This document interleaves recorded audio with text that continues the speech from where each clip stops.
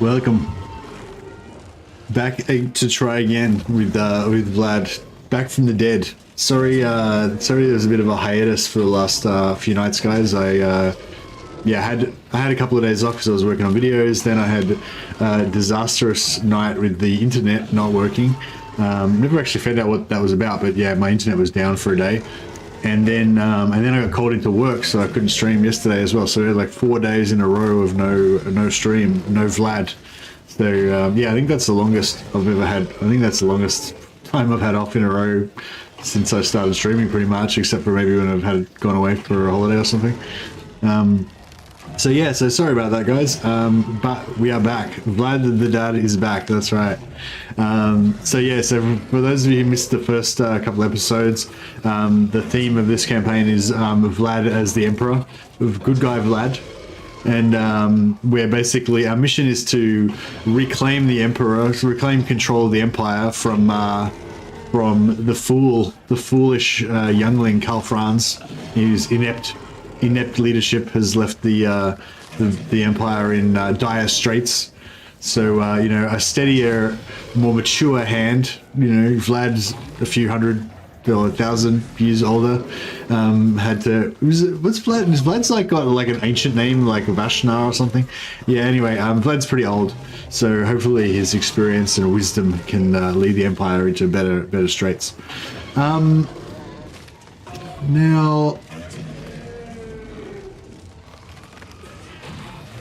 we're Snickich the Lethal. Okay, I thought that was Throt for a second for some reason. Then I realized that's obviously not Throt. But it kind of looks a bit like Skrok, but yeah. Old guy strength. Yeah, he's got dad strength, Vlad. Farmer strength. Yeah, so I think this is the same battle that we started fighting the other day, but it had crashed like during it because the internet dropped out during the battle. So we'll try and do it again. But yeah, I think that the mission here was to get like a humongous battle marker, because he's got 14 units, we've got 14 units in our main army, plus we've got 2-3 other armies all piled up here. So hopefully we can make like the mother of all battle markers.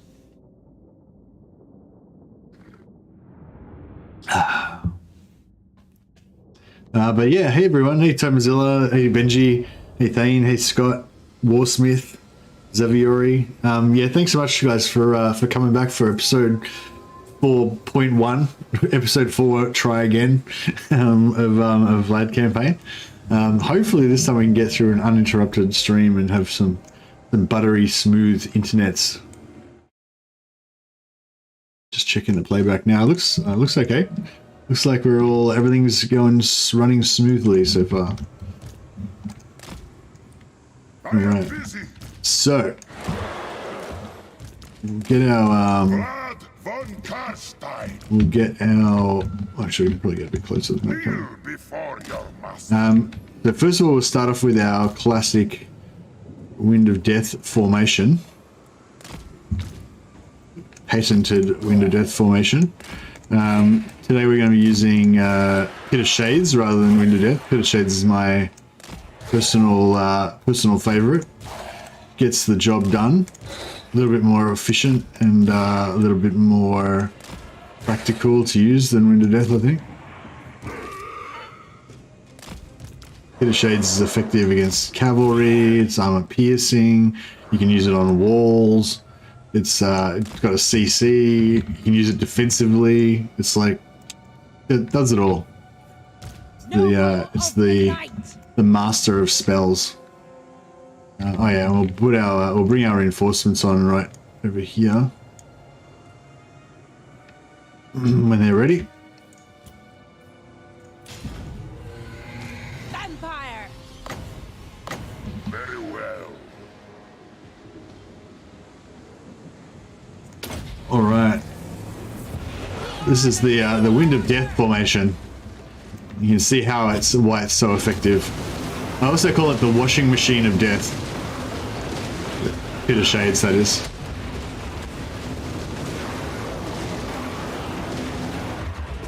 Drilled. So yeah, these units you can see they're all still alive actually. We could charge them into the gate, although if we just leave them there, the enemy towers will make them die a bit faster. So that's probably better. Bow before me.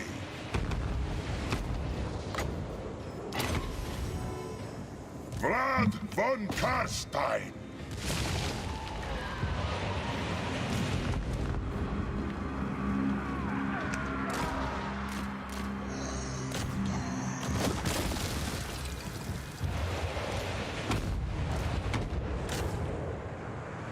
They're pretty much wrapped up nearly. I like how Peter mobilizes enemy units. Yeah, it mobilizes enemy units.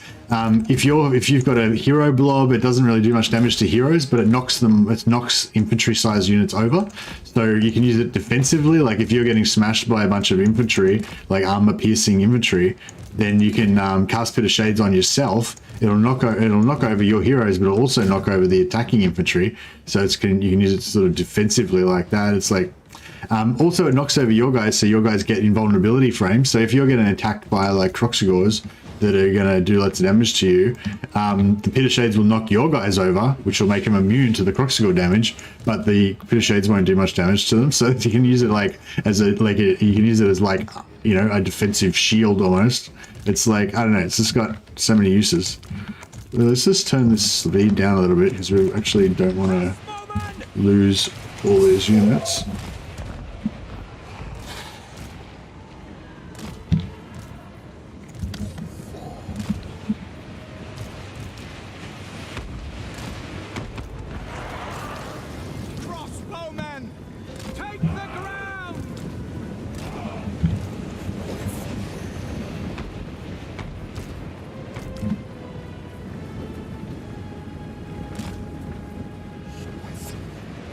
This door down?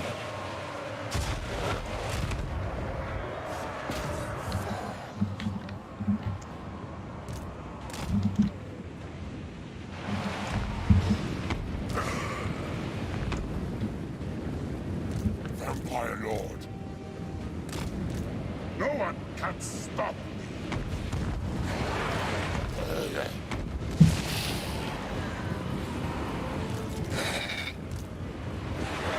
On death's wings! With haste!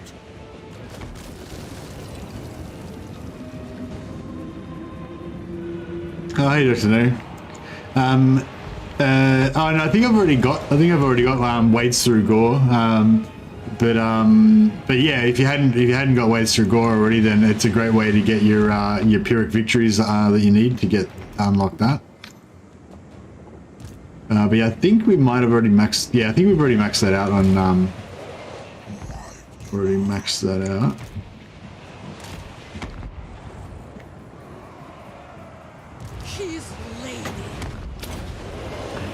Got a bit of damage on our can race there by accident.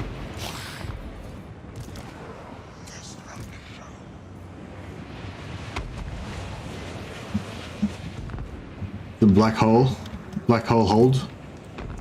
That's pretty cool.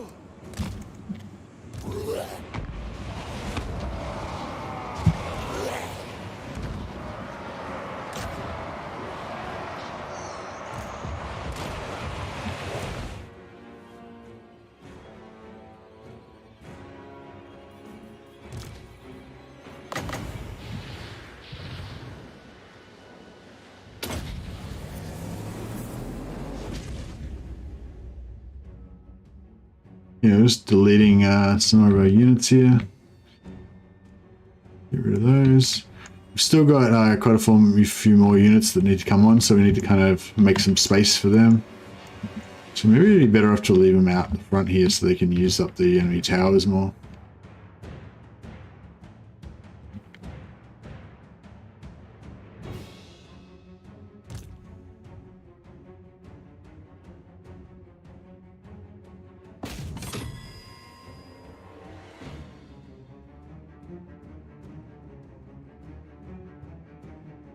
I think we've actually got some black periaps as well. Yeah, so we've actually got a bit of the old infinite winds of magic going on, which is always good. So yeah, it's very slow, but yeah, every now and again we can pop black periapt and just get another 27 divided by 5, another 5.2 winds of magic. But yeah, slowly, but you know, that'll eventually give you infinite winds of magic. You just keep casting it. So we don't need to save it, I guess. I don't know if it'll go. I don't know if it'll go through there. I might have missed. Oh no, it worked. Yeah, wasn't sure if I did it up top or down below.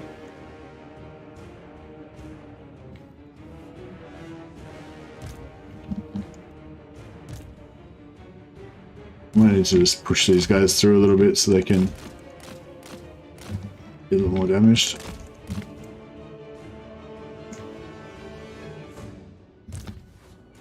Maybe put that zombie mob to increase your frame rate. Yeah. Yeah, no, it's going to take a little while to kill all these zombies.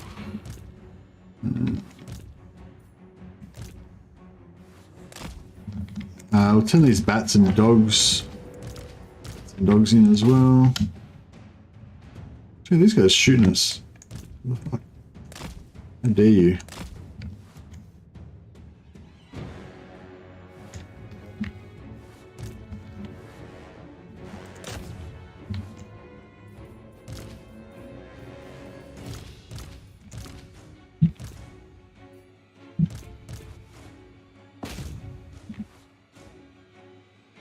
Let's do another 8 more zombies to go. Getting there. See, last time I was, this is like, okay, I don't really mind this is taking a while, but this took ages to do all this last time, and then like my internet crashed, so I didn't actually get the zombie pile. Like I didn't actually get the awesome,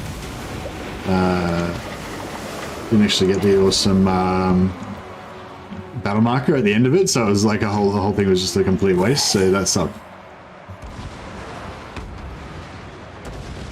The mortars are firing at my own guys. Luckily, my heroes are pretty much immune to mortar fire, luckily. All shall perish.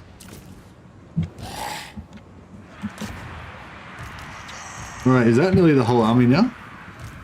I think that's nearly everything now. Oh no, we've got one more unit of zombies still to come on.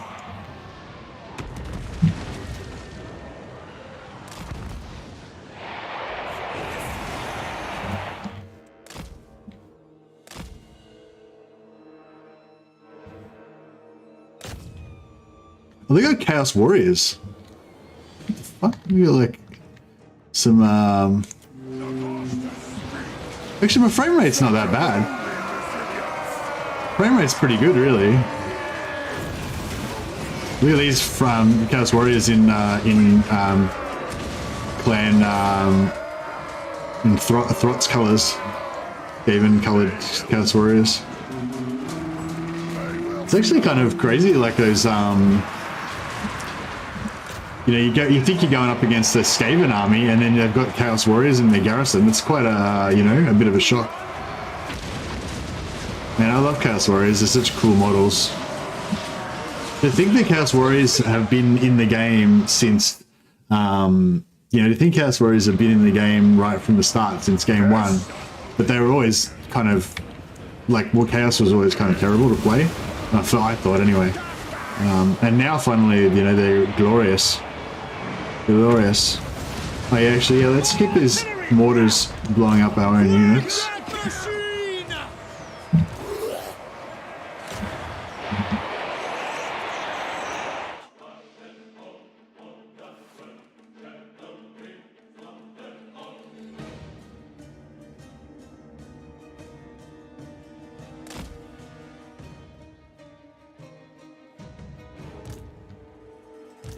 But that's finally it. That's the last unit. Yeah, so we've got every unit's in there. Interrupted a meeting between Nurgle and Clan Mulder. Yeah, that's right, yeah. Yeah, so I forgot which clan it was for a second. Yeah, Clan Mulder, exactly. That's the next thing.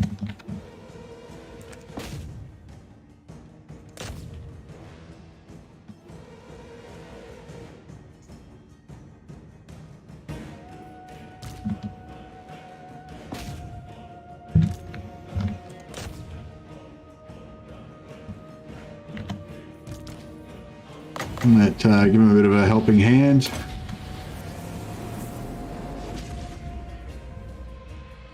Hey, Nicholas. Hey, Needles. Does that stack? Does what stack?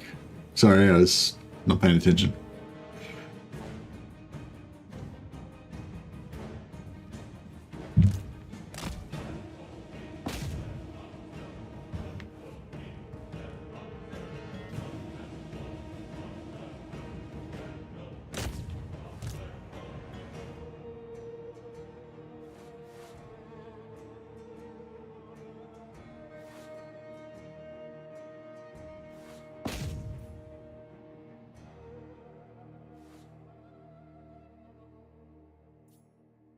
And another pit of shades.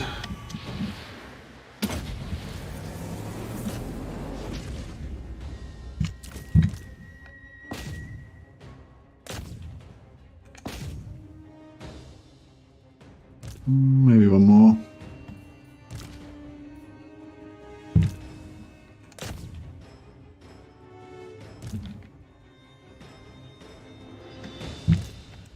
Hey, you wake up, dude. The black thing that gives you window down. Oh, yes, I guess it does stack, yeah. But I've only got one at the moment.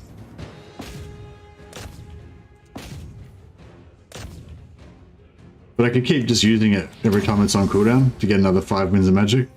So it's like it's sort of like infinite. Well, it's literally infinite winds of magic. Just give it enough time, as long as you don't have a time limit on. So yeah, it's pretty cool. Hey, Rengar, how you going, buddy? Got all that. You know, all the old heads here. Rengar of the Volk Mercy head. Like you must be nearly about to get your Brohammer head. There's a new rank now for like people who have been members for 2 years or 25 months. Now we've got the Brohammer.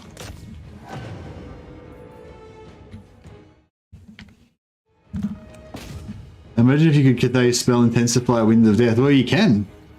If you get if you use hero stealing to get some Cathay heroes and borrow and ally with them and get some compasses. Or you can hero steal like a necromancer or something into a Cathay army or into a Dothu army or something that's got intensity. It's not particularly easy though. All right, so we've managed to successfully murder all of our zombos.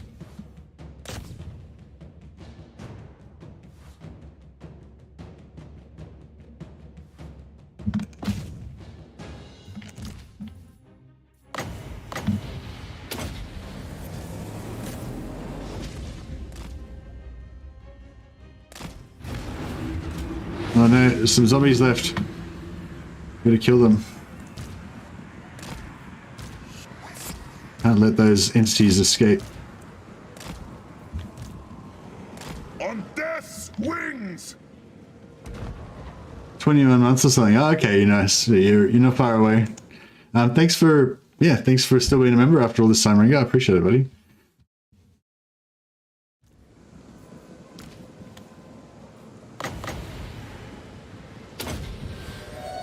Hey, Warsmith. Welcome to Daily Dose of War. Yeah, well, it's normally a daily dose. We had randomly had 4 days off, unfortunately, there, but we're back again now. With one more pit of shades, get those last couple of zombies. I mean, we could suicide some of our grave guard. Actually, yeah, let's suicide some grave guard as well. Just to get a little bit more Wind of Death. We could kill half, maybe kill half of our archers. And we could kill half of our can wraiths. The zombies. I don't think any of our blood knights would actually die, but we could try to kill a couple of blood knights. We'll just try and kill a couple more dudes. Well, actually, we can kill half of our artillery.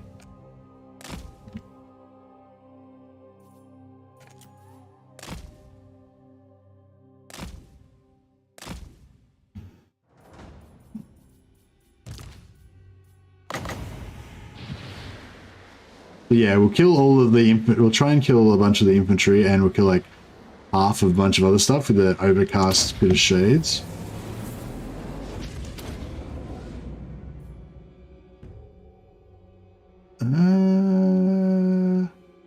Didn't really kill much. Could probably go. Oh, don't wanna. Oh, quickly exit before I actually wipe out my graveyard. I only wanted to get a few more bodies for the pile. I didn't want to completely wipe them out.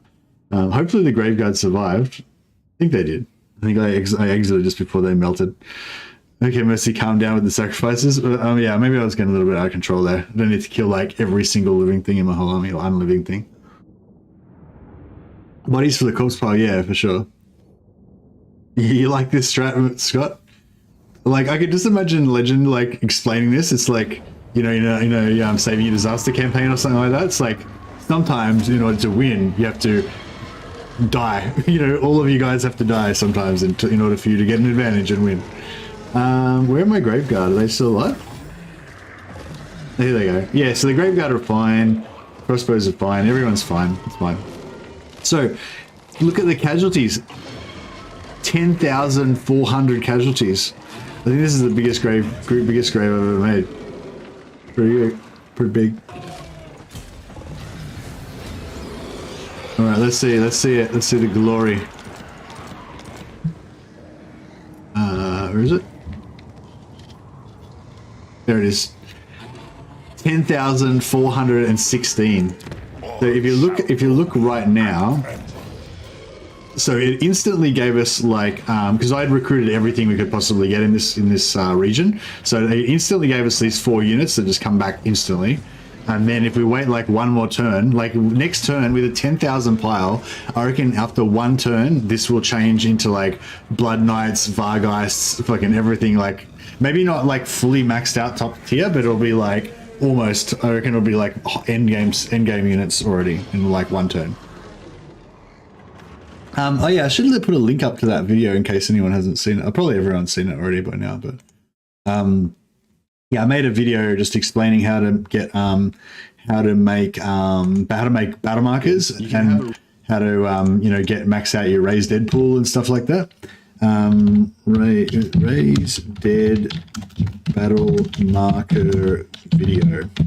So yeah, if you haven't already watched the video, guys, I'd really appreciate it if you would. No, maybe not right now, but when at sometime, I'd really appreciate if you'd watch it. If you like, give it a like.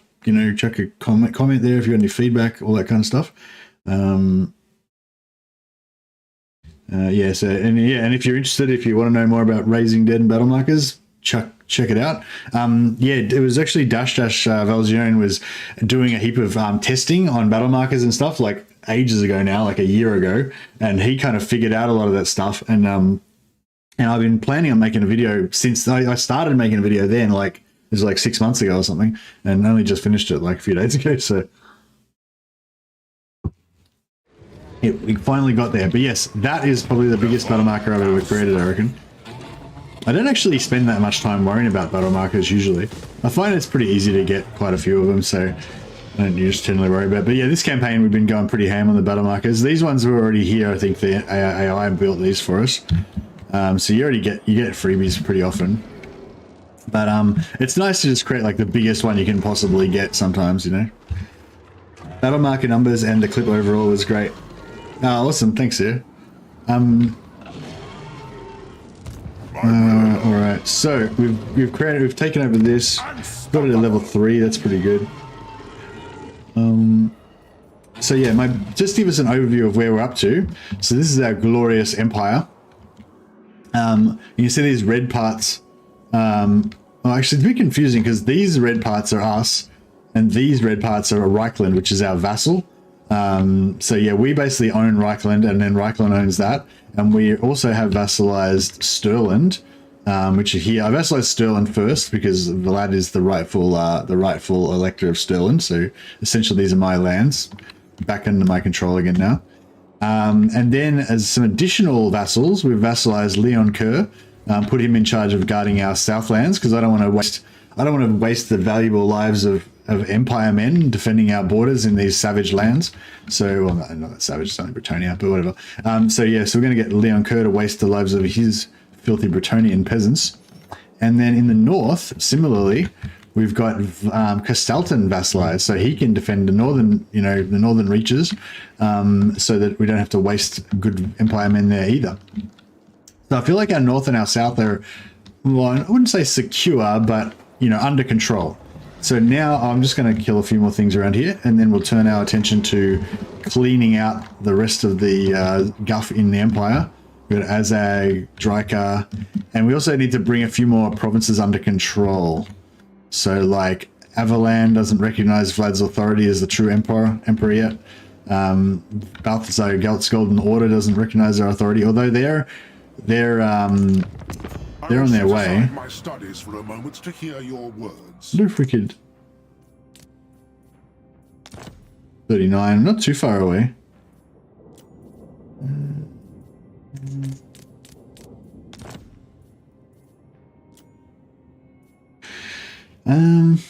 Yeah, anyway, we're working on it. Azray, the Goblin I mean, I don't know 100%, but I think that vassalization is more secure than alliances. So, I mean, if you make him an alliance, that's cool as well. But yeah, I would prefer to make them my vassals rather than alliances. Campaigns are always better with some sort of cheese. Yeah, for sure. Can you vassal all races? I think so. King Lewin Leoncoeur. I'm not sure how to tell, really. Well, what's a race that you don't think I'd be able to vassalize? I know I can do vampires. What about ogres? Yeah, I can vassalize ogres. Slanesh?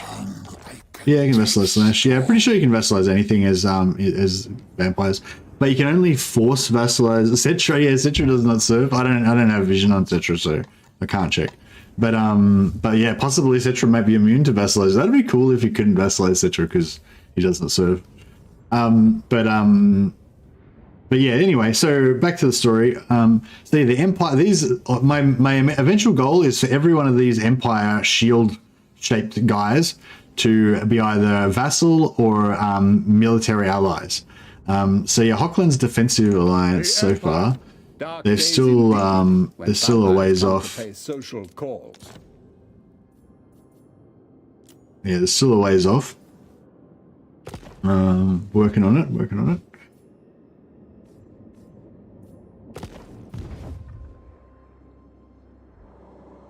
All right, so what else we got going on? So we just took out Kemlar. We vassalized Leoncoeur. Bring me flesh to craft. This guy down here, we're rocking minus 6.4k, but we've still got 53,000 gold, so we're doing fine. Gather. For the moment, we've got like 9 turns before we run out of money. My sire. Oh yeah, so Blackstone Post. We can use Blackstone Post to try to vassalize. I wonder if we could swap out Blackstone Post for Marienburg.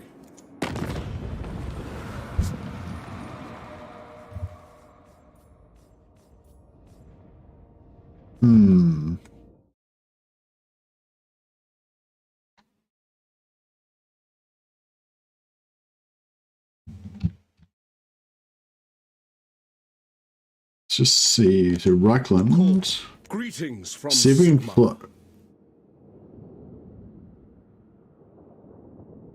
Oh, no, we can't. Yeah.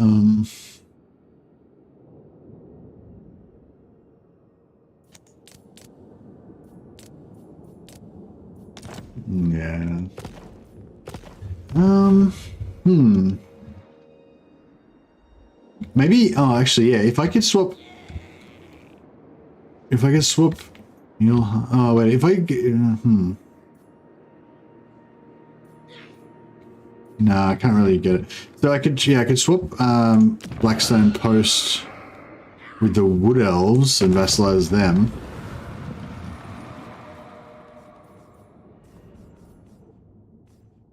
King in the... Were it not for the kind heart of the Lady Ariel, you would already be dead.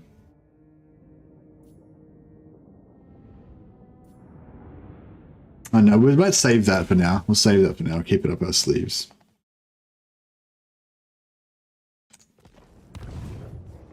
Concentrate on our military,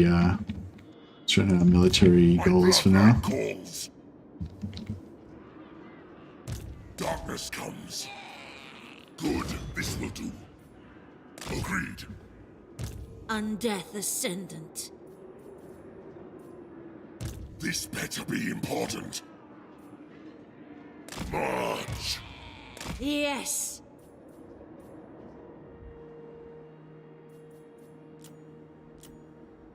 Alright, what else have we got to do? Reginald von This will be Sinclair. fun. What's his deal? Devious. What do I want him for? Oh, is he meant to be guarding?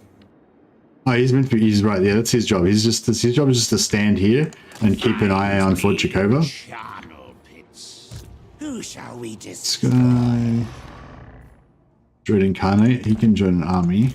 More sleep shines. Oh, Frederick's here. Nice. Now, Frederick is a growth lord. you dare. Very good. So he's just slowly increasing the growth there for Kislev. Gonna take a while though. This guy's doing the same here. Oh, that's just about to hit 303. So maybe I'll... I don't know if I should upgrade Wolfenberg or Kislev first. I will alone.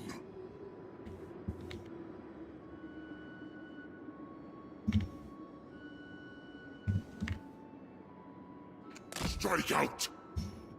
I'll sit on the border and try and get over there. Bats and wolves. Okay, what are these guys doing? Oh, that's right. We lost our Bloodkiss farm eventually because Stirland took it over. But that's okay. All part of a plan. It was bound to happen eventually. You dare. She reduces the construction cost. So we can build the vampire building here. Normally it's 4,500. We put her Expand Sylvania's borders. there. That'll make it 2,000. We got another one to raise? No.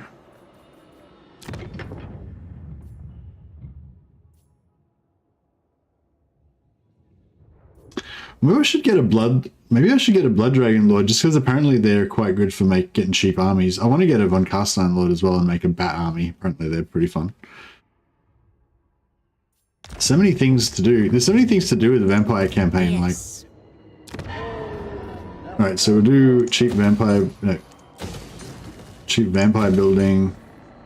Do these still make money? Not really.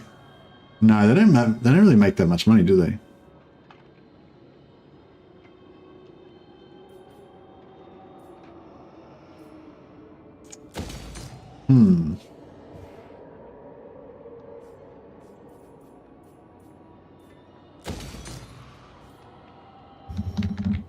I feel like we could probably almost level Walden up now. Level up Walden off.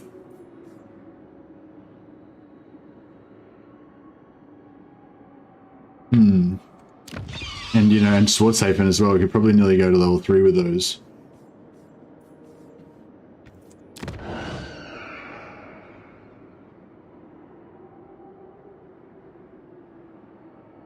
Yeah, like the 2,000 gold doesn't really matter that much to me nowadays. We're pretty okay for money.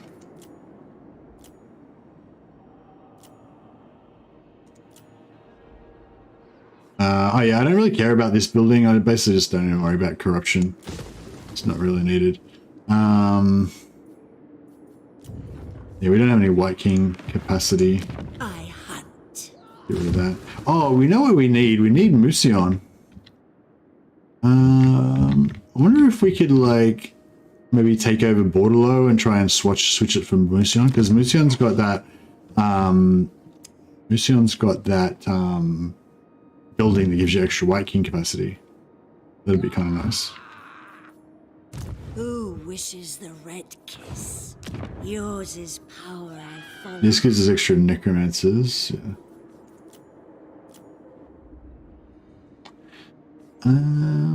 Jakova. Yeah, I don't really want this settlement particularly. Maybe once we take Zavastra, we can give away this stuff to Kristalton, potentially. Oh, I suppose we could take it now. We could upgrade it now just to get more necromancers.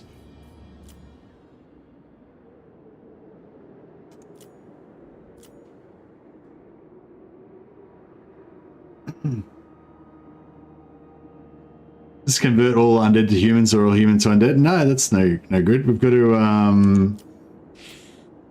got to rule our benevolent empire and look after our people.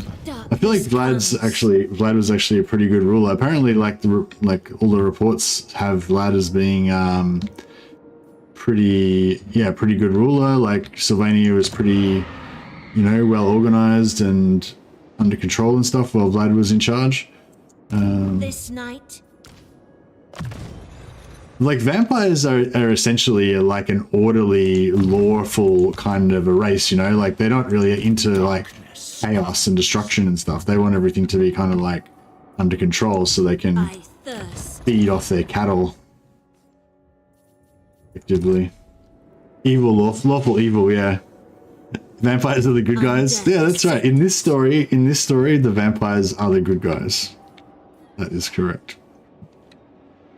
Alright, I want to kind of get into a position sort of like to start taking out Azag, maybe. My thralls, track ahead. You dare. Yes, my sire. They will serve. Green Thumb and Falkenstein, yeah, he's here pumping growth on Wolfenberg.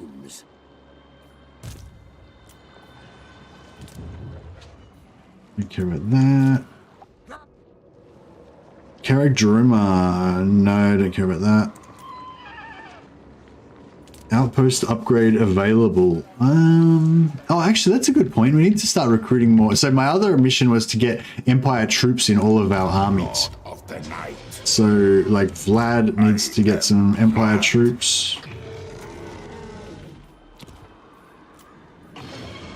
Some knights. What has Hochland got? No. I only really want Reichland because Reichland's got all the good stuff. Probably want mortars. Yeah, give Vlad a couple of mortars. Rudy and Enigmon. Enigmon's already got 2 mortars and 2 crossbows, so he's good. Stirland, it's just another no-name kind of lord. Yes. My bloodline calls. Bow before me.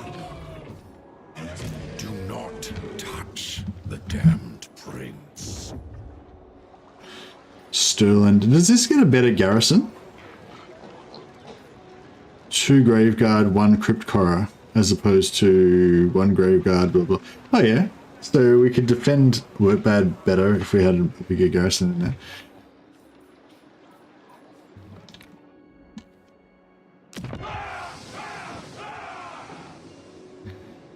I mainly just want artillery. I want everyone to give us artillery, so... That's like my main goal, is just to have all of my armies having artillery and range. So I probably want like 3 mortars and 1 crossbow in every army. And then the rest just zombies and undead. As long as it's under their control, yeah, that's right.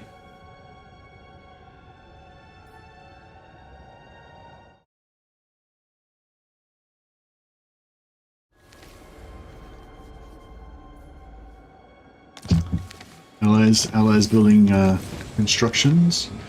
Oh, actually, we could get some. We could get artillery, not artillery, but what are they called? Oh, they don't have any. No, I was going to say we could get those mangonel things that Britonia has. These guys don't look like they're having much fun. We need to get somewhere where we can...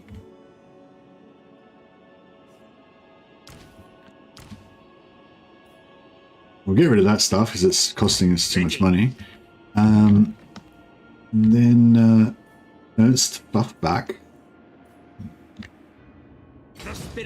And come up through there. And that'll stop him taking attrition. Bro. Oh. It just, like, yeah, I was like going here and then it changed its direction and yeah. Anyway, those zombies might die, but that's okay.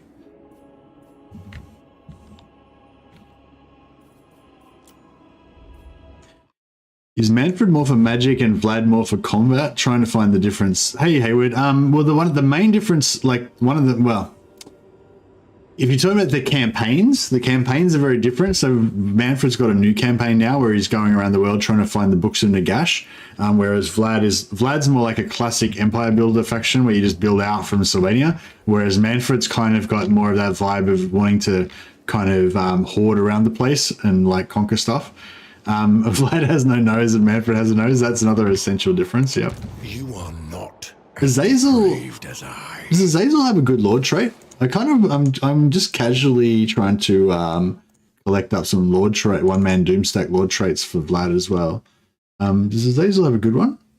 Oh yeah, weapon strength plus 3%, leadership plus 4. They're both good traits for Vlad. They're not like the best, but they're okay.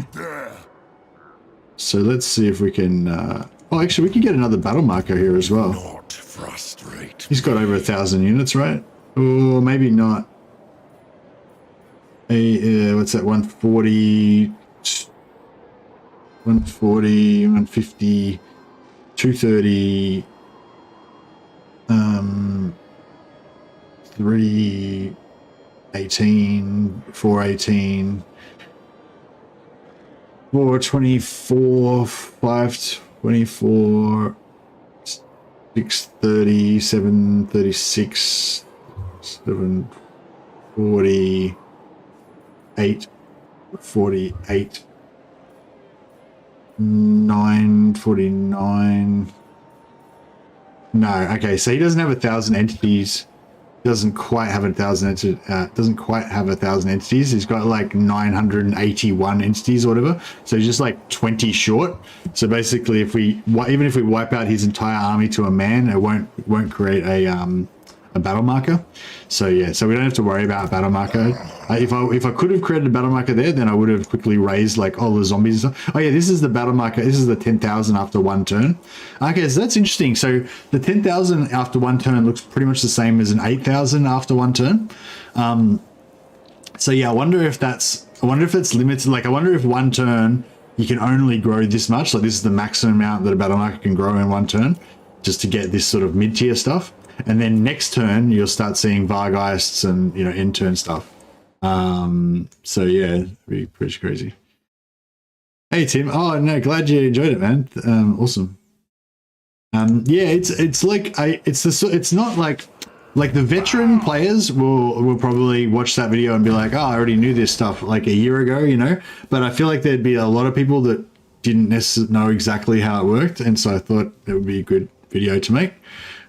Just to get that information out there. It's just, I don't know, it's one of those things where like, vaguely knowing that you just have to have a big battle and you make battle markers, and that's like, that'll kind of get you through. Like if you just have big battles all the time, recruit loads of zombies, kill them all, you'll get battle markers. But sometimes the battle markers won't be created, sometimes they will, and you won't really know exactly why. And I think like just knowing like exactly how it works, like just add something a little bit extra to your vampire game to make it more enjoyable and more strategic. Yeah, like, or even just like I said right now, like, just I know now, like there's no point me recruiting a heap of zombies and killing them and wasting my time fighting a manual battle to murder all my own units and everything when I'm not going to get a battle marker anyway. So, that sort of helped me already just in this little moment right here. More sleep shines.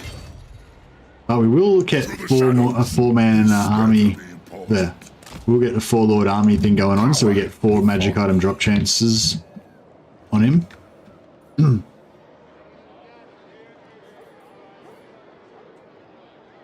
Death and destruction. I don't know if I should try and vassalize. Important.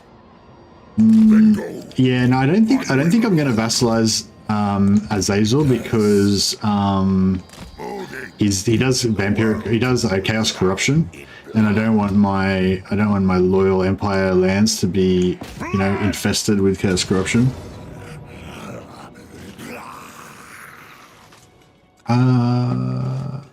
I will fight it manually just so we don't lose a heap of casualties.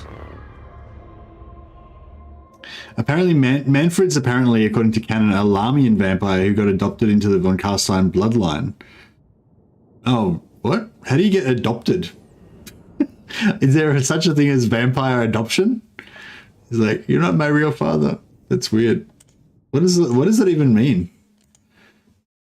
I guess it means that he was like accepted instead of being a slave. He's like been accepted as part of the family kind of thing, you know. But yeah, it just seems weird. Seems like weird phrasing.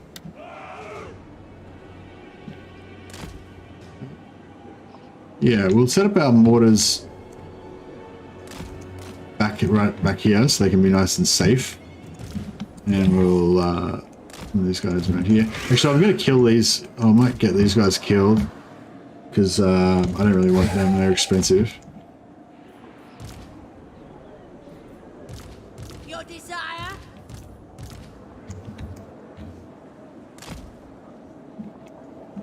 It is time.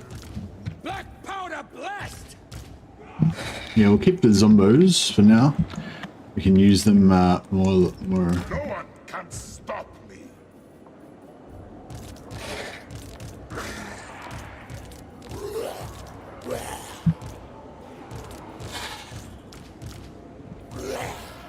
Okay, let's do it. Vladdy is Manny's daddy. I will. Yeah, that's right. And here's Dash Dash, the man of honor that I was just mentioning, who did all the testing to find out all the secrets of battle markers for me. Well, yeah, I mean, to be fair, I don't think he did it for me. I think he did it for himself. Selfish. But he was generous enough to share that knowledge with everybody.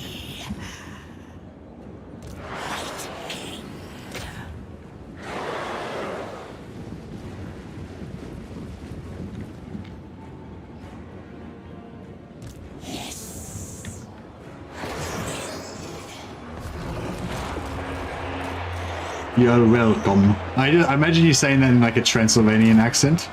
You're welcome. That was more of a Carstein accent, wasn't it?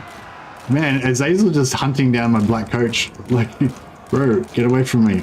Vlad, go and protect the black coach. Oh, let's have Vlad versus Azazel. I don't think Azazel's going to come out too well out of that proposition. Oh yeah, look at Vlad just punches him in the face immediately and just chunks him down like Dempsey health. Love it.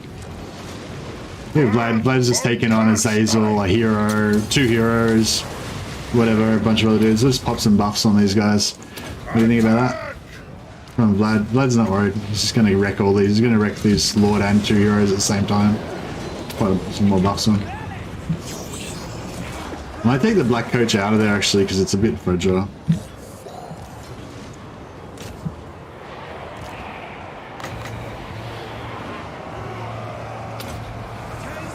No, these guys are actually getting pretty wrecked over here. Oh no, they're not. It's just the zombies that are getting wrecked.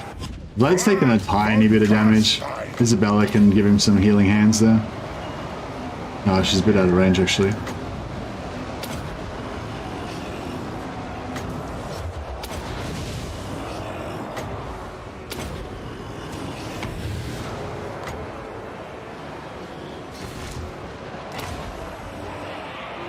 Bow before me.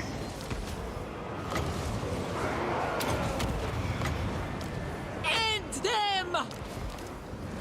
Crush the breathers!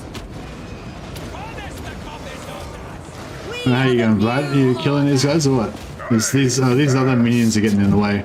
We need to clear out some of this chaff. Do we have any other crap we want to delete? Oh yeah, these skeletons.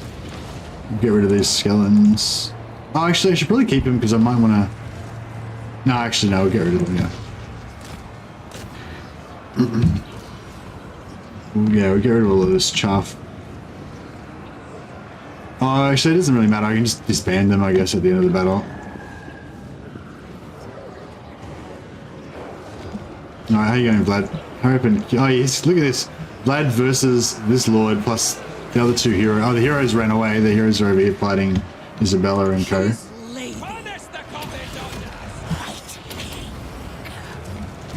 Well, Vlad took a hit there. But Vlad's still winning against Azazel plus all of these dudes. Some like how spawn in there.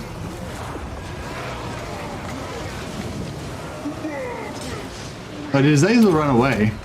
What a little bitch. Vlad was gonna kick his ass. That's why. Tremble, mortals! Yes!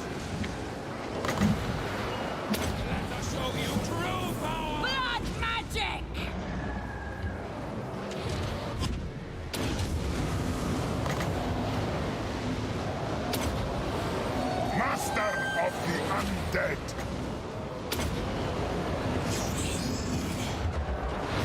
Yeah, Azazel now is like, oh no, he's still, yeah. Azazel's gonna get his ass kicked by them now.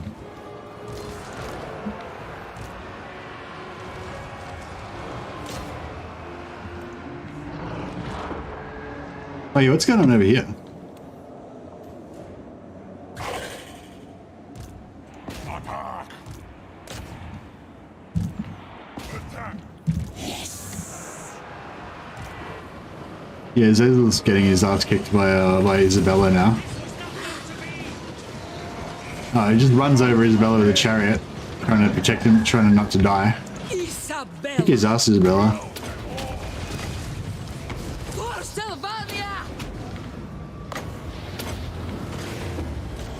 We are the new order. Vlad's over here just tanking this whole mob still. Death and destruction!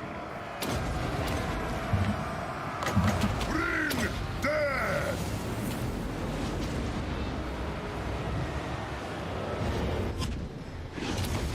Where's Azazel? Yeah, Azazel's still getting flogged. He's like on 10% health. He's about to get wrecked. Before he runs away, we'll pin him. I think he's trying to run. Get him. Life must end. Isabella von Ah, he ran away. What a little bitch. Sorry. Stop running. Why are you running, Azazel? Victory is mine! We're just like mortaring our own dudes here. It's fine. Alright, let's get all of our archers to just firing squad him. No, he's not going to stand for that. Right, King. As you command. Blood magic!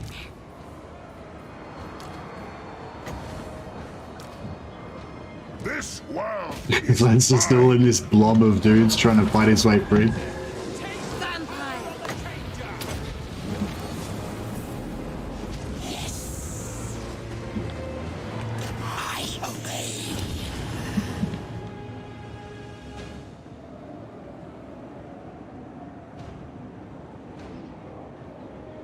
Yeah, Azazel's going to crumble in a second. all that bleeds shall die. He's not. Yeah, he's trying to take out. Trying to take out Enigmon. Enigmon's no slouch. Yes! And Enigma. Yeah, Enigma just came into chat. Enigma just executed Azazel. Enigma. So you arrived just in time to witness. Isabella von Carstein. Start topping up our health. Just gotta kill this spawn and then we're done.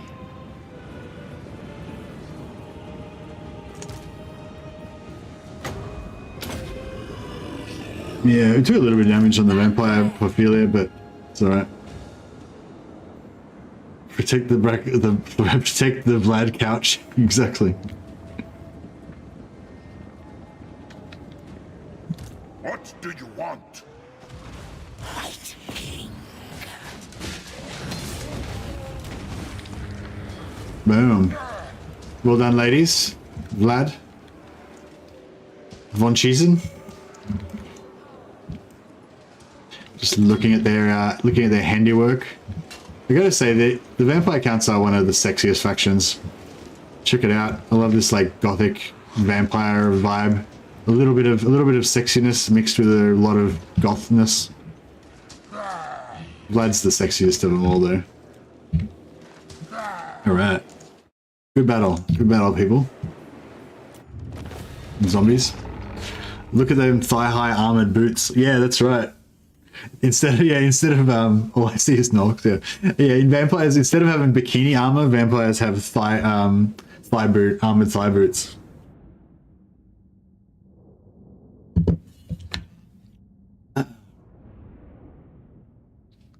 Glad to hear my legacy is going well. Yeah, it sure is. Yeah, that was cool. Azazel Azazel tries to fight Vlad, gets his ass kicked. Tries to fight Isabella, gets his ass kicked. Flies away, sees Enigmon, is just like, oh, this is a generic lord, I'll kick his ass. And then Enigmon just executes him.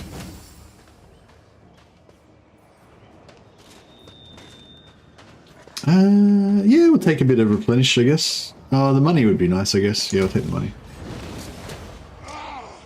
Alright, so sooner or later we need to go after Dryka. Oh, so we got +4 leadership for Lord's army. That's beautiful. So it's not even just Vlad, it's the whole army. And +3% for Lords and embedded heroes for Vlad's army. So that's nice. That's quite nice. I like it.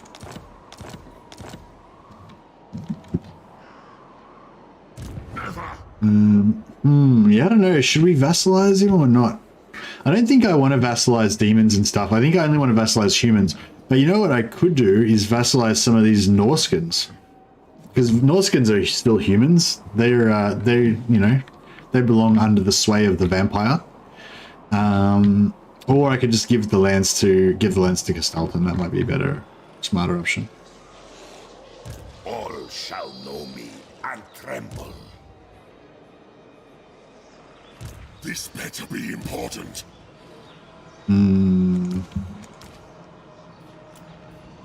This better be important. My bloodline calls. What do you want?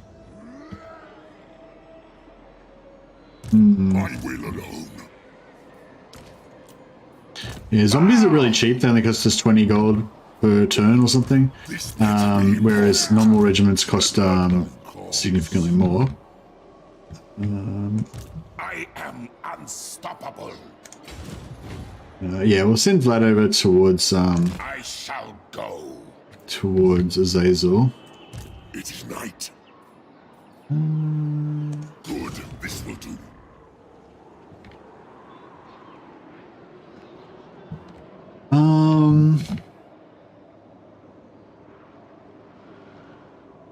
Trying to think what we need to do up here. Really. I mean, I suppose we need to. I guess we need to clean out all these Skaven strongholds. Then go. This suits my cause. Move. Strike out. March. Dance macabre. It is night. We are in agreement. This is impudence. To the shadows. Dance macabre.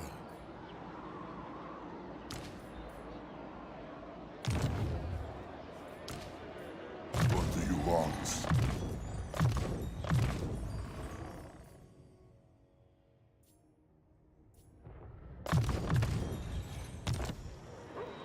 Yeah, we just want these lords to basically, yeah. So they get the hunger that makes the lord good in combat, restless, extra speed, so they can keep up with the four lord, with the the multiple lord posse. Children of the Night gives you extra experience gain for heroes in Lord's army. Well, we don't really have any of those, but the upkeep reduction is good. And the other one is Undying Horde, so that when you got lots of zombies, they just kind of come back when you're using them quite recklessly. What do you want? Hey, old fart, how you going, buddy? Can you even vassalize the demons to begin with? Yeah, we can vassalize them, but I don't think we want to.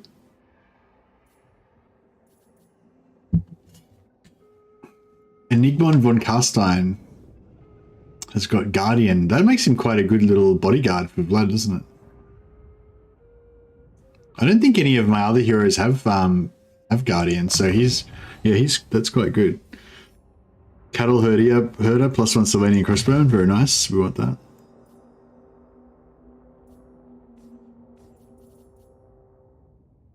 Is somebody was saying we should go for like bats? Upkeep minus 100% for Fellbat units. Yeah, nice. And then recruit rank for bats.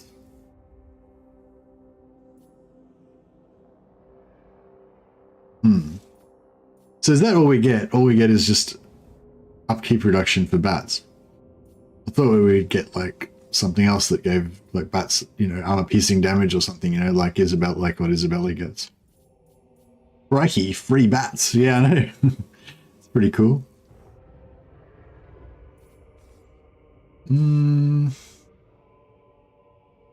Speed plus 15% is pretty cool, I guess. Yeah, I feel like we should get something that gives us bonuses to our free bats. But yeah, if you make Isabella your lord, then she gets free bats, I think, as well. But she also gets like armor piercing damage or something for bats, or something. Yeah, something a bit better. Oh, she gets so she gets the hunger, armor piercing weapon damage, and the hunger for bats. But I think if you make her a lord, she maybe gets something extra as well.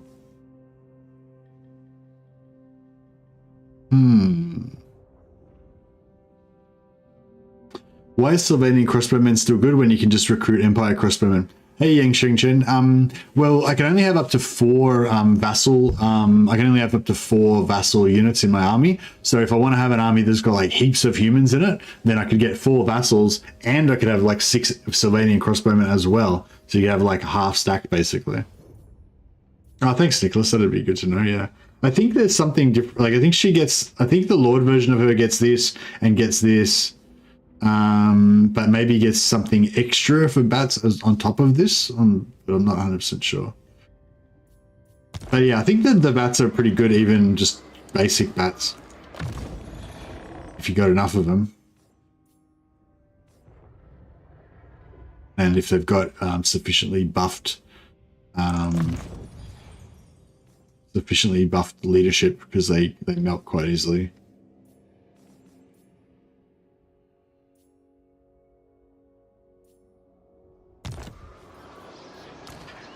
But yeah, sorry, going back to that original question that I totally forgot about. Yeah, one main difference is like the campaigns are totally different for Vlad and Manfred. The other main difference is that Vlad is a foot lord, has no capability to get any mounts, whereas you can put Manfred on a zombie dragon.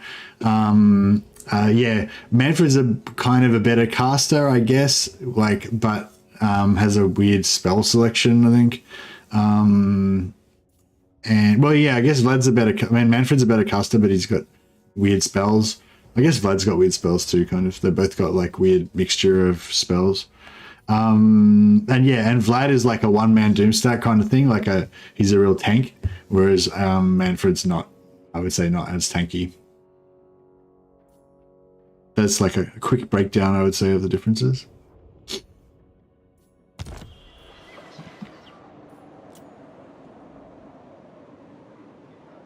Last time I played Manfred, he got both Vampire and Death full spell lines. Yeah, you haven't played him in Warhammer 3 then, I guess. Can he make it over here in one turn? Yet. He cannot. That's right. We'll try and... Oh, there's no point going force much, actually, is there? Oh, that's right. Bats and wolves, gather.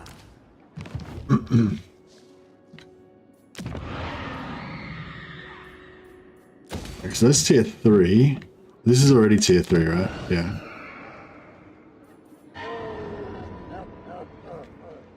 What? I don't know, maybe I kind of want to get this up to tier 5. Maybe we should just send them back here to do this. To pump the growth here.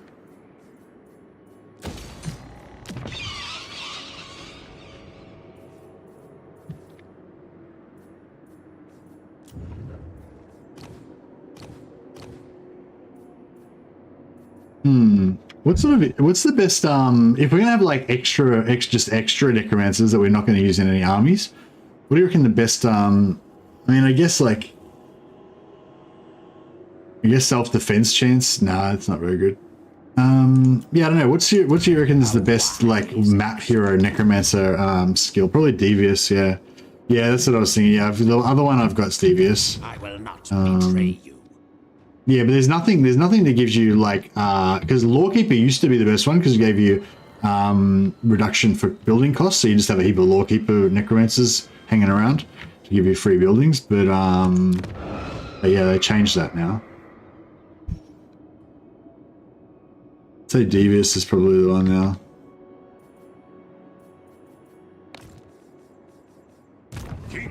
Yeah, you might just have to pause the stream though, Nicholas. So this is her skill line. There's nothing extra over here that's relating to it. So it's just these. So yeah, I don't know if you want to like pause the stream here or something.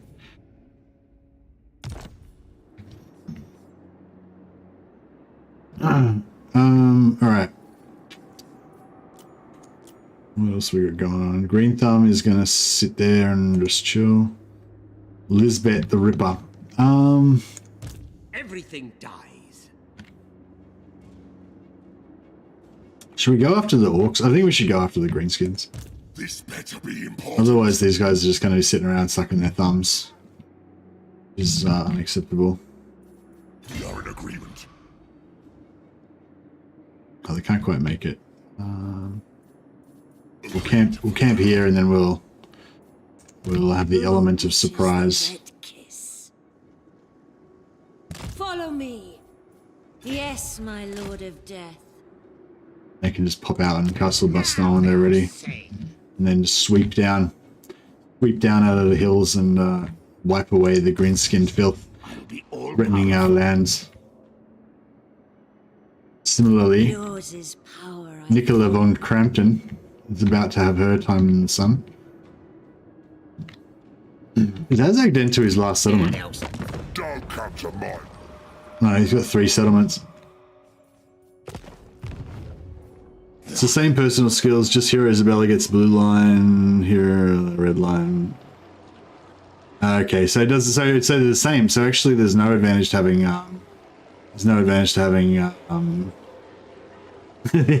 vampires don't like time in the sun. That's a very good point. Sorry, I misspoke there. Where are Azag's other 3 lands?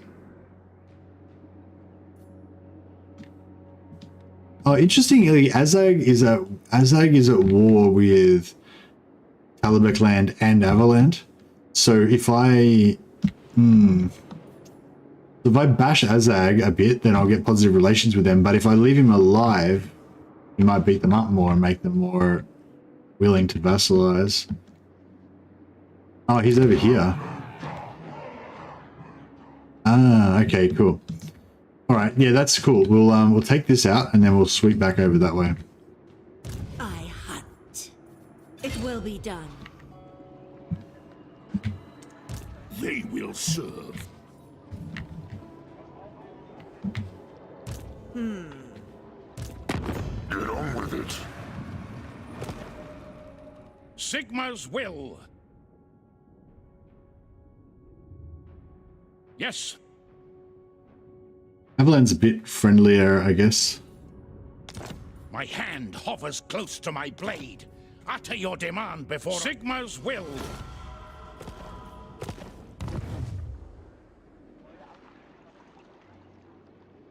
Does Isabel? I don't think Isabel has tan lines.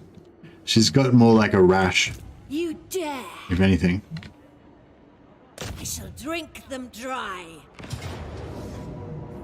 Okay, so main army's got 5 units, so we can't get a battle marker here, so there's no point worrying about Slay them. sacrificing zombies or any of that sort of nonsense.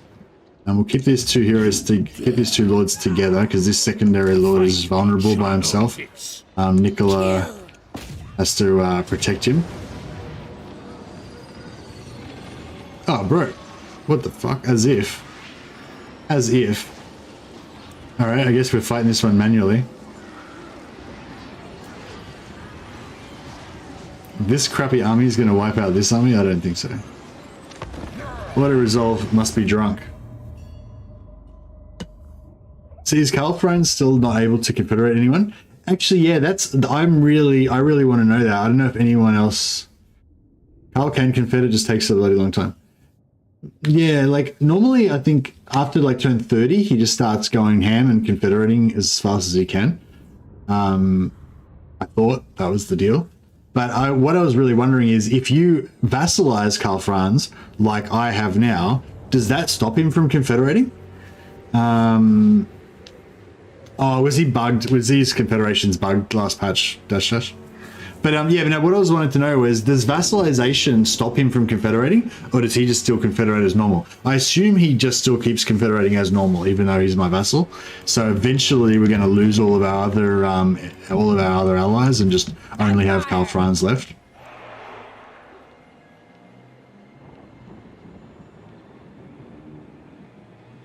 It was the thing with Elector counts disabling his Oh, that bug, yeah. Did they fix that? That was terrible. They must, yeah, I guess they fixed that, right? I'm pretty sure I played Karl Franz recently and I didn't have that. But I might not have noticed because I might have not confederated many people. What am I doing? Oh right, we're killing greenskins, right? Can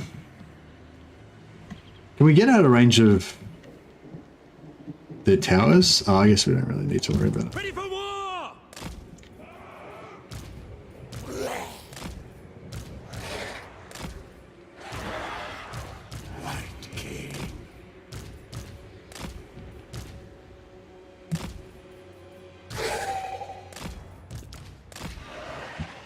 Yes. Your will. All right, let's see this orc army devastate us. Maybe I was wrong. Maybe I should fear them.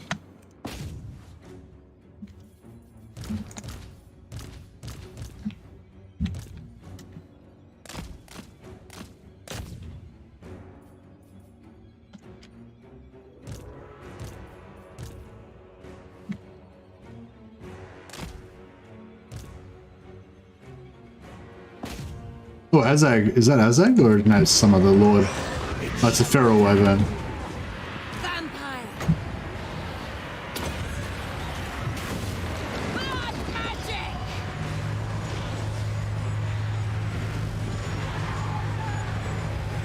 Your desire. Oh, this is not the. I thought this was. Okay. Yeah, we might actually be in a bit of trouble here. Because I thought this was the other vampire hero that's with Liz the Ripper, who's very well equipped to deal with this kind of situation. But it is not. It is a much weaker army.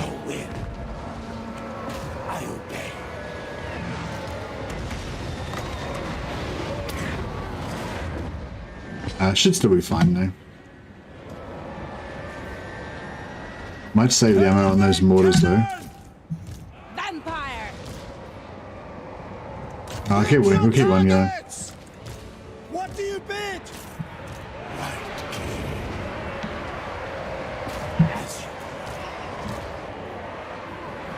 Vampire.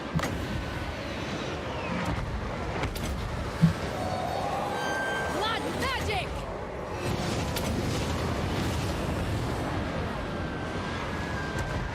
Yes.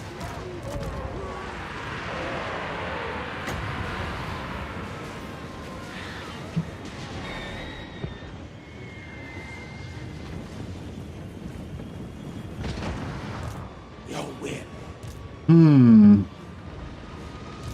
Right, king.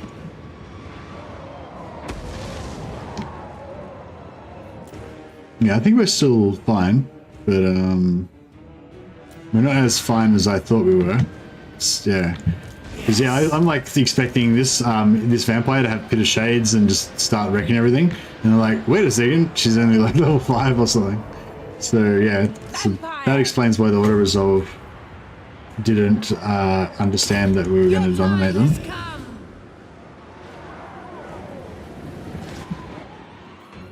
We are ready! Quick march!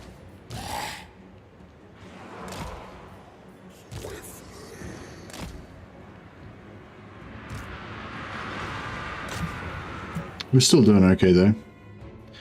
We're holding the line. For the twin-tailed comet! The mortars start doing some work.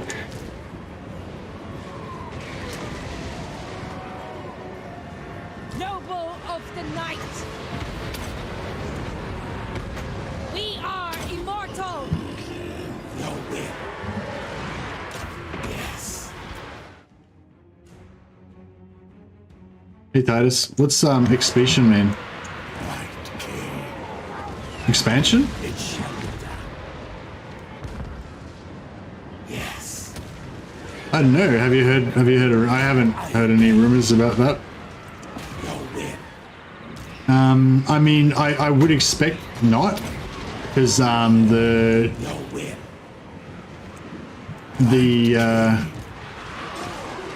hey Tamzilla gifted 5 Mostly Mad memberships. Thanks, buddy. Much appreciated. Yeah, no, I don't think so. I expect that they'll just be implanted, the next DLC will just be implanted in the existing map. But yeah, I mean, we don't know. I guess we don't really know, but I mean, there could be a map. Yeah, no, I don't reckon there'll be a map expansion anytime soon, because there's, like, if you think about it, we've already got areas of the map that are unpopulated, like for Koresh and Ind, that we haven't, you know, like there's already, yeah, like rather than like having new races to put in and nowhere to put them, we've actually got areas that I don't even have land in them yet, you know.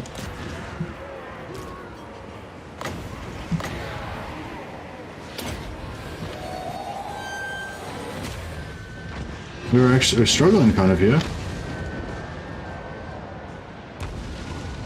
Maybe we should send in the zombos. Happy Friday, everyone! Just wanted to spread the joy. Oh, thanks a lot, Tamzilla. Appreciate it, man. We'll name a character in your honor. I don't think you've got a rename in this campaign yet, do you? Yeah, get you on the glory list. But yeah, thanks a lot, buddy. We appreciate it. Yes. And welcome Chris Shepard, Mighty Caboose, Toy Tycoon Shop, Camel Fince, and Conrad von Bruto.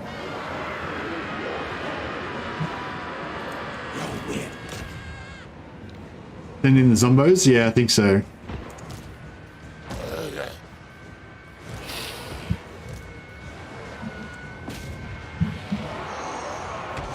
Yeah, our heroes are getting a bit beaten up.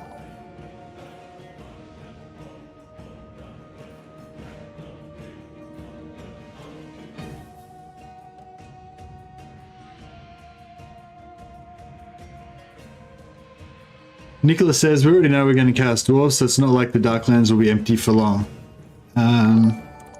Yeah, I mean, it's not confirmed, but it's not confirmed, but it's basically confirmed, because they've, like, hinted it and everything, like, I mean, it is confirmed, isn't it, really?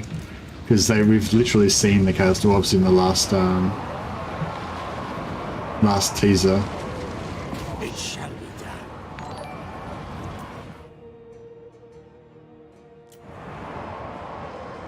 Alright, get our, like, zombie blob. I wonder if we should send in our... Oh shit, probably should stop mortaring our own units. The zombies don't mind though, they love it. Yes. Oh, this is quite effective. This is plus 40 melee attack in an AoE. So all of our zombies go from having like no melee attack to having like quite good melee attack. Pretty cool.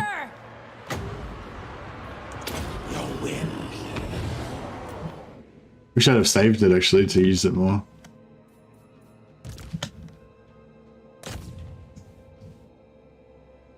We could probably get our corpse card up in there as well, just regenerating the zombies. Keeping everything sweet.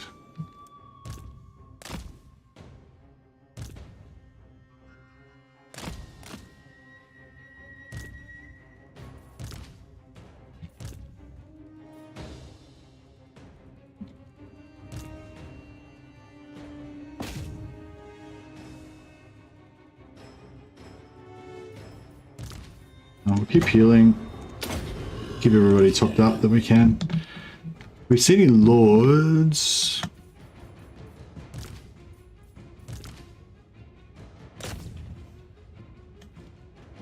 We see any lords? We've got still got some life leech to use.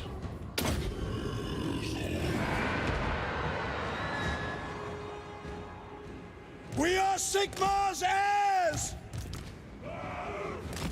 Moving out, sir! Necromancer. With haste! Yeah, this vampire is struggling. White King. Oh, here we go. Is that... Oh no, the lord, that's fine, yeah. I'm in your thrall.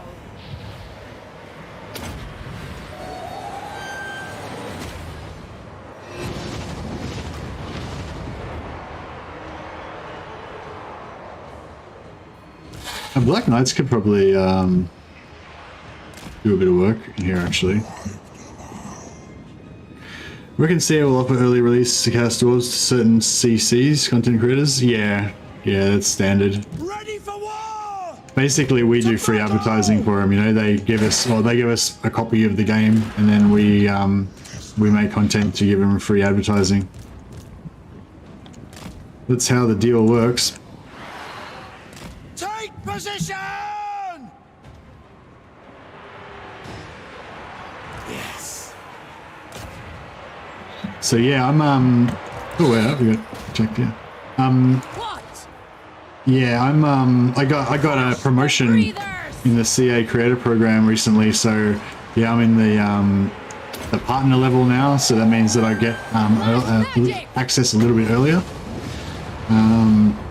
So yeah, you guys will be able to see some fairly early Most of the Mad streams or whatever info. Swiftly.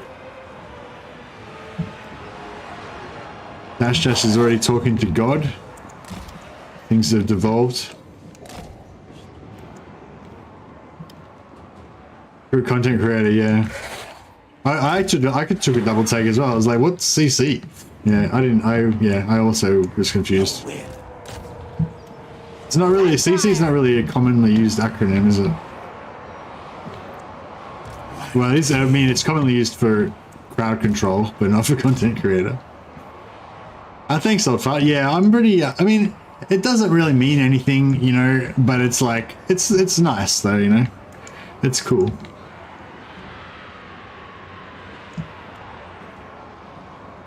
Yes.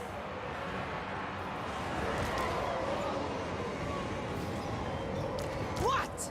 Sorry this battle's taking a while, guys. I'm just kind of getting my ass slightly kicked, but we're still going to win. It's just taking a little bit longer than I anticipated. Let's send the Grave Guard to deal with these Arrow boys over here. They've been thumbing their noses at me for too long. I'm just a bit leery of this vampire hero is just going to get killed at some point.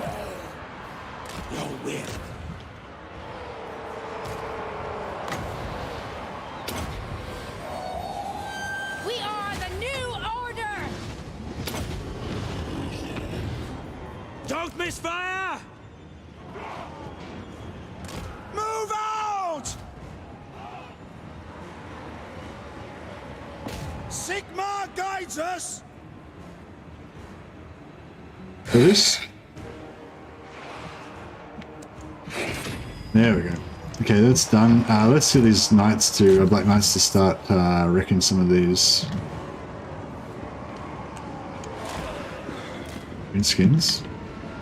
You'll win. As you command. Oh shit, we're out of wins. Have we got a black periapt? We did not bring a black periapt. That was foolish on our part. We've still got mortars. We've still got the law of gunpowder.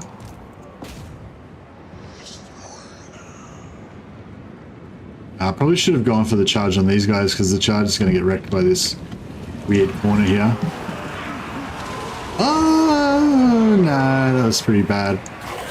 Oh no, it was good enough. That's them, they're done.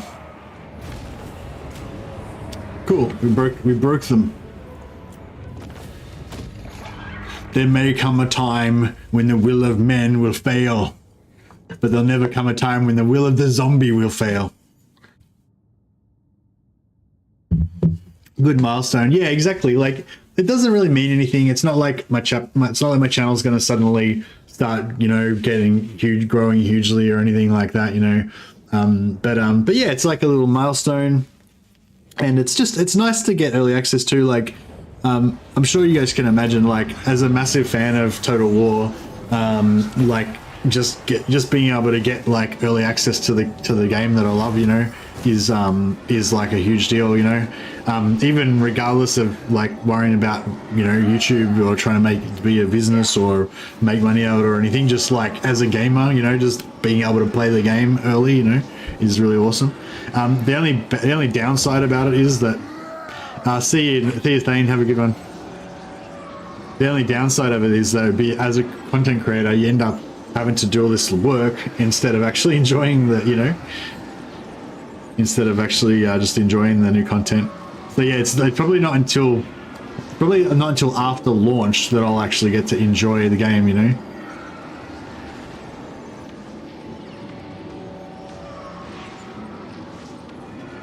You have to be careful what you say. Yeah, that's right. Yeah, well, I don't know anything at the moment, so I can't really, you know.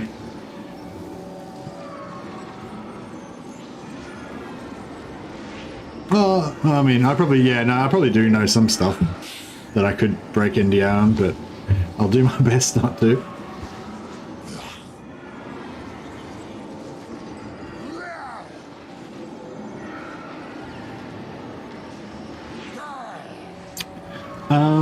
No, you've distracted me now. Like when you said that, it's like, I'm like, oh my god, did I say something wrong? You're like just totally blown my train of thought away. All right, what are we doing? We're occupying Naginov. Yeah. Yes, we will occupy it.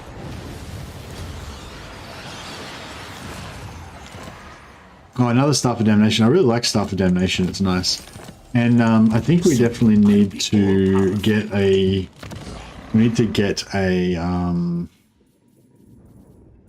excuse me, we need to get a Black Periapt in here, I think. Who's got all the Black Periapts? Oh, we got a spare one. Might give it to... I'll give it to the Vampire, because even though the Vampire is more likely to be in combat, she's also more likely for me to be paying attention to her and making sure she doesn't die. Like, the Necromancers are probably going to be safe, but there's more chance I'll just forget they exist and they just happen to get murdered and, you know, I don't even notice. So if I give it to her, she's probably going to keep it safe. No, I don't care about that.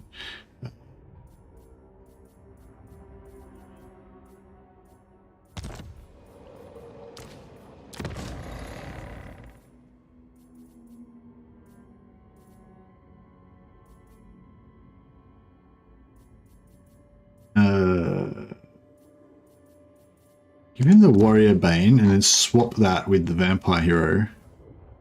It's got the Giant Blade. Because yeah, he can hit the Giant Blade, gives it plus 15% weapon strength, plus he's got two different skills. He's got Heroic Blade and he gets Deadly Onslaught. So that's like plus 25% damage, and this is plus 50% damage. So for 75 plus 15 from the sword, you know, just makes him like a hero killer. He doesn't really need armor that much.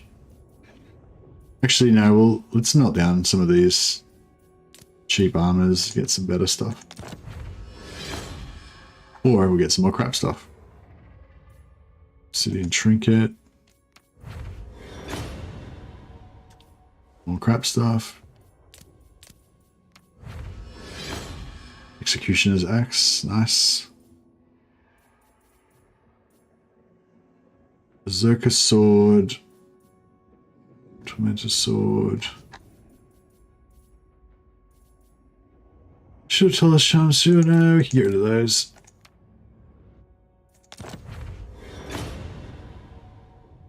Our Fortune, very nice. A bit of an upgrade there.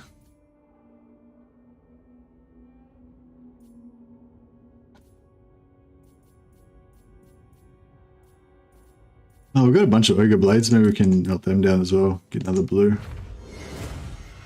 Sort of Bloodshed. Yeah, nice. Oh,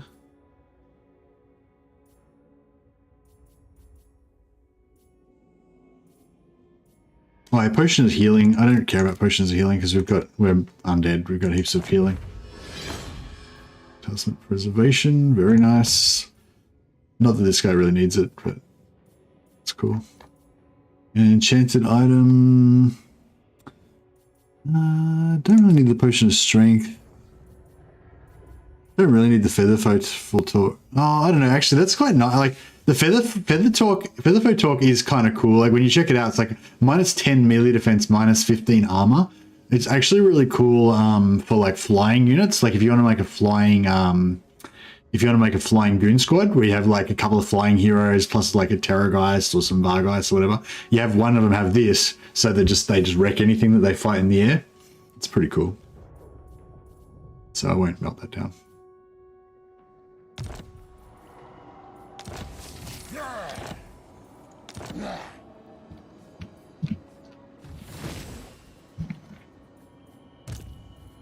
Strike out! Bring it all to me. Necropolis awaits.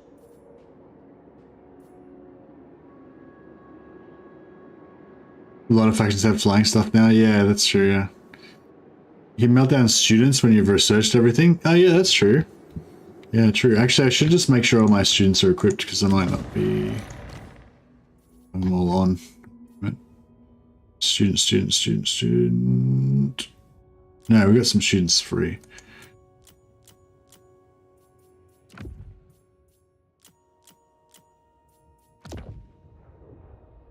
Okay, now we're all studented up. We're up to 282%. That's pretty good. Yeah, we're gonna go for that dead rise again. Actually, we can just get rid of that now. Okay, so we have another battle this turn. Yes, my lord of death.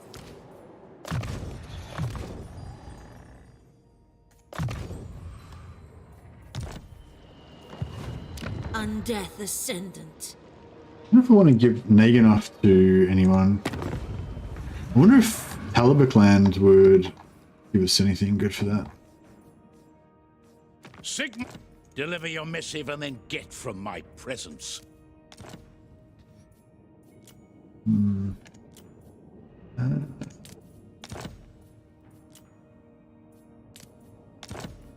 Oh, Vivito, they value Vivito kind of pretty highly. Don't value Templar very highly. They value Waldenoff quite highly. Wow, that's interesting. So Waldenoff's worth 25 points in this deal evaluation.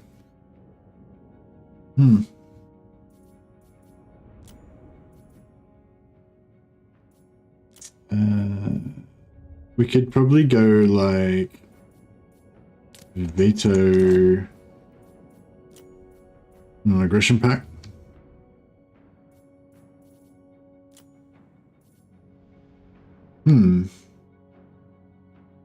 That might be So be it. good. All right. Approach and make your offer, but I make no promises to my assent.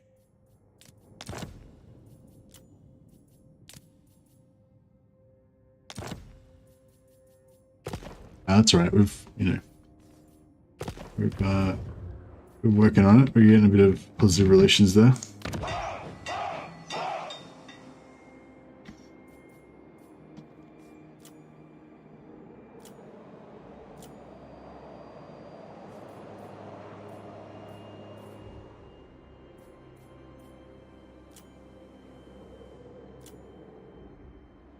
Oh yeah, nice. Help it. Okay, so get some trade and we'll go for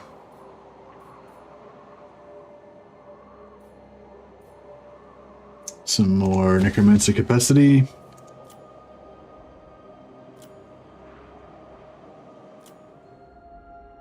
Blackstone post. I mean, I'm probably just gonna trade this to get to vassalize the Wood Elves at some point.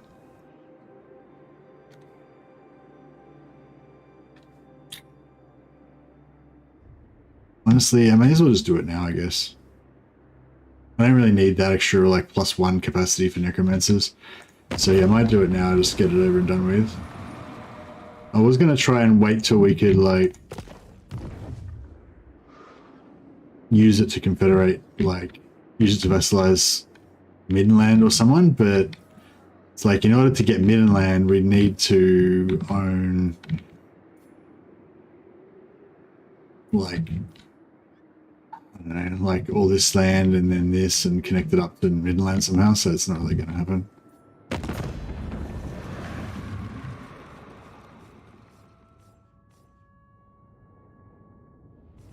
Yeah, I don't undead cretin really want to have sent is anathema Wood to the Elf forest vassals, and but all those who serve its will. they must bow down to us. Very good.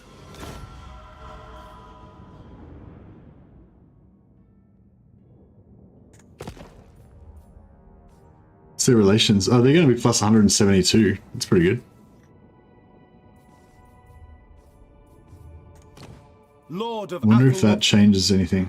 Skaven warlord. Who calls? Yes. Bigger warp forges. Now,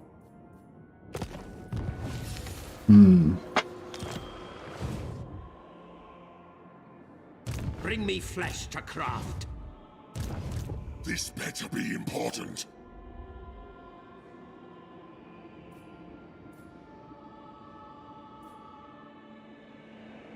More sleep shines.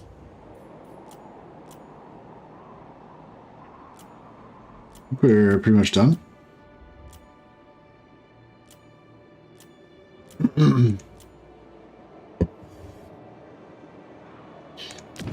Yeah, I'm not really. I don't really play much late game, so I don't really have good practices for like efficiently handling a large empire with lots of settlements. Not that I've got a large empire now, but you know, once it gets beyond a certain point, I start getting a little bit lost with all the settlements and heroes and everything, you know.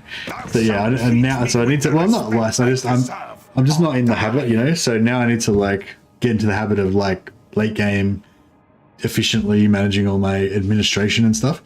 Oh yeah, we've got to get Tomezilla in there as well. We got peace treaty with no. Skaven need to be eradicated utterly. They're a threat to our empire.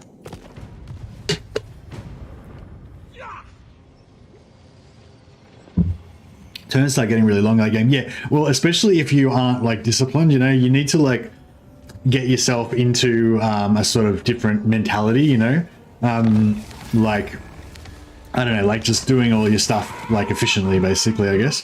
So yeah, so we can start technology so that we can get some more students if we want them. Send Vlad to. So yeah, we'll do all our war making for starters. No battle marker because it's only 3 units, so that's alright. We're just gonna go in. Probably could have raised some more zombies actually to make this a little bit easier. Why kill friendly Skaven? You can trust Skaven. Yes, yes. I didn't do the Skaven voice. I feel like Skaven voice is like takes a lot of effort to do. Like you can't just like casually do a Skaven impression. Like it takes like real diaphragm and everything. Like you have to really smash it out. Why are you getting friendly Skaven? You can trust loyal Skaven. Yes, yes. You know, like it's very hard to do that. Like it's not easy to just whack it out. Vlad von Carstein.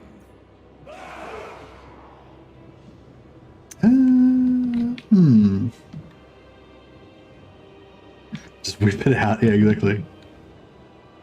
That sounded more like an auto-tuned Donald Duck. Thanks, Nicholas. Ever the complimentary one. All right. We'll send these bad SOBs in the front door. And our elite zombie bodyguard defending the dead are mine. Defending these guys. We'll put these guys on Necromancer. hold fire for now. Yes. So yes, this is our army. They're not remotely scared. They're just about to go into this chaos fortress and just absolutely wreck. I just love this mental imagery of these like 4 vampires or 3 vampires and a Viking just kind of like striding in, kick the door down. They walk in. These dudes are out here. They just like wait for a while and then they just walk back out and the whole castle is just covered in blood, like with entrails and shit sprayed all over the walls and everything. Sorry, that's probably a bit gory, but you get the idea. Just like a charnel house of horror. What is a charnel house anyway? Is a charnel house like an abattoir, like a where you like the charnel house like a yeah, like a abattoir? It's like a slaughterhouse. I'm a sick man. I'm just you gotta role play the vampires. I basically just take on the personality of whatever lord I'm playing at on the day. Don't hate the player, hate the game. It's not me. Oh, here's their lord. Their lord's trying to get us on. Get it on.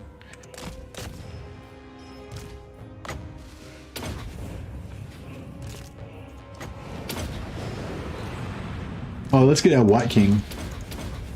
Max. It is like... Oh, the Lord got drilled. He got executed. He's dead.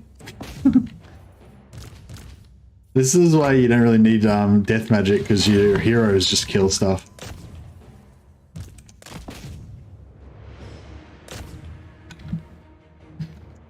I know he's rigging.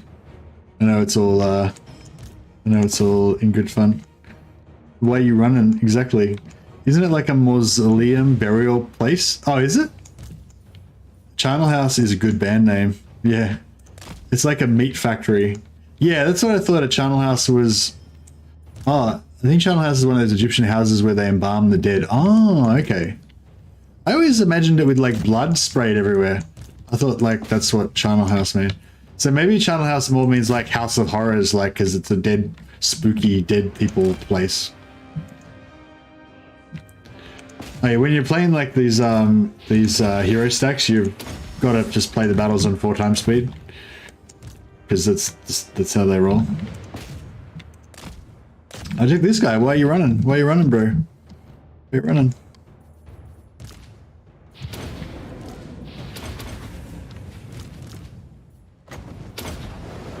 Oh, he's dead. Didn't get my buff off before he died. Alright, let's just go and take... actually, no, let's go take this one.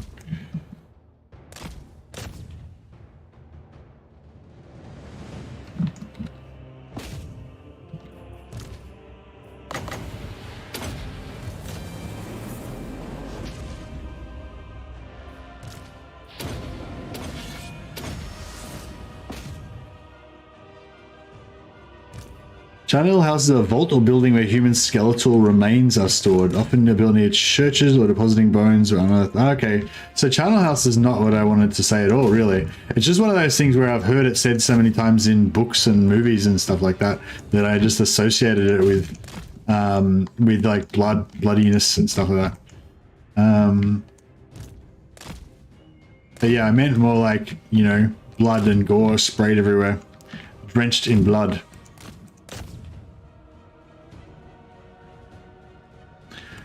Yeah, like it looks like it's been raining blood, but it's just been Vlad and Isabella just tearing people's limbs off and throwing them around the place. With their preternatural speed and strength. Vlad and Isabella just move at 4x speed all the time. That's why this is just regular. This is just regular for them.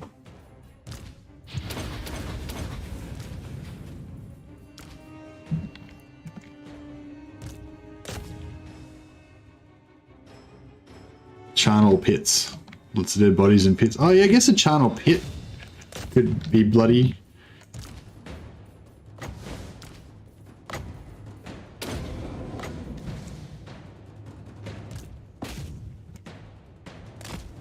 Yeah, let's go and...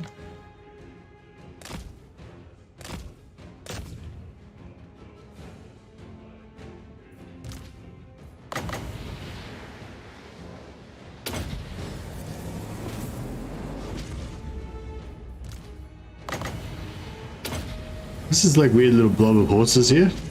I'll just like delete it, get rid of it. I don't know why they keep getting stuck there, but... I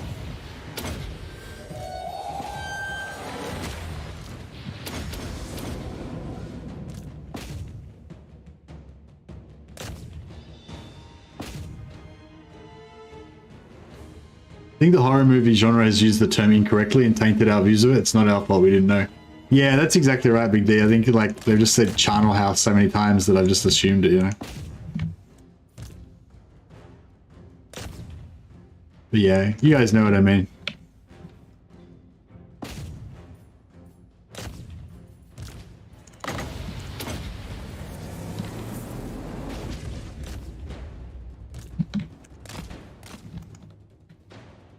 Alright, let's take over this. Take over their castle. What do you think about that?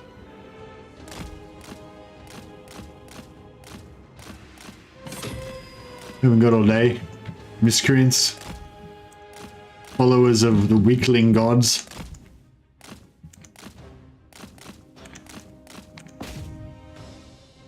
Like, we don't, like, yeah, vampires don't fear chaos gods. Vampires basically are gods compared to these feeble mortals.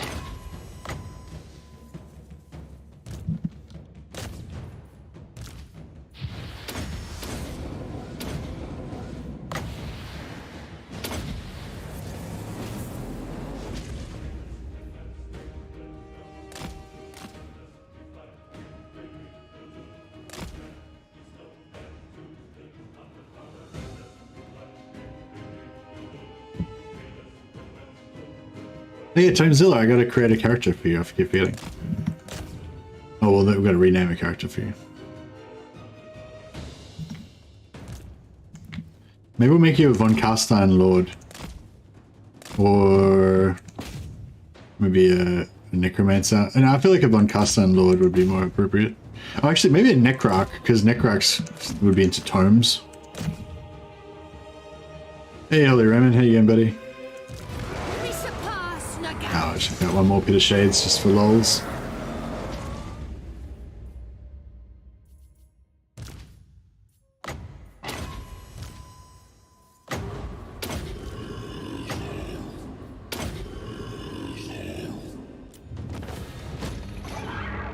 Make Tomzilla a necromancer named Bonezilla. Maybe.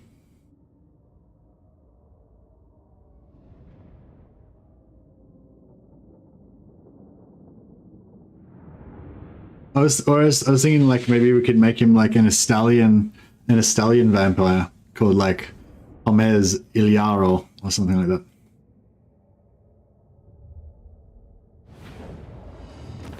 Although I suppose he would have got rid of his last name and be called Von Carstein.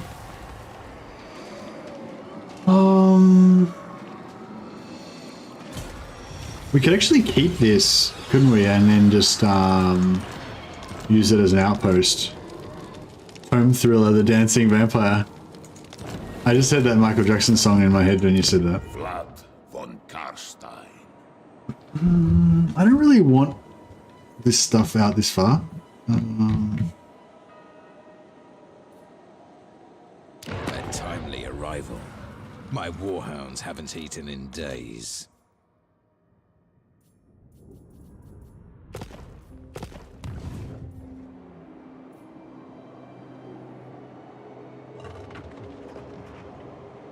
Foolish, cold-fleshed man!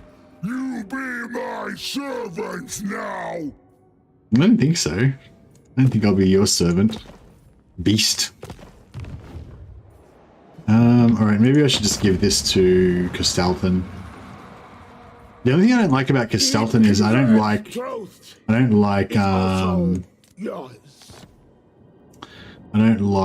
Castalton's troops. So I'm not really interested in getting them into our armies.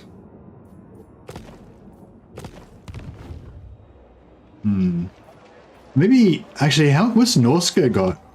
Like Wulfric's faction, Norska. You soulless dogs. 9 settlements. Okay. I've little time for talking, but much time for killing. How chat is Wulfric? What a legend. I've little time for talking, but much time for killing. What a legend.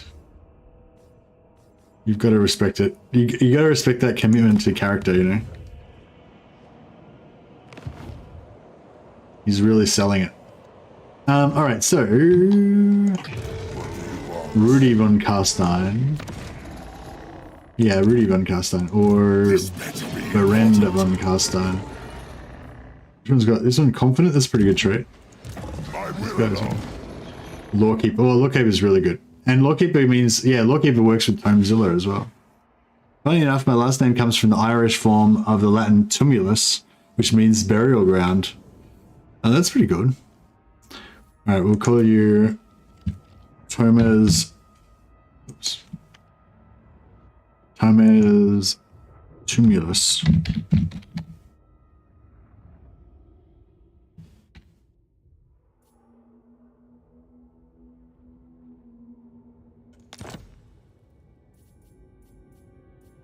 Give him some gear. Helmet of Discord's always nice. Executioner's axe, just in case there's tomes failure. Brass cleaver, no. Warrior Bane. Actually, Warrior Bane would be nice for tankiness, but it's not really needed.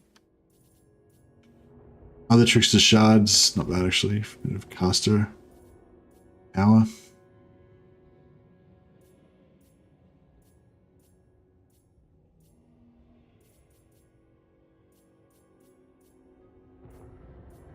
Book of Arcane. We'll get rid of the Scroll of Blast.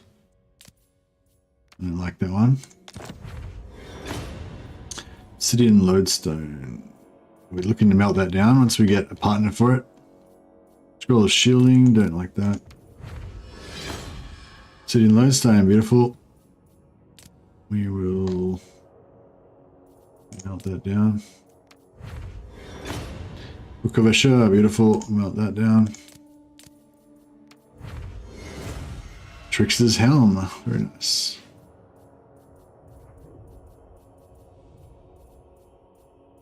Scroll of Power, Scroll of Lycos.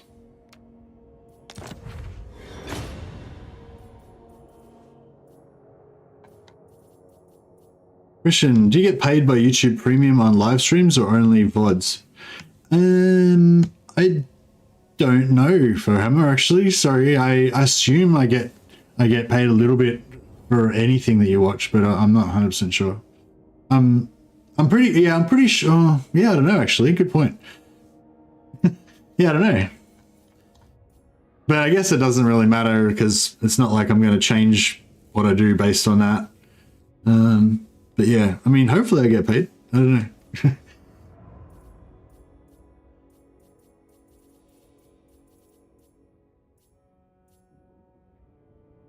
It's kind of like with sometimes like when the guys are like looking at trying to figure out something to do with like some hidden mechanics in Warhammer or whatever. It's like it's kind of cool just to know for the sake of knowing, but if it doesn't change any strategic or tactical decisions that you make in game, like what difference does it make? You know what I mean? You know what I mean?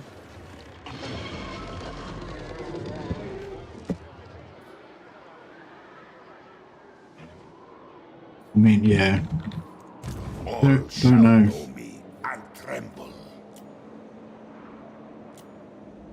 Alright, Ripper. Liz the Ripper. Time for Liz the Ripper to launch a war. A devastating war of hatred against these filthy greenskins.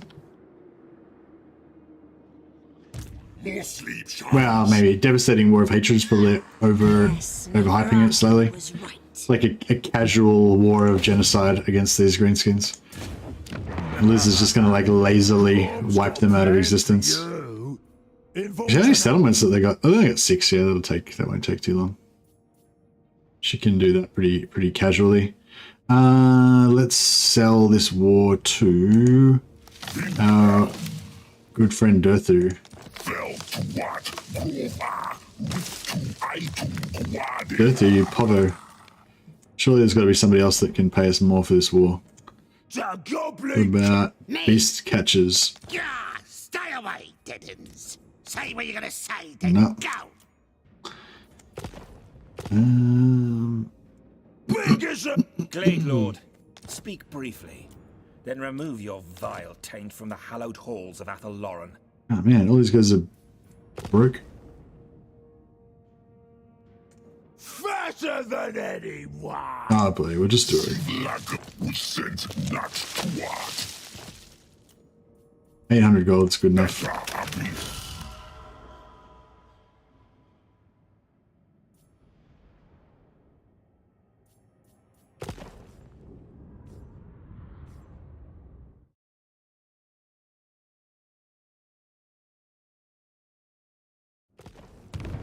All right. Let us bring I the thirst. fire and sword to the greenskin. In the name of Vlad, first of his name, defender of humanity. Serve. Yes, you will be rewarded. The spirits agree. Necropolis. Oh, what the? awaits. How the? Oh God! Like what? I don't know. Like I keep I click there, and it's like, oh yeah, he's gonna go around this way, and then just as I release the mouse, I kind of slightly move it here, and then he goes this way instead. It's like, oh God, that's twice I did that. So now he's to take attrition again. I think I lost a unit of zombies. These crypt horrors are gonna survive, I think, but It will be done. they're struggling. Then go.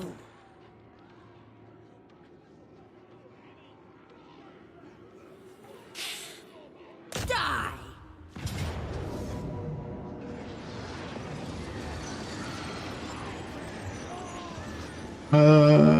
We could probably just auto. Yeah, it's a little bit rough, but it's fine.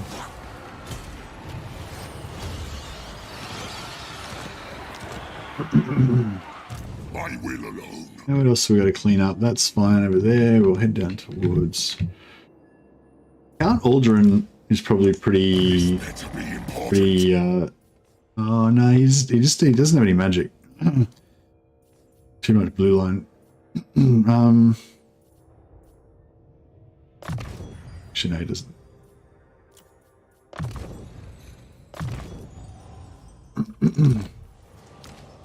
This guy's got the wind of death. This guy's bringing the pain.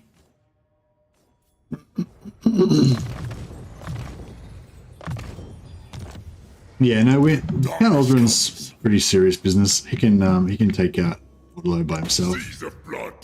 He just not afraid of these.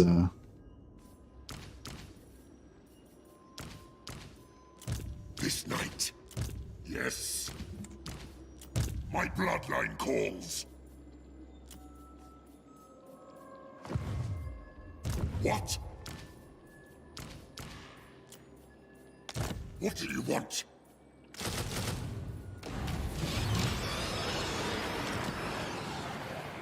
Wind of Death is such a great spell. Yeah, Wind of Death's pretty good. Ready. I prefer Pit of Shades, but Wind of Death is very good. Sylvania's borders.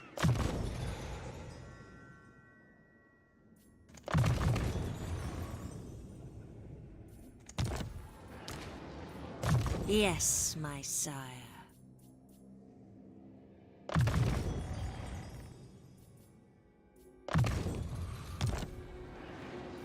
Bounce it off walls and obstacles and back over target. Yeah, true. But but also if you're trying to hit something that's at the walls, like if you're trying to do a siege and you're trying to fight in the doorway or whatever, it's really hard to get Wind of Death to do anything. Whereas, you know, you can just go into a doorway and get the whole enemy army to blob up there and just wipe them all out with like a couple of Pit of Shades, which doesn't really work with Wind of Death. Wind of Death's good when you've got, I don't know, it's really good. It's more better in open field battles, I reckon. You can actually fire Wind of Death through a gate now, which is fun. Oh, really? Oh, that's cool. I haven't tried that. It's nowhere near as effective as it used to be, though, in terms of damage, though, right?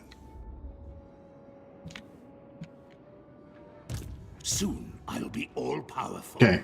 So these guys are... We don't have any threats over here. These guys have to come through here and clear out Azag. Where are you guys? An abomination of more dares to come before me. I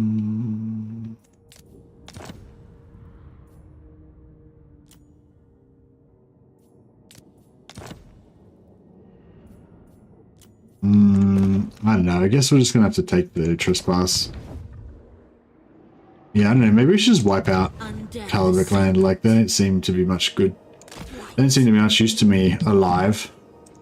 Darkness comes. Find me charnel pits. You dare!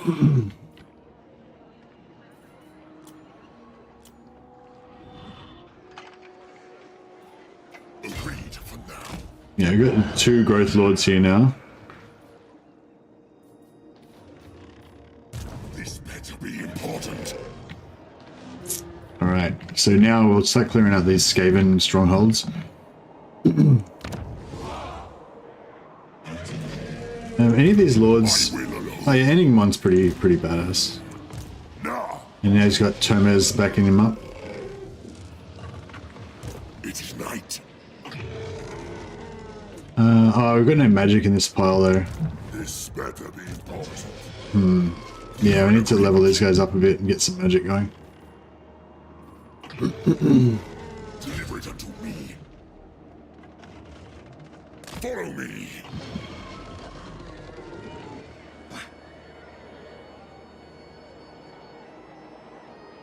It looks like it's actually just abandoned, right? Good, this will do. What do you want? Through the shadows. My bloodline calls.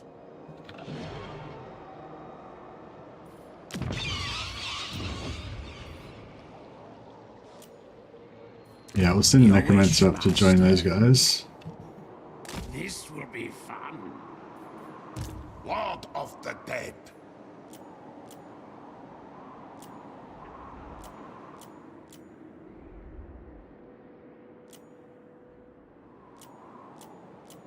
Oh yeah, we can just do this. Yeah, sorry, I gotta get into the mentality of like efficient. So all of our armies are moved. Done. You don't need to think about that anymore. Yeah, all our settlements. Actually, you can just look here and it'll tell you like the little hammers, like which one. It's not really that useful, but you could theoretically look at the little hammers to see where you can build stuff and whatever. Negative. I think we'll gift negative to somebody at some stage.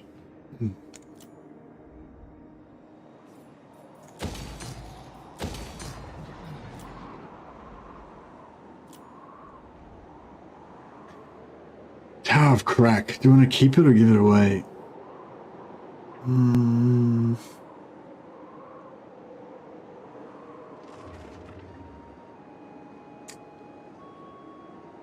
think we want to...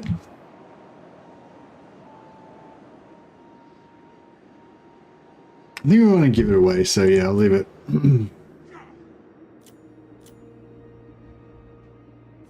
The stone, get rid of this stuff.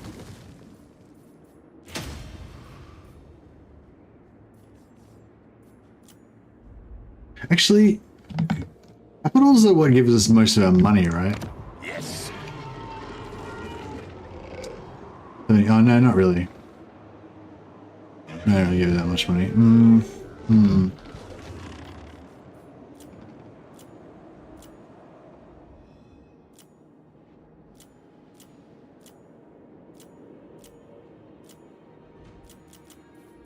Cool.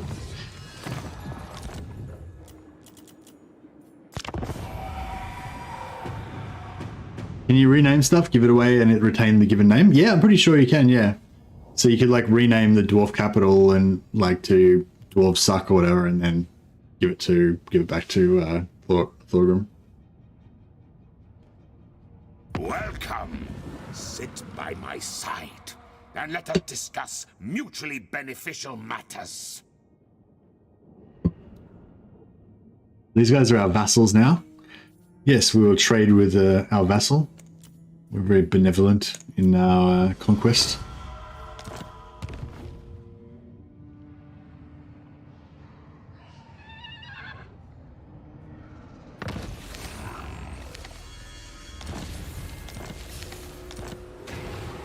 Oh, Wolfrika Paulos is back. Nice. A pact will be placed. She was one of Vlad's caster vampires, but Vlad doesn't really need to, I guess. Whereas she could do some good work here with these guys. So I think we're going to get Wolfrika to come and bolster their strength.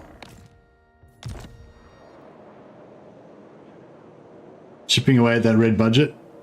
Oh yeah, no, we're doing fine. Our money's going up, I think. There you go, Miller. We're doing fine.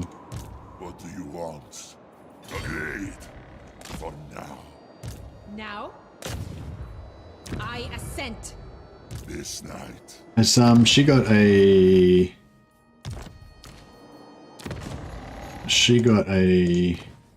She's got a forbidden rod. Like that.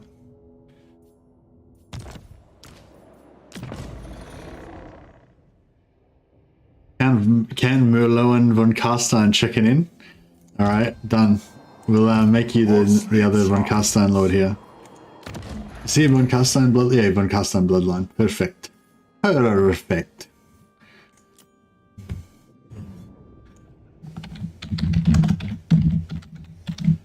Count Merloin von Carstein. There you go. Word perfect. Yeah, thanks for being a member still after all these months, Merloin. Much appreciated, buddy. What's your take on the possible expansion of the Vampire Coast? Oh, I hadn't heard any. Is there a rumor about that, Jacob? I hadn't heard anything about it. Do you mean like a DLC for Vampire Coast faction, or do you mean like a map, like the map being changed for the Vampire Coast region? My bloodline calls. Is this like a? Yeah, I'm not aware of it. Is this like a topical issue right now on Reddit or something, or what? What are we talking about here? Move! Now! Move! This better be important. Alright, we'll let those guys just wait for the movement to get mixed up again.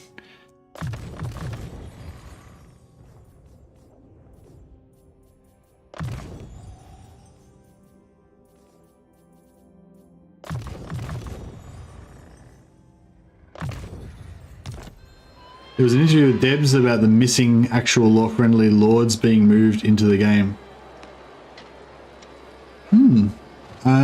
Yeah, don't know anything about it. Sorry, buddy. Didn't see that one. If you got a link to it or whatever, if you want to chuck it in Discord and just at me, I can have a quickly check it out.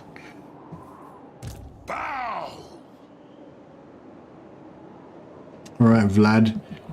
Where do you reckon the rest of the Skaven, the Throts Mulder units are?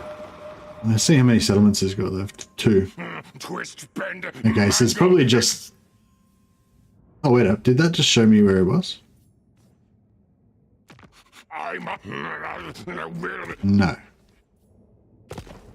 I think we can...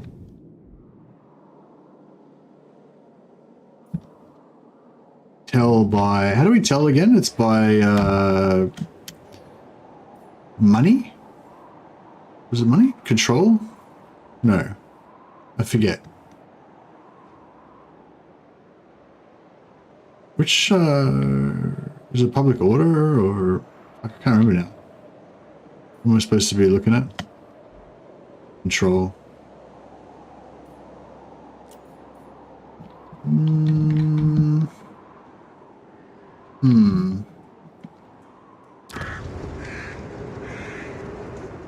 Yeah, no, I forget. Hey, Ringar. Gifting the memberships. Dropping memberships like it ain't nothing. We'll have to get Ringar in there. Geez, we're running out of characters to rename. We've got so many renames in this campaign. Ringar might have to be this filthy necromancer. You dare.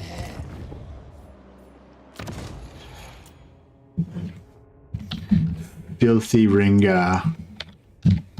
He's just like an old decrepit hobo that that's like following their his lords around, chasing after his betters. Thanks for being a member all this time, Ringo, and thanks for murder. He's a murder hobo. Yeah, exactly. And he's got 3 hands. There's a hand. I think he's got a hand like hanging off his belt somewhere or something. Yeah, he's got this hand, and this hand. It's like, wait a second, what? Oh, this one's not his hand. How gross is that he's got that hand there? It's really weird.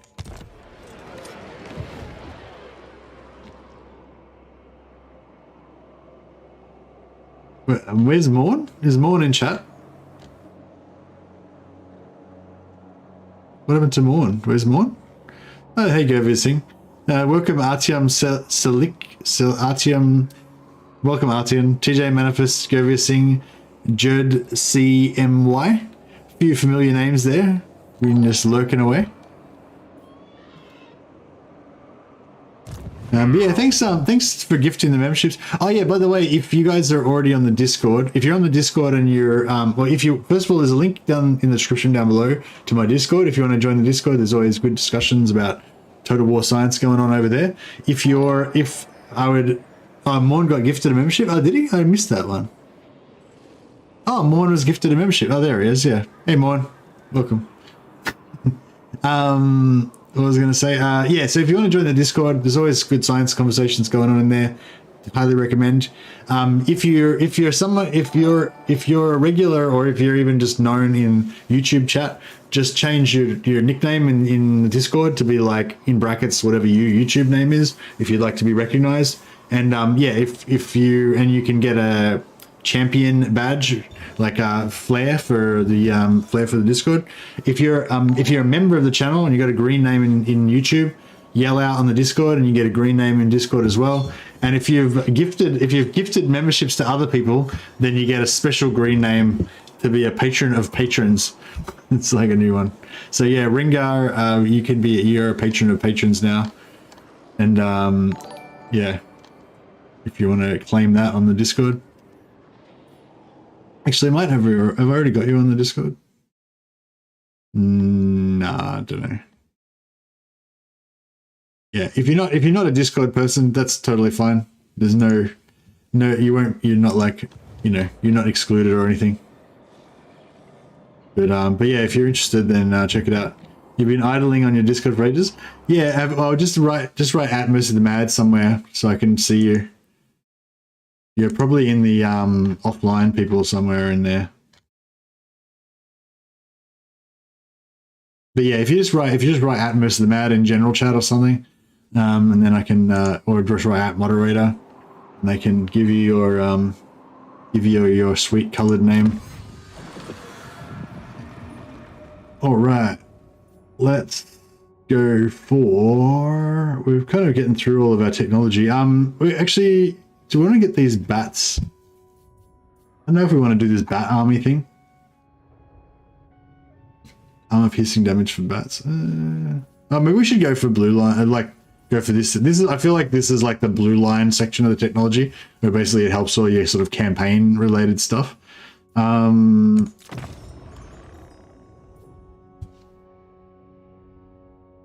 from vengeful spirit buildings. Yeah, that's like nothing. It's not very much anyway.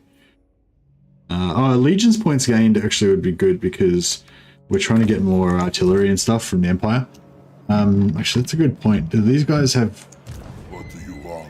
Oh, we don't have any global... We've got to actually occupy a settlement in order to do global recruitment, I just realized. We can't global recruit in, like, raiding stance or anything. Yeah, I'm guessing these two settlements... Well, that one, definitely. This one, maybe not.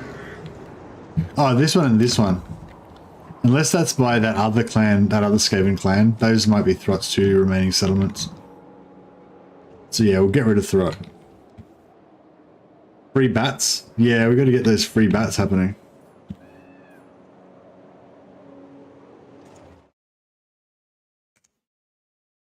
Ah, there he is.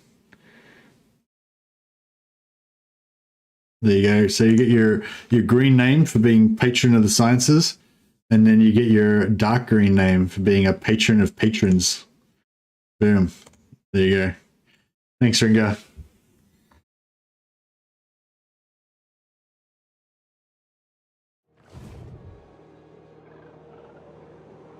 I will not betray you. Unstoppable. Oh yeah, we've collected a few more bloodlines. So we could go for this one now. I don't think I'm going to put any points into that. I really want to get... I kind of want to get this plus 150% sightline. I think that's pretty cool. And I kind of just want to get a Blood Knight Lord just to have one. Maybe I'll get one now just to have one in reserve.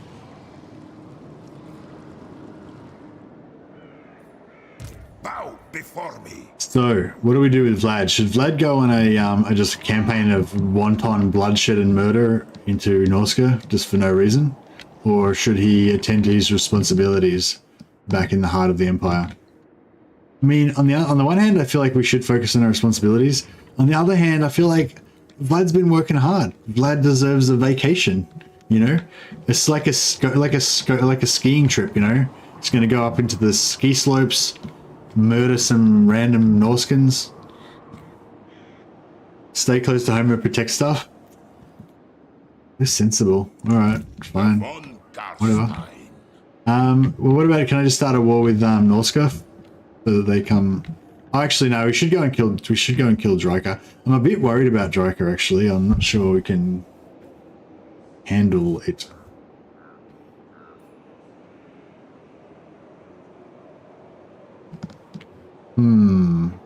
Yeah, I think we need one of our main lords to go back to Dryker's homeland. Shall go. I think we should probably camp outside the Griffinwood and then just declare war and wipe that out, and then like chase her up this direction. So take out her strongest stronghold first, and then just mop up all of her other stuff. Take a trip to Britonia and drink some wine and or French blood. Yeah, Liz the Ripper's onto that. Kill. Oh, what's Grom the Paunch's trait? Oh, Grom's is like Oh, actually, yeah, Grom the Paunch's got that plus relations with high elves, doesn't he? Crazy. So if we farm Grom the Paunch, then we can get mad. We could get mad relations with the high elves. So maybe we should keep him alive in Aquitaine and just keep farming him. Yeah, if we could get Vlad to come and give Vlad the defeat trait to him, then we could, yeah, totally make an alliance with the wood elves, with the high elves. That'd be pretty cool, actually.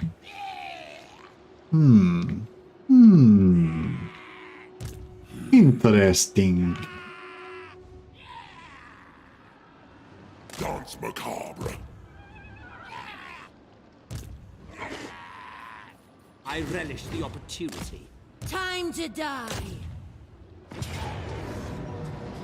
Seriously?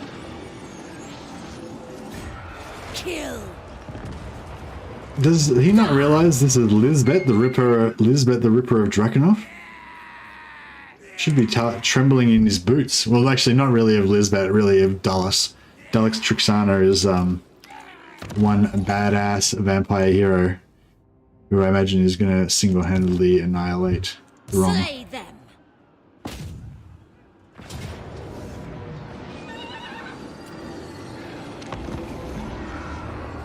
Grom is terror against greenskins and high elf relations, but unless he get Vlad's skill, it's not worth farming. Yeah, I don't know, I'm kind of thinking about keeping him down, keeping him alive, and waiting until we come down with Vlad, because it could be kind of good to have the wood elves as allies. I mean, the high elves as allies. We've already got the wood elves as our vassals. Because, I mean, that's the thing. It's not just, I mean, to be a good emperor, like, Vlad doesn't need to just dominate the empire factions. He needs to also, you know, manage the economy, you know, be a good diplomat, establish trade deals with foreign nations, you know. He's all of it, you know, all of it. He's like the consummate statesman, you know. That's Vlad. Even if he doesn't have a nose.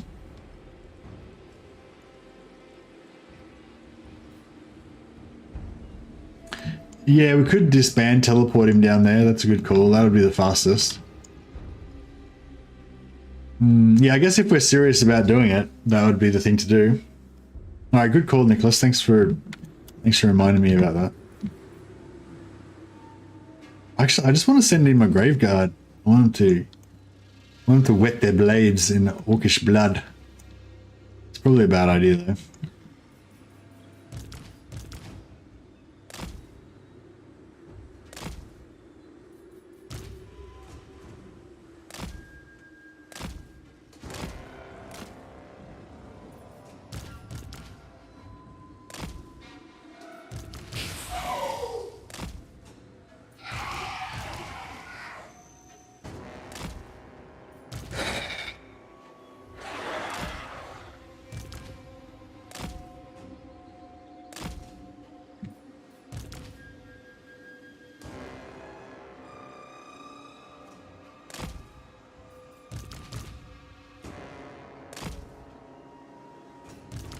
Oh, this thing can hide. Cool.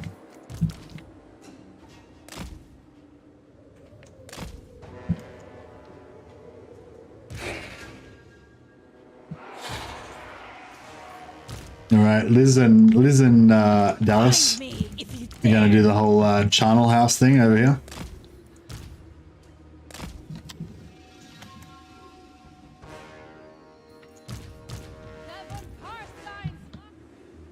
Yeah, these guys will come up here in 39 seconds. The mortar's not going to come on for ages, unfortunately, but that's okay.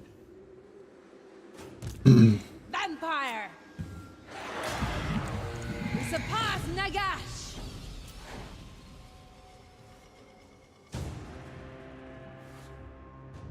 Oh, yeah, true. Disbanding won't work.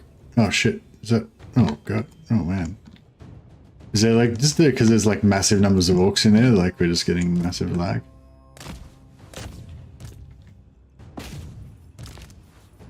Alright. These guys have got to get in here. I don't know. This is actually going to be a total mess. I can't control, like... I can't control this many units at once. I'm just not that good. So it's actually going to be just a kind of total disaster, I imagine.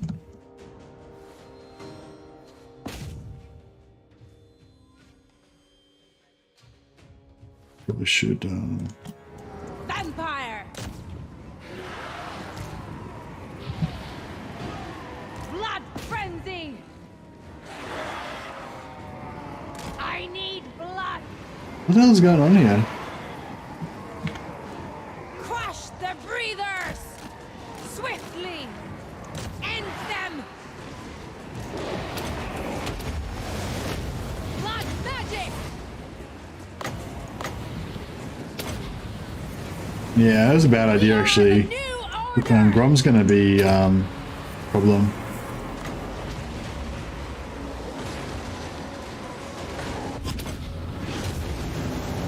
Dallas, yeah, Dallas might get his ass kicked. Night has fallen. Swiftly.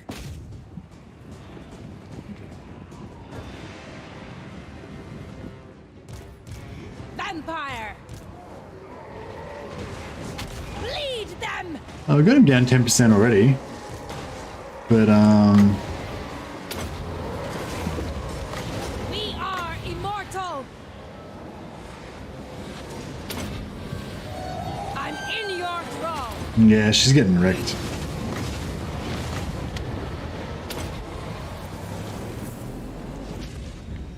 Is this door open? Come on.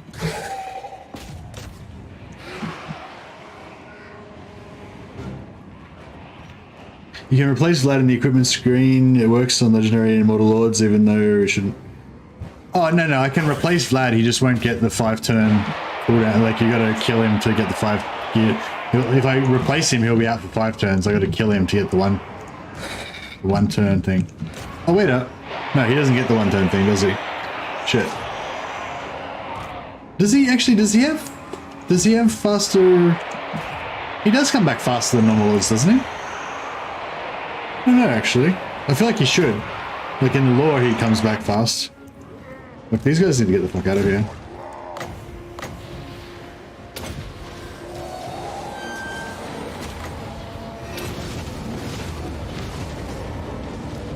I mean, Dallas is about to get dropped. Your time has come!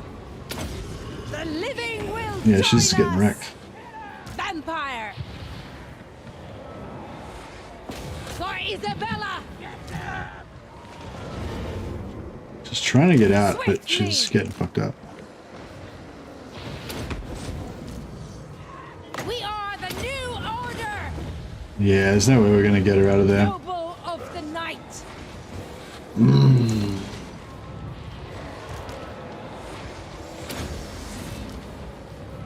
Vampire! We are immortal! Flee, Dallas, flee! At once! I thirst! We'll just keep clicking, she might be able to get out. Swiftly! She rallied. We can just get her outside the door. We'll be alright. At Alright, once! we're good. We made it. Swiftly! Oh no, Vlad's chasing. I mean, Brom's chasing. At once. Swiftly. At Lisbeth, once. slay him. Life must end.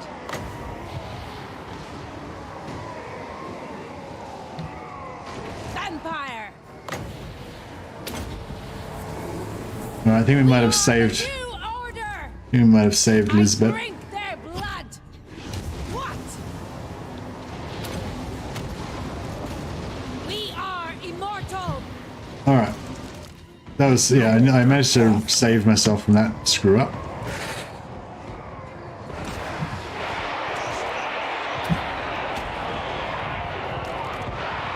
Only in unlife will they see. Bleed them!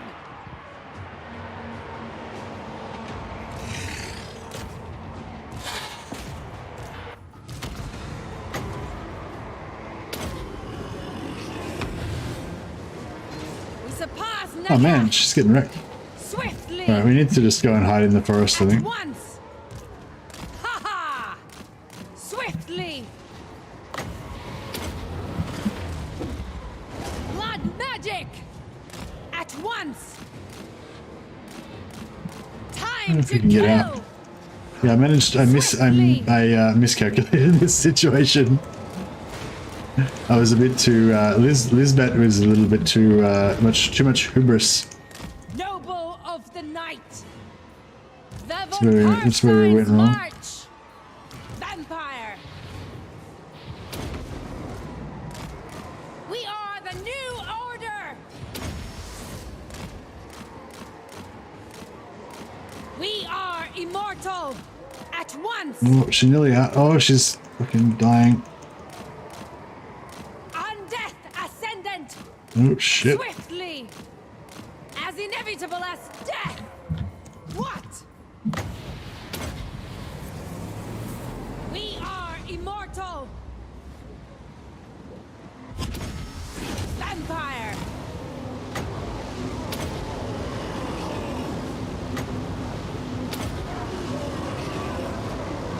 At once.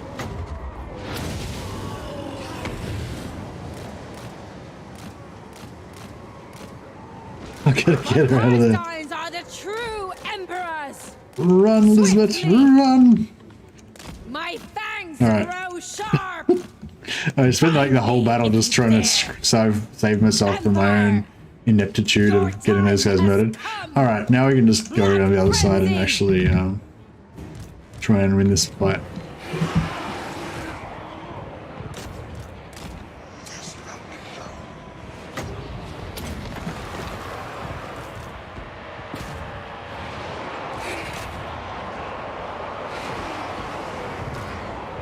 Mortals quail! Come from the Hikal, beast. I invoke the Black Tongue. Nagas Talis, Hymus Talzo Boshaith. Wow, he's got some pretty good voice lines. Yeah, these guys are just gonna hang out in here and just kind of mind their own business.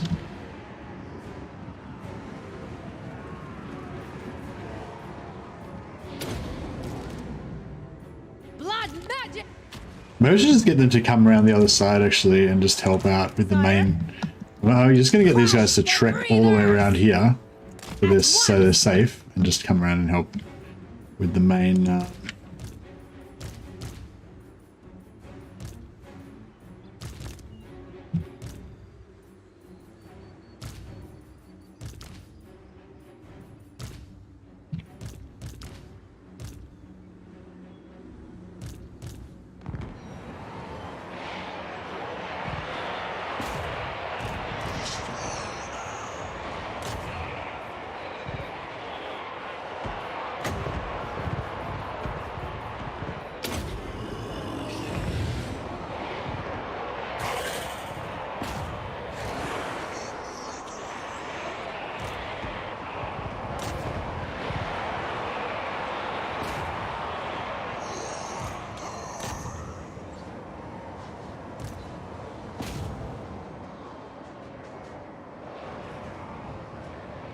I eat my enemies from Throger.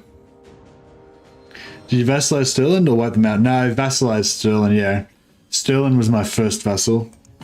Vlad retained, like, reclaimed control of his ancestral seat.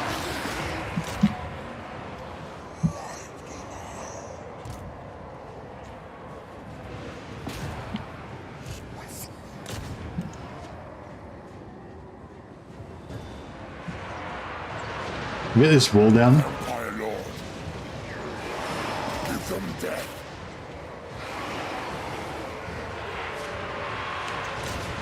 End them.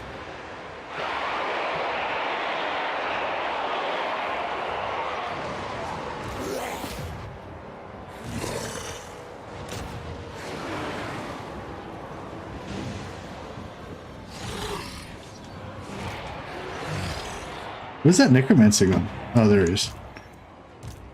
Death is a sword.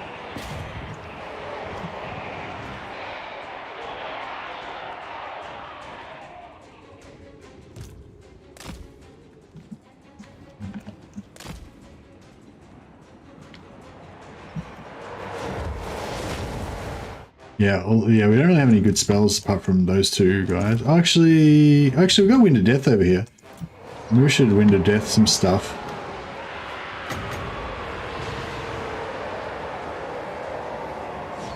Not really a very good cast, but we've got unlimited magic, theoretically. Yeah, killed some stuff.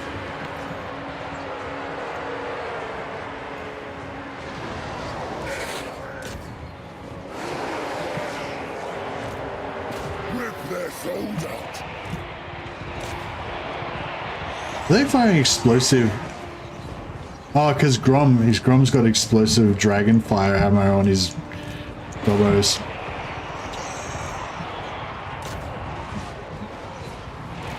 No, we'll just chuck some skellies on there to sort that out.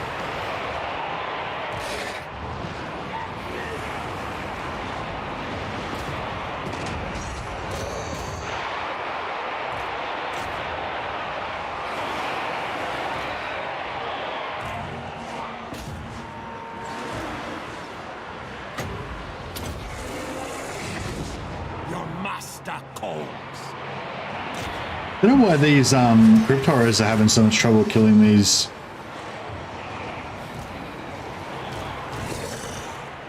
Maybe they're not in combat properly, maybe they need to push through.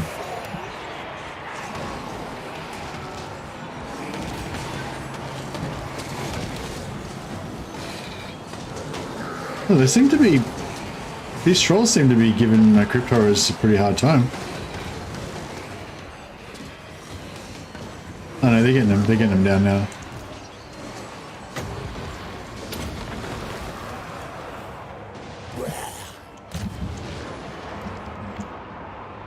Tonight I feast.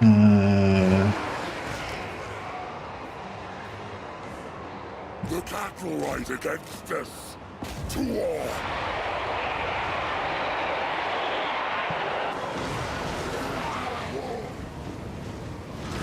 Attack.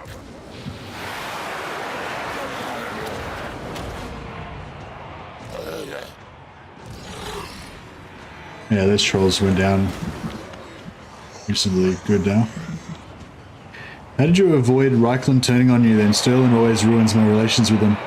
I basically rushed for Marienburg, and then like Reichland rates Marienburg really highly. So if you rush to take Marienburg, then you can just trade Marienburg to Reichland for to vassalize them. But you gotta, yeah, you probably gotta get there fast enough before Reichland declares war on you. I think I got there by turn 16 or something like that. I'm not sure if I was like just really lucky or if I was just early enough. I think, yeah, I don't know. I think it was just early enough, yeah. Like, because Reichland doesn't normally declare war on you on like turn 5 or anything, right? It normally takes a while. Because I think you start off with the non-aggression pact of Reichland, do you? Or am I imagining things? Oh no, Reichland used to start off with the non-aggression pact with Vlad. Oh, you do? Yeah, cool. So you've got probably like at least 15 turns. So you just got to rush to Marienburg basically, So what I did was I basically ran to the river, then I went through the river and around Reichland, so I didn't trespass, and then I took out Marienburg and then traded it to Reichland for Vassal.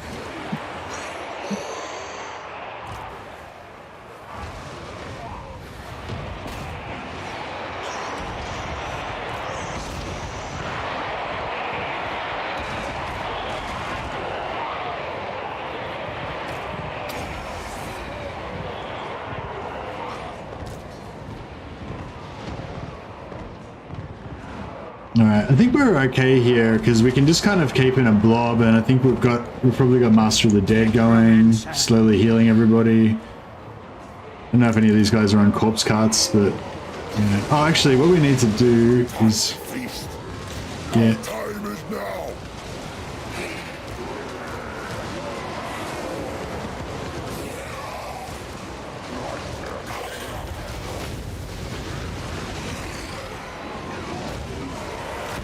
get all these guys onto Grom. Get this guy onto Grom.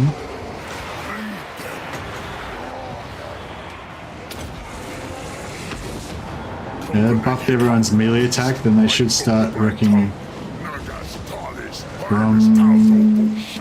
It might be hard to get much damage on him.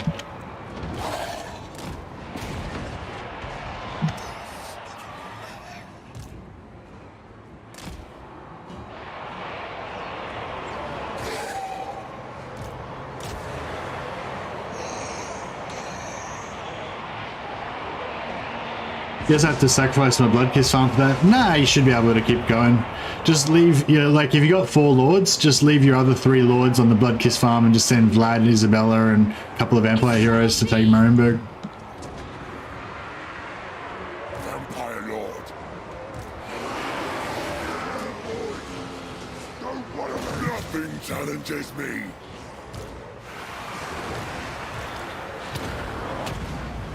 Vampire!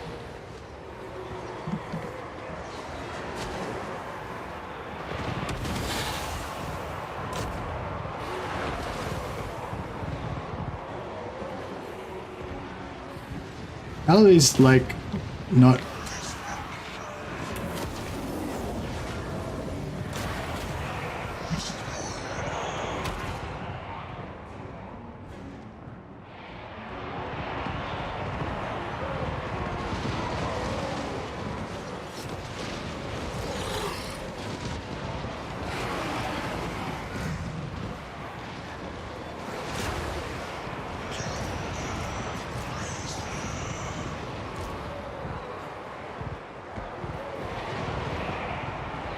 Oh, nice, we got that Orc Shaman.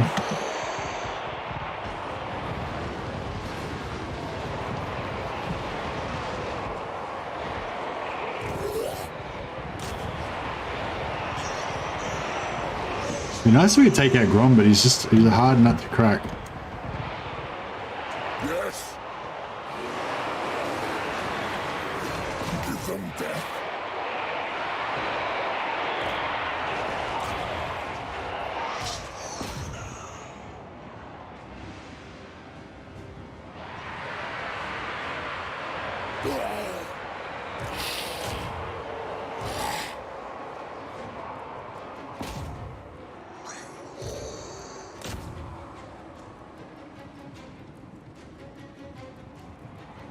I don't know if I should bring these guys in because they're probably going to get wrecked.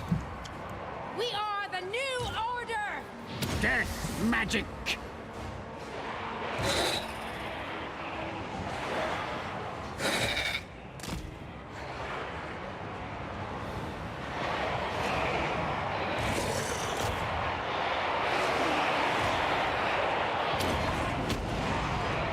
Blood magic. To war. Probably take these Black Knights out, actually.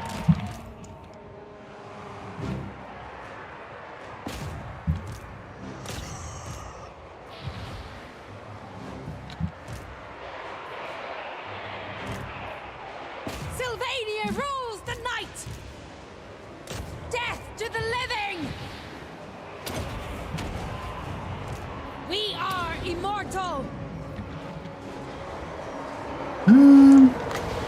Get a cruisy bit of shades in there. Blood magic.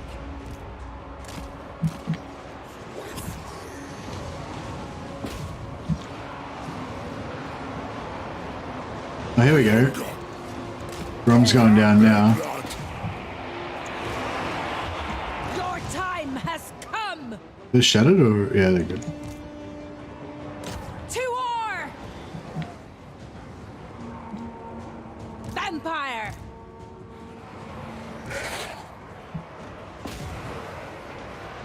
That's a bit rough actually. Probably don't really want to send those vampire heroes in there. Now!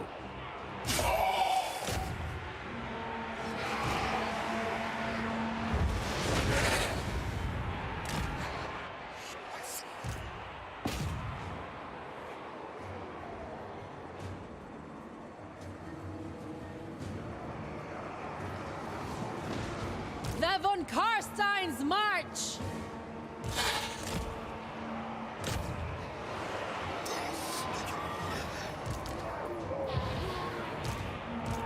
Master Necromancer! I thirst. Rip their souls out.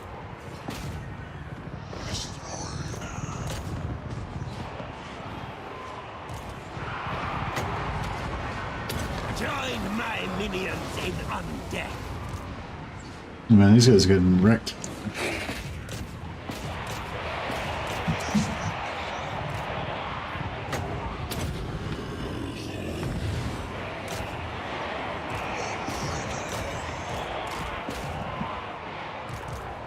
No, we lost those Black Knights. Hopefully they'll come back though.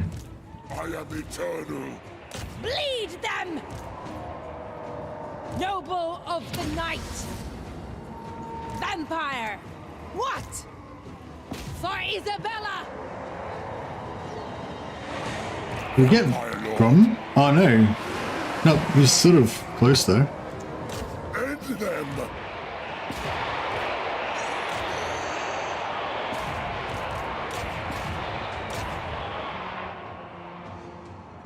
We're getting there.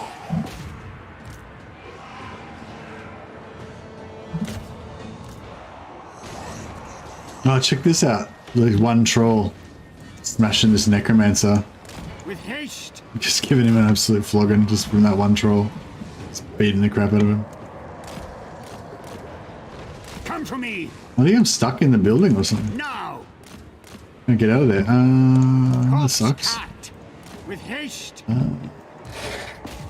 Neferata's hide. These guys are struggling. Must end. Yeah, we need to get over there and here save those guys actually.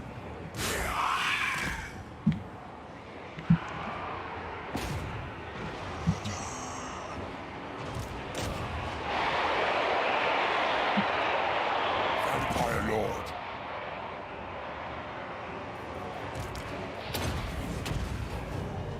We are the new order.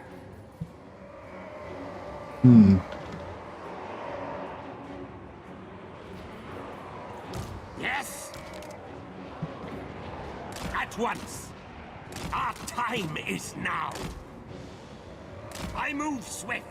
Might just summon some skellies on here to try to I'm in your thrall. keep Dallas alive. Dallas is fucked. I don't know why I keep trying to kill Dallas, but we just don't seem to want Dallas to live.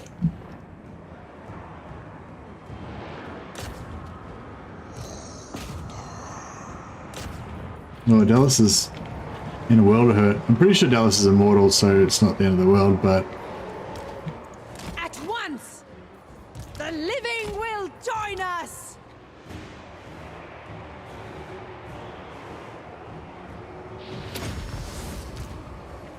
We are immortal. yeah, Dallas better just go and hide in the forest. I think Dallas is fucked.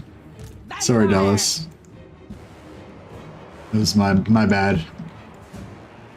Oh shit, we got... Maybe you should go up in the walls. It is done. Right up there. You serve me. can't get this necromancer out of this fight here. It's really rough.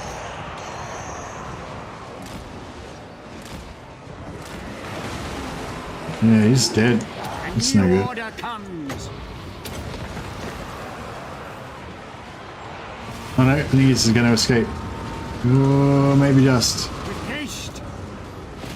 Yeah, nice. Alright, good. Solved. Crush the breathers! At once! Vampire Lord, attack!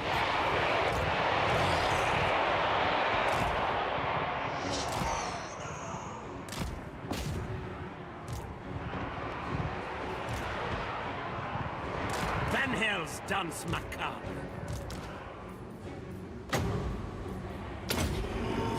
Find me if you dare! Must be nearly there. There we go. Whew. That was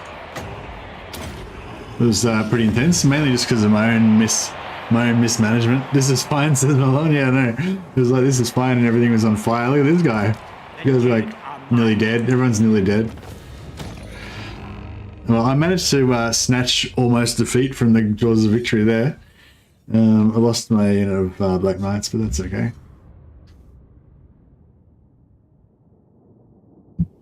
It's definitely my fatal flaw. Whenever I have a battle that seems easy, I just always manage to just, you know, ineptitude. Bring the ineptitude. A win is a win, that is correct. We did bring Fire and Sword to the greenskin. That's the important thing.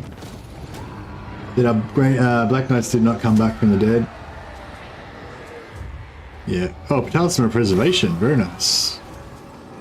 4.8k. Not bad, not bad. Got some nice seaside territory. Plus 10 relations with the High Elves. Good stuff. What do you want? They will serve. This night.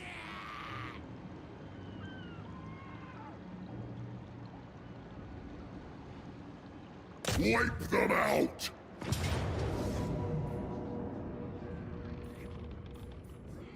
Alright, let's see if we can do a bit of a slightly better job this time.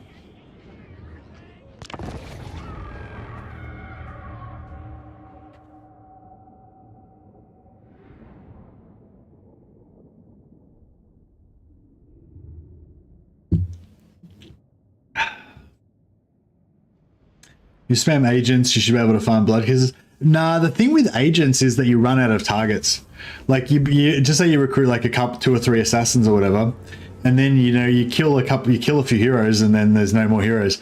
Because in the early game, the enemies don't really have many heroes, you know. So yeah, I mean, if I started now to go around and try and assassinate heroes like from turn like 50 onwards, like yeah, but the blood kiss farm is for getting early blood kisses, you know. Like getting like heaps of blood kisses in the late game is like, you know, no problem. That's easy. But the whole point of getting the blood kiss farm is like straight away from like turn 5, you're just pumping out blood kisses. Necromancer. But yeah, no, I've tried assassinating heroes, and I just found like, yeah, like you get like 2 assassinations, like you kill like one Skaven, couple of Skaven heroes or whatever, and that's it. There's no more. Like the Empire doesn't have any heroes, the Dwarfs don't have any heroes. There's just no heroes to kill in the early game.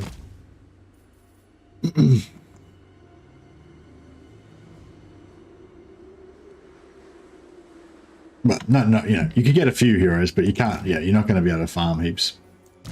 You know what I mean?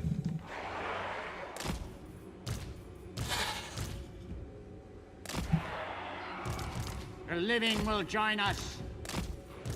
Awaiting orders! Time to feast. Still my beating heart. Vampire Lord. An ancient power is rising.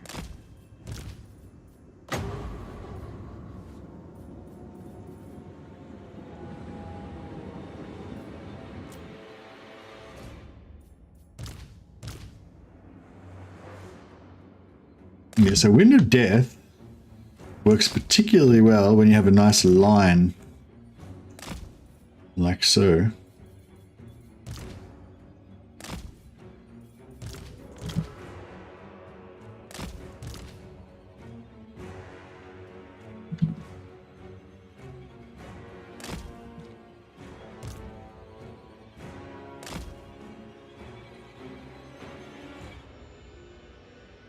Shit, he's got death magic. It's not great.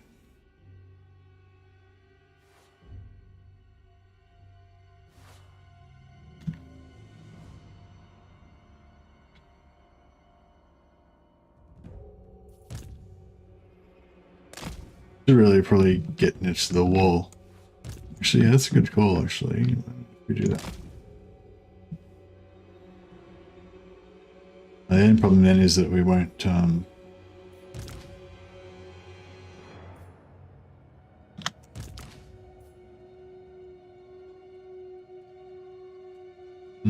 Actually, we could probably keep walking around until we get. Oh no, here we go. It is on. It is on like Donkey Kong. Moving out, sir! Is it on? Or is it not on? All before me will perish. It is on.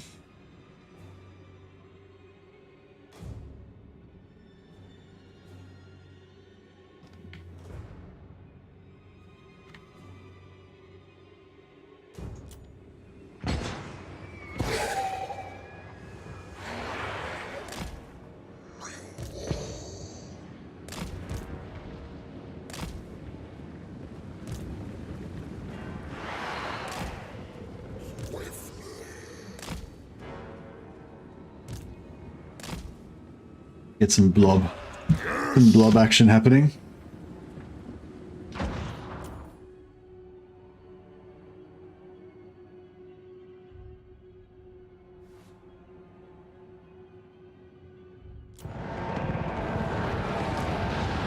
Those, yeah, those, Undeath ascendant. Rip their souls out. Very well. Serve my will.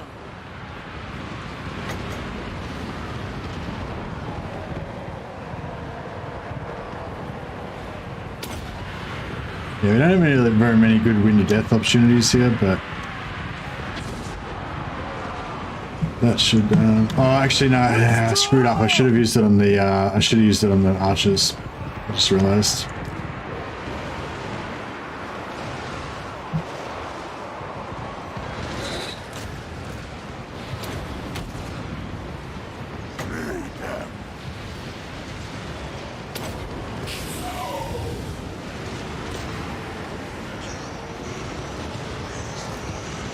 Ah, bro. They'll die and rise. Yeah, Necromancer's getting absolutely fucked. Ancient power. He needs to get some tree tanking. He needs to severely get some tree tanking happening. He may be able to just make it.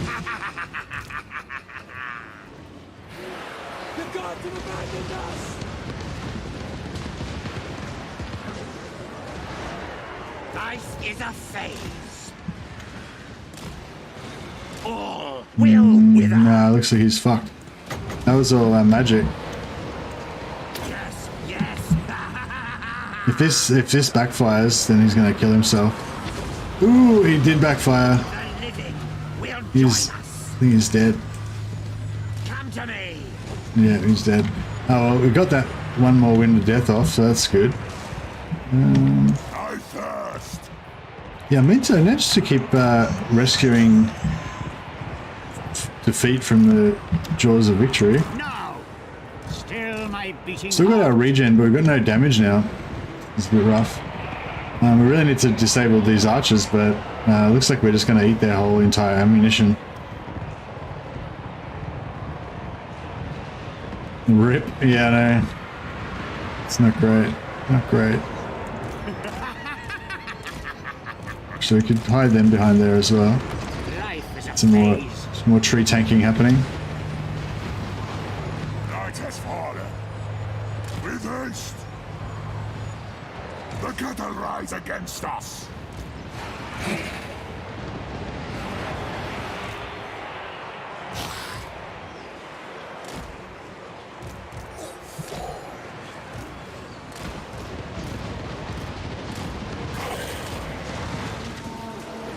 corpse cat. With haste, it is time. Now. Yeah, that's better. Now, see, they're trying to kill the corpse carts, but the ammo is just getting wasted on the trees, mainly.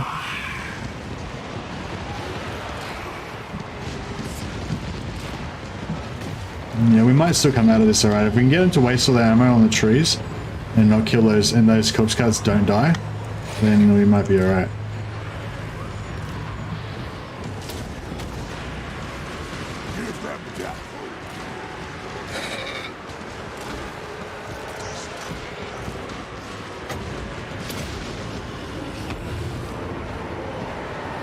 Yeah, the corpse carts are taking, yeah, that ammo's nearly gone. Alright, cool. Oh, I still wish we had some fucking some magic, but that's okay. We'll get some of our hard hitters to form a little gang squad, and we'll get their lord.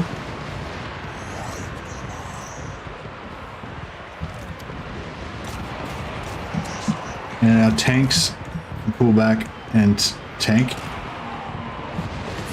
And zombos can just die, do what they do best and die.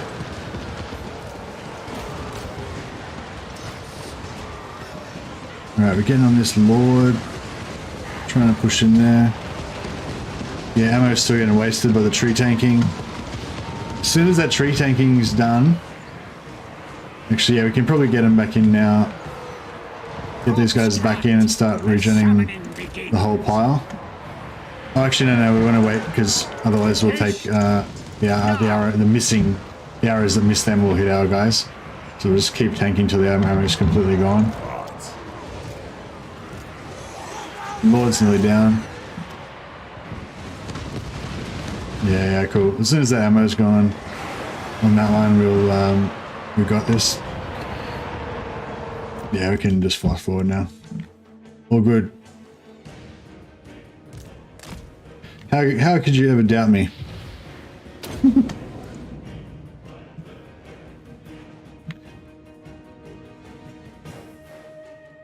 I wonder if that necromancer was immortal. Everywhere is death. I hope we run out of ammo, guys. 1 ammunition, 0 ammunition. Cool. Alright, now we can just put the corpse carts back in the middle of the pile. They can just regenerate everything. And kill their lord.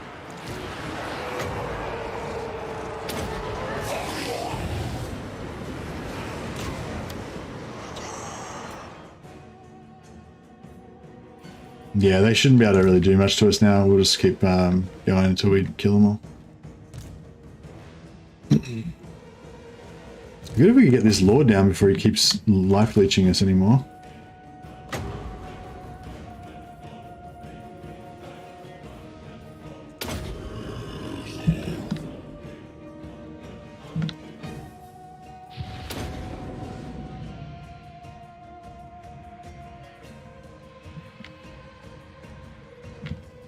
Yeah, snatching defeat from the jaws of victory. Yeah. Well, it's not. I don't snatch defeat. I snatch like a desperate battle out of what should have been really cash. That tends to be my standard operating procedure. It's like, oh, this is an easy battle. I'll just ruin it so that it becomes a life and death struggle somehow. You know, I can manage to make a life and death struggle out of the most seemingly, you know.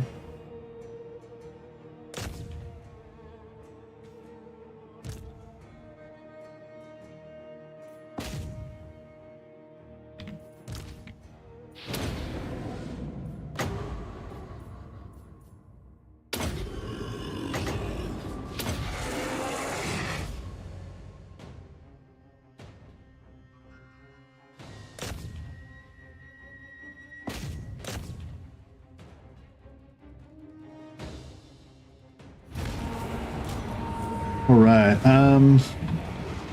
we should probably try to kill a bit of... fuck it, nah, it's not really worth worrying about. We'll just chuck a couple of heals around if there's anything we can heal up.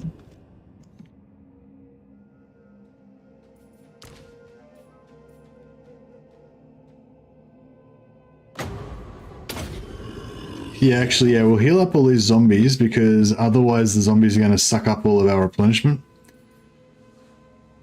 So we'll just keep using all of our magic until we've healed like everything.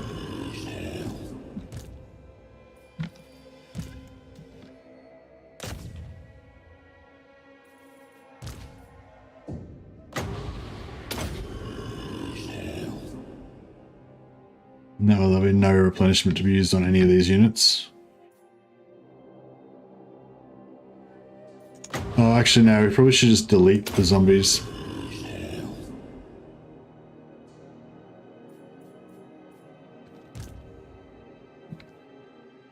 No, that's fine. That's really fine.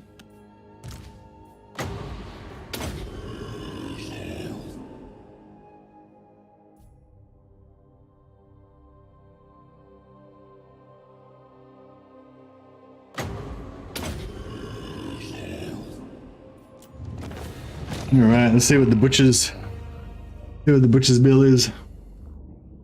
Necromancer, yeah, bought the farm. Killed 476 units before he died, though.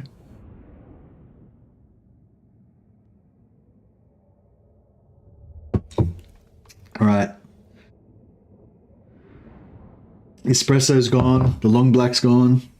Now we're into the green tea. Moving into the long haul.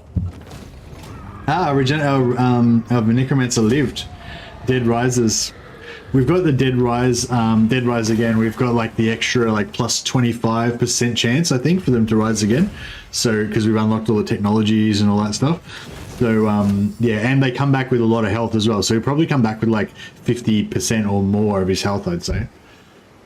Yeah, look at that. Or they're nearly 50%.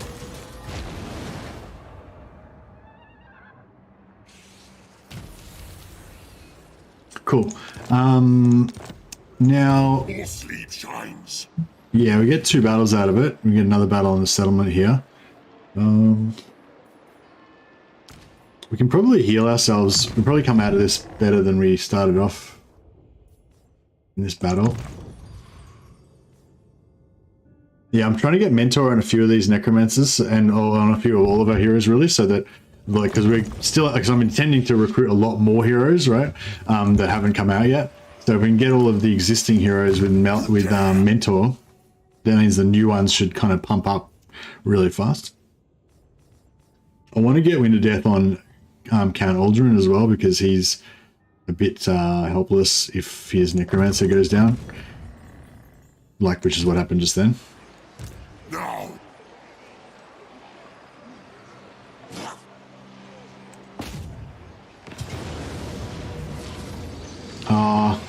Maybe I just auto-resolve it, because it's not really worth the hassle of... Yeah, I don't really need to. Don't really need to belabor the point.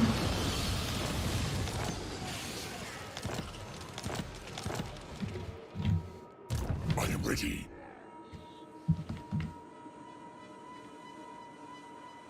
Move. Everything dies. Yes, Neferata was right. Oh yeah, we got the wine resource. Pretty cool. It's an extra trade. Help with our glorious statesman Vlad diplomacy.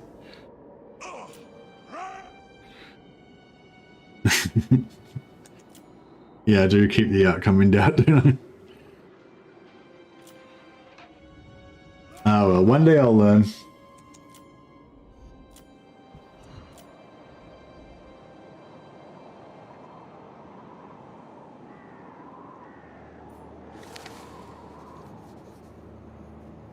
It's becoming pretty apparent that Lord Isabella Hero Vlad is way better than Lord Vlad Hero Isabella. Oh really? Why do you say that, Nicholas?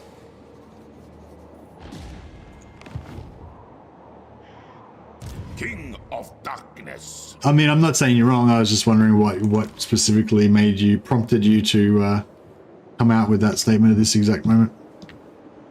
I will not betray you. Everything dies.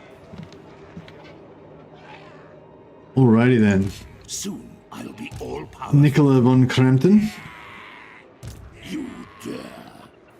The spirits agree. Oh, look at that. So close. We just can't quite. Make it. I thirst. I wonder if... no. Darkness comes.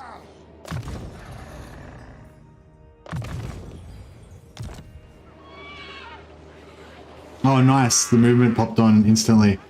I was wondering if that would work. That's cool. Ready. Wonder if we could do it. Oh, this one. Oh. That was weird.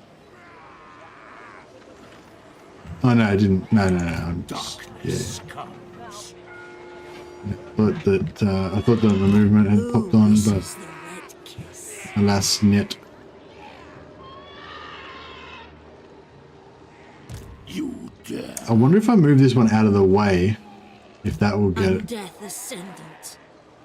If I just move him like there. Then go. Now. That's okay. We can just wait a turn. I might even pop an ambush just to I'll comply. make it a bit more exciting.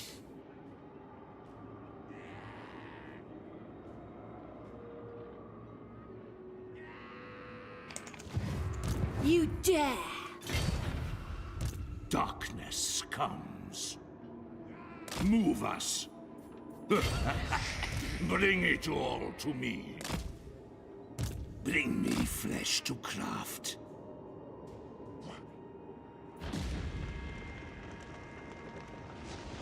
Basically, Hero Vlad starts with his items, gives Vanguard to his assigned army, gets boost growth for early growth. Oh, does Vlad Hero get boost growth? Yeah, boost growth. I never even paid attention. I never go for the blue line. Does Isabella not have group both? Yeah, Vlad does and Isabella doesn't have boost growth. Is that what you're saying? Okay, nice. Yeah, nice, interesting. Yeah, well, that's I'm glad I asked because that's like totally different from the reason why I would have said that, you know, Isabella is better. Yeah. So yes, that's interesting. Vlad von Carstein. All shall know me and tremble.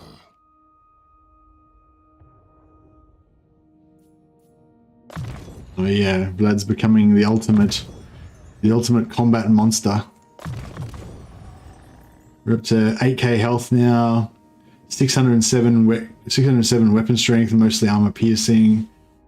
Got frostbite. Unfortunately, I accidentally killed Katerin. If we can find Gelt, we could fix that and give him well, not really fix it, but we could give him poison. But yeah, it's annoying because he had monstrous attacks with monstrous strength with sundering attacks, and now his sundering attacks got ruined by Katerin's frostbite. So yeah, that kind of sucks. But not to worry. Ghost, I mean, yeah, what did I say? Gelt. Oh, Gelt. Yeah, sorry. Ghost. Kick.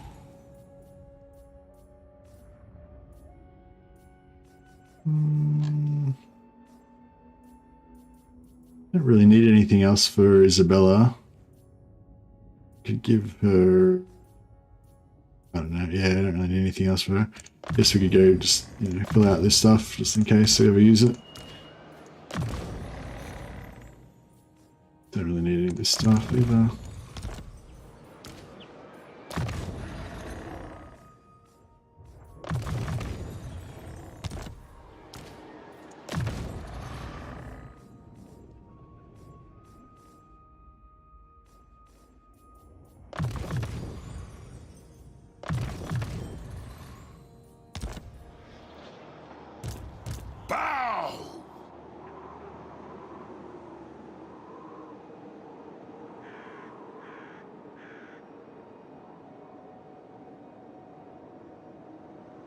How do you kill someone on accident?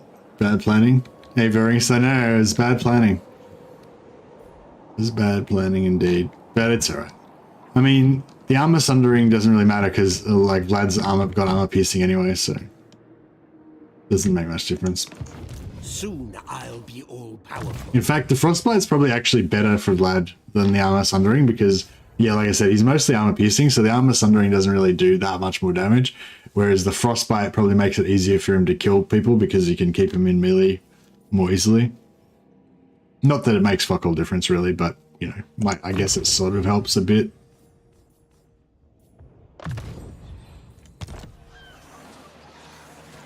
Bats and wolves, gather. Yeah, these guys are just gonna chill here. Wait for them.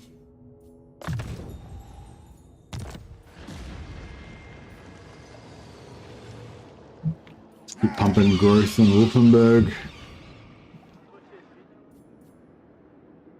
Yes. Alright, I think we're pretty much done for this turn.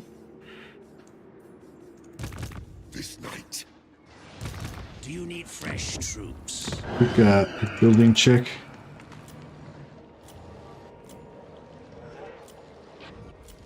Oh yeah, Tower of Crack. So yeah, we'll give the Tower of Crack to Carstein, even though he's a useless prick and he doesn't deserve it. The unbelieving allies of there will be. Make something useful out of it. Don't disappoint me, Carstein.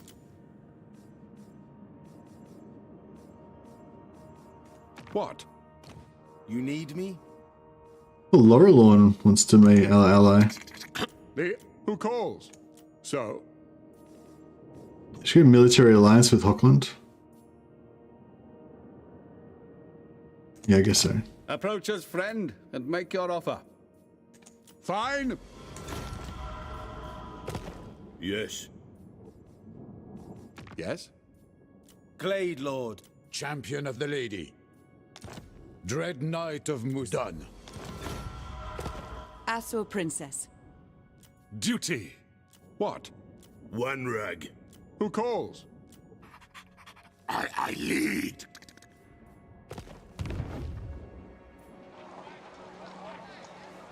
Tower of Crack. Is it not called the Tower of Crack? What was it? I always call it the Tower of Crack, I think.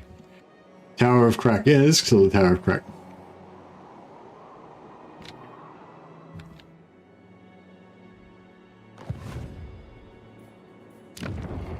Alright.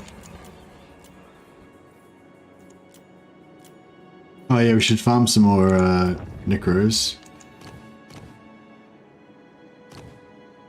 No. Your wish, master.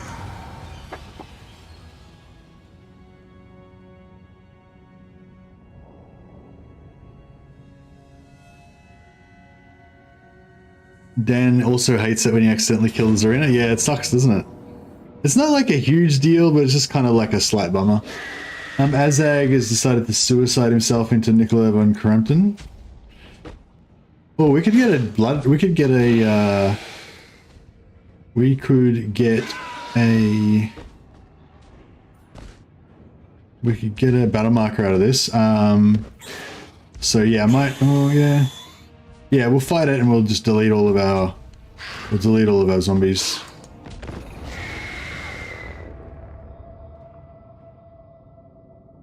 Azag's traits 30% missile magic resistance, which is kind of cool because it makes you like more immune to backlash, so you can just overcast everything and just not care because you got lots of magic resistance, spell resistance.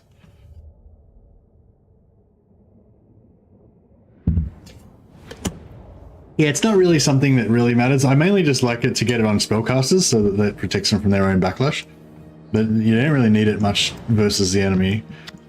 Like, even if you're making a one-man doom stack, I'd say spell resistance is a lower priority than armor. You want like ward save, then melee, well, ward save, then health and melee defense, then physical resistance, then armor. Oh, I don't know. Armor's good, I reckon. But yeah, I don't know. Yeah, it's hard to prioritize. But anyway, below all of those things, I put magic, I put spell resistance. Good on infantry. Oh yeah, for sure. I mean, yeah, if you get spell resistance on infantry, that'd be great. But yeah, you can't get Lord Defeat traits on infantry, so. Well, yeah. Well, I mean, you can get Lord Defeat traits on hero. Like if you get like Kemler's 10% army missile magic spell resistance is definitely better than Azag's 30% hero Lord one. Yeah, that's a good call. All right, he's attacking us, so that means we can sit back. We can sit back and let him come.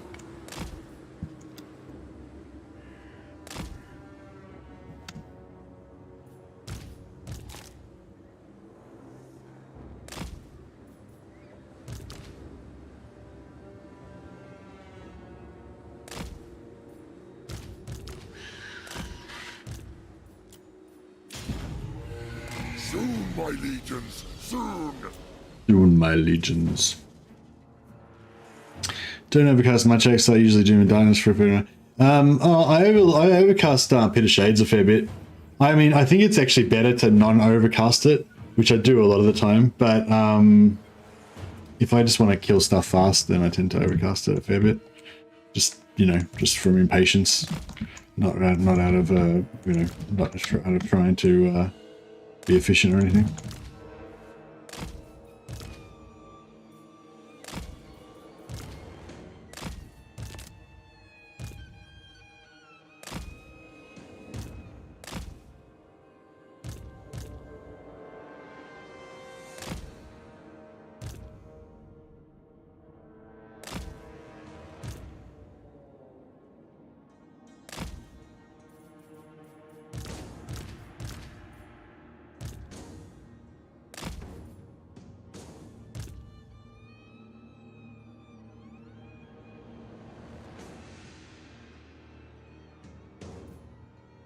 See if we can get Azazel to come down and goon him with these heroes.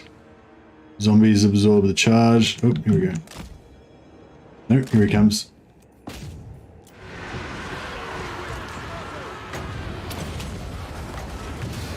Blood magic!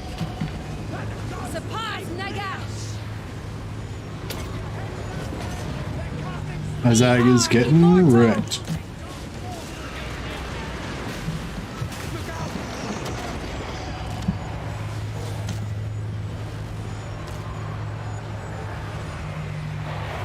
Vampire! We are the new order! Blood frenzy!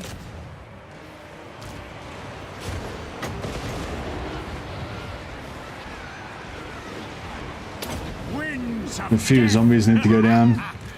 As it be that as it may.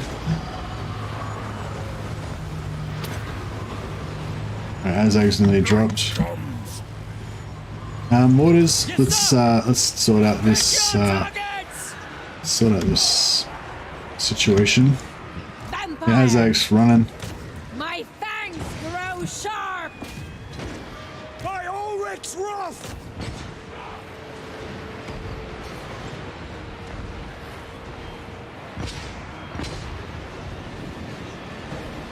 At speed! Large! Bleed them! Weapons out, lads! Time for fighting! Azazel's dead.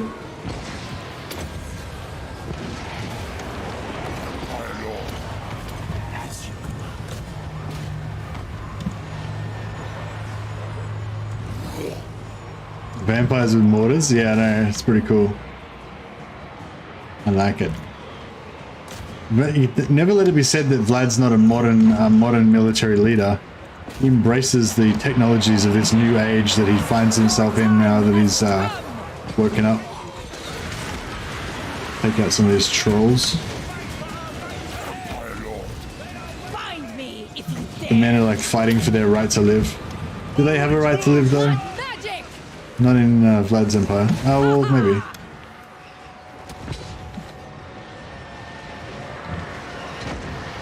Mortar! Crew to cannons! Fire! Where's that? There he is. For Isabella! Vampire! We are immortal! What?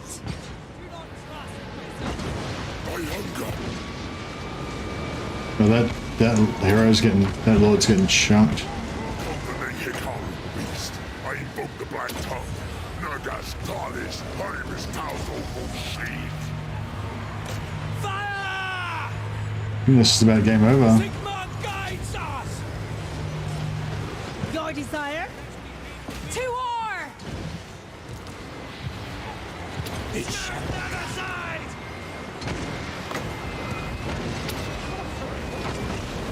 We are the new order! They're casting spells!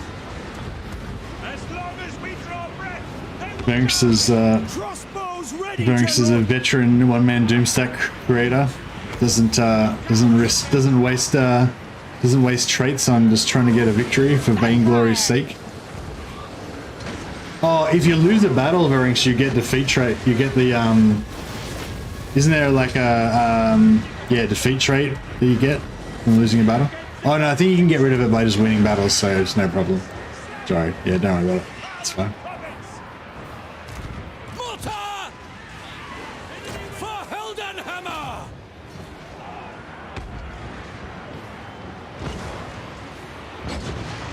I'm in your thrall! I thirst.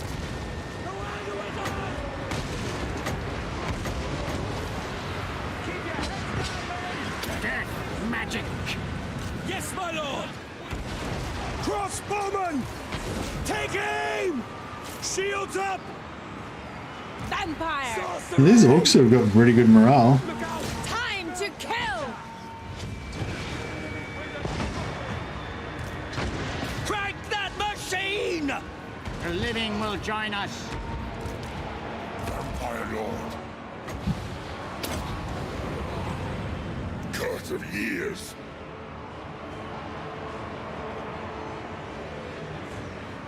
Oh, okay, so you just concede defeat with him.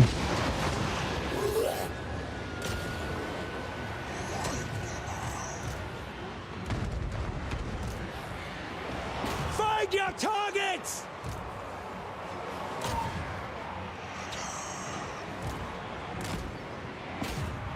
The living will join us! Crush the breathers! Noble of the night!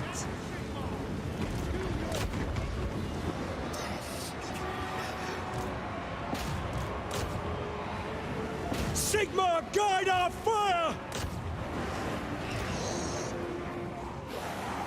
End them! Blood magic! Curse of years! Just slow on him as well. Help us get that guy down. Soldiers of the Empire! Now! All will wither. Go! So we can kill this guy as well.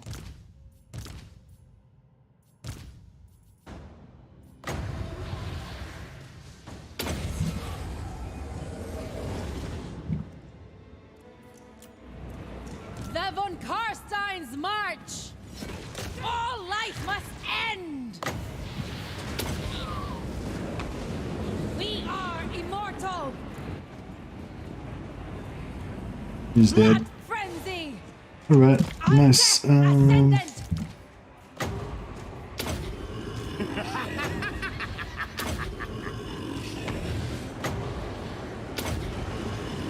Necromancer.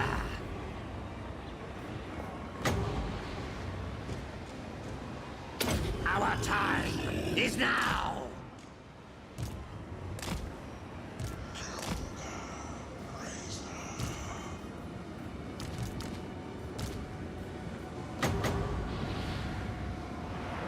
Serve my will. Your desire? Oh, these guys are really far away. Shit.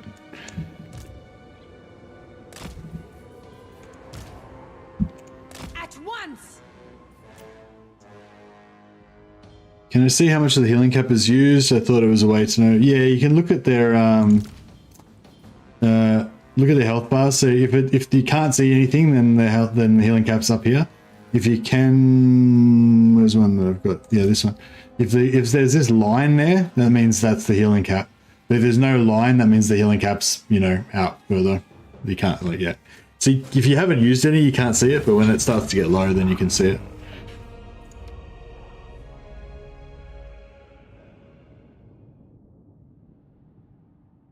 Spirit Leech get a damage boost? I don't know. It's, yeah, it seems pretty effective though, yeah.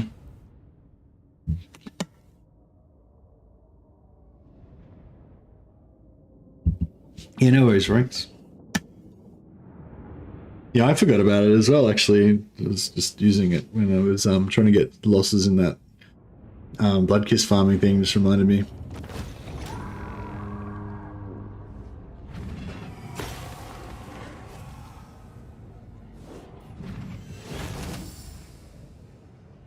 Yeah, I don't really mind that change actually, Spooky Dan, because it's like if you've got like 100% healing cap, like, you know, it doesn't really matter. I mean, it does matter. Like, there are definitely situations, and I've come across it numerous times, where I wish I did know like how much I had when I'm at full health. But yeah, I mean, it's sort of like it is a way to just reduce some of the clutter, you know. I don't know. Yeah, actually, no, I wish they'd just change it back to how it was before. It wasn't that much clutter. And it was good to have that extra bit of information. I kind of want to know, since I want to know how much angry. Yeah, exactly, because like you could be like, you know, you could be at 100 health, but only have 5% healing cap left above that. And then when they have 5%, yeah, it wasn't really, yeah, that's right, it wasn't really cluttering, yeah. Yeah, no, yeah, I think, like, yeah, I guess in general, I like the idea of them reducing clutter. I think is laudable, like a good idea. But yeah, it wasn't really causing any clutter. So yeah, I take that back. And yeah, it's useful information. But I suppose, I don't know, maybe they don't really want you to be cheesing like regeneration that hard or something, you know? On thy knees. Then and only then shall I hear thine words.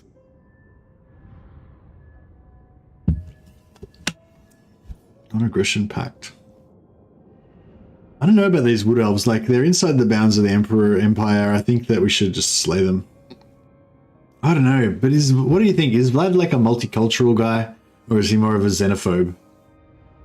I kind of feel like he'd be a bit of a multicultural guy. He'd be like, you know, as long as the elves follow the laws, as long as the... No, I can't do it. I was trying to do like Transylvanian accent.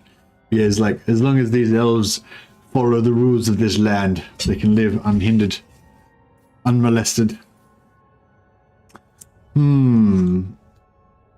Multicultural, yeah. Yeah, I feel like he'd be multicultural, yeah.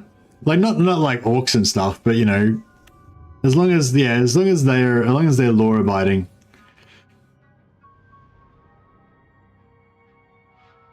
He's not at war with anybody we like, just these Norskins.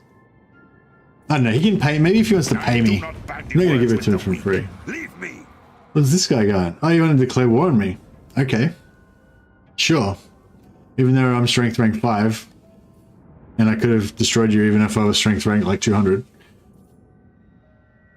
Fools. They will serve me. They will be my vassals. They'll slave for me in death if they don't serve for me in life like everybody else.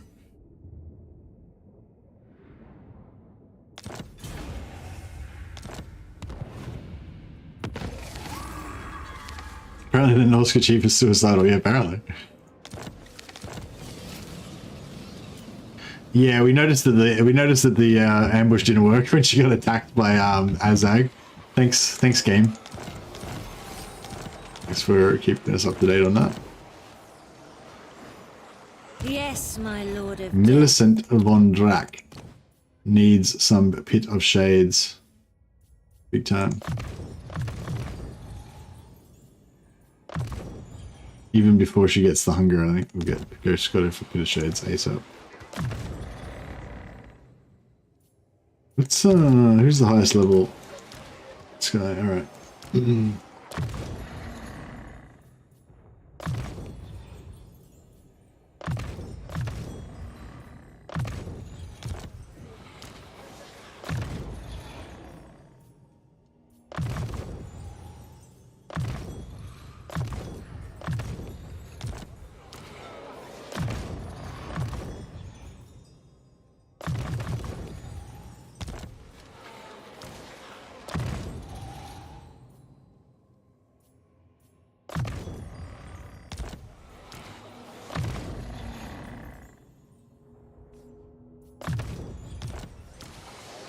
this night?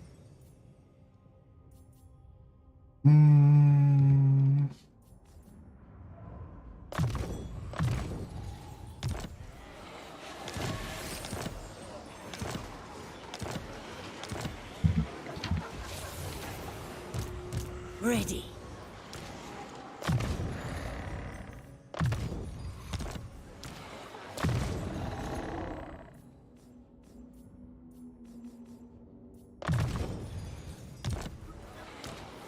Everything dies.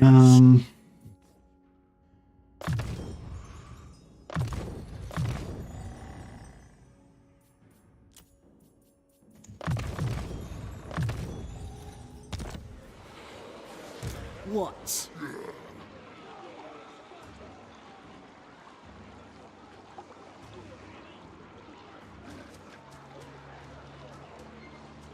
Soon I'll be all-powerful.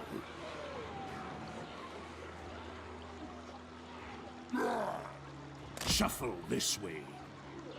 Undeath Ascendant. Time to die. Yeah, we'll just get 2 battles out of this for the extra magic item drop chance. It's not a huge deal, but...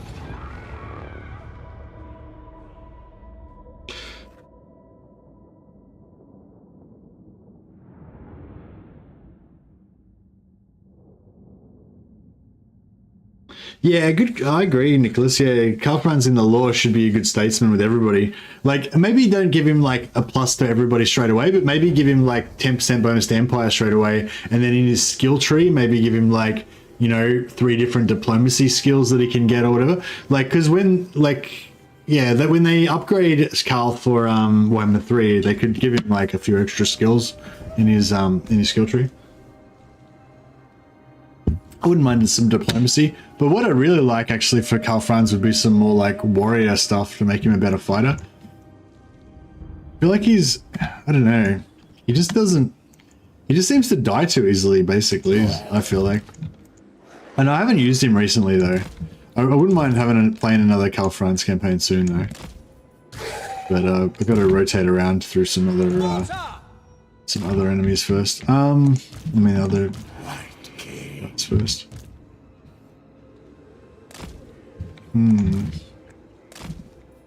Crossbow ready, General! How long have we got until these guys come on? 2 minutes. I want to try to kill this guy before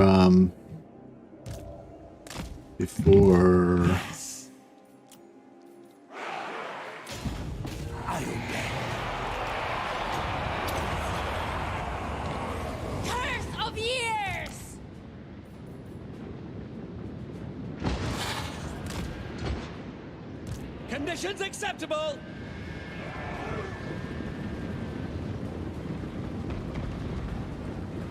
The dead are mine!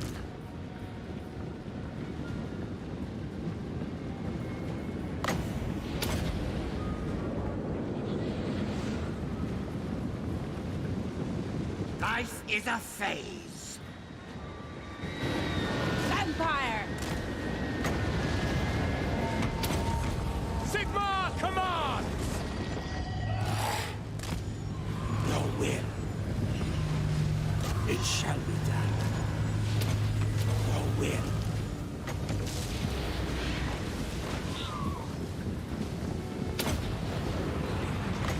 We are immortal.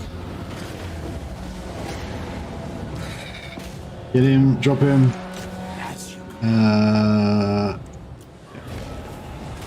Yes, because I want to get 2 battles out of it, and if we can make him retreat out of range of the oh, we just kill him. Yeah, we'll just kill him now. White King. Crossbowmen! Yeah, they're frozen, so they can't come on. That's cool. So we just execute this guy. And then we'll get another battle against the settlement, but we didn't kill any of the settlement garrison. That means we can probably still make a battle marker on the settlement. If there isn't one there already. May not matter, but it might be nice.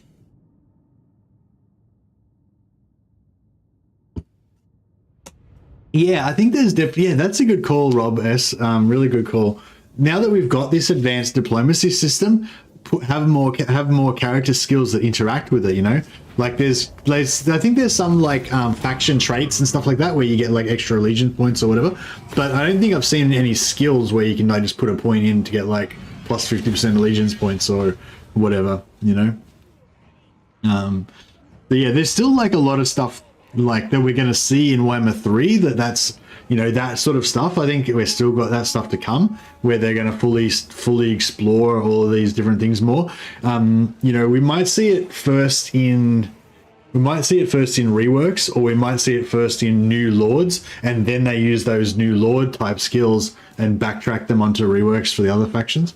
So maybe like when the Chaos Dwarves come out, they might have a skill line. One of their lords might be like a overlord dominator guy or whatever, and he has a skill area in his skill tree where he can get extra allegiance points or cheaper allies or whatever. And then whatever they figure out, and then they'll go back and give that stuff to Cal Franz as well, because they think that also applies to him, you know, that kind of stuff. I want Ungram to get Wind of Fire and a Flame Mohawk. Are you talking about the overlords of Caradon? Are you Age of Sigmaring me, Varix, right now? Is that what's going on?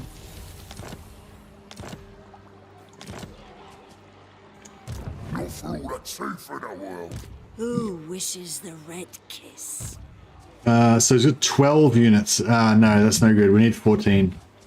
So that's right. No battle marker.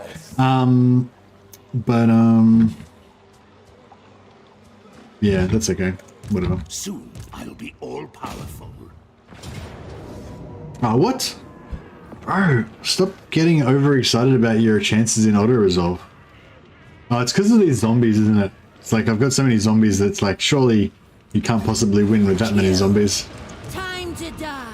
It's like, yes, we can. We can win with zombies.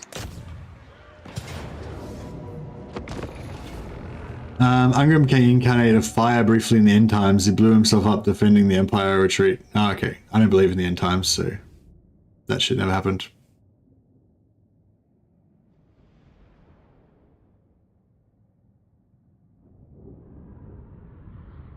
I'm an end times denier.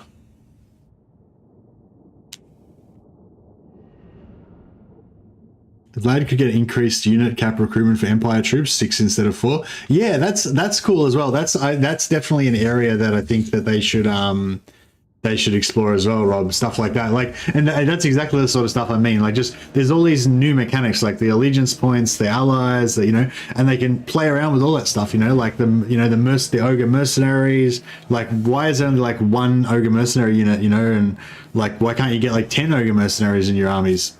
I don't know, it seems weird that they just made it 1. Oh, actually, do we even have ogre mercenaries anymore, or do they get rid of that? No, they still do have ogre mercenaries, don't they? You can just get like 1 unit, but it's only like super limited. You know, they could change that. Maybe that'll probably come when they do Dogs of War. They'll probably redo that whole like mercenaries way that works. Empire.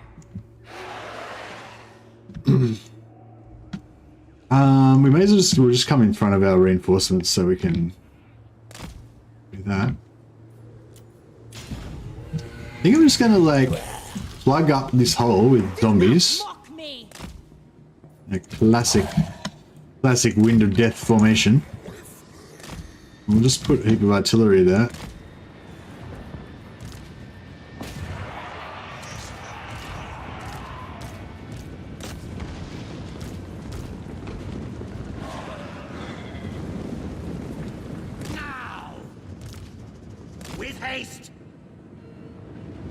Something like that.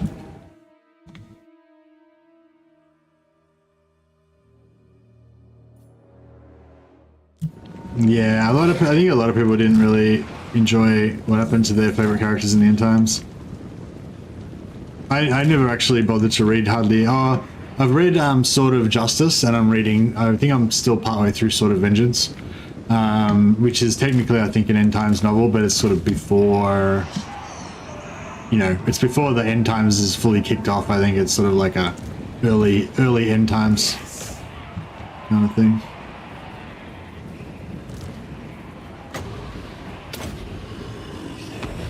We are the new order. Your will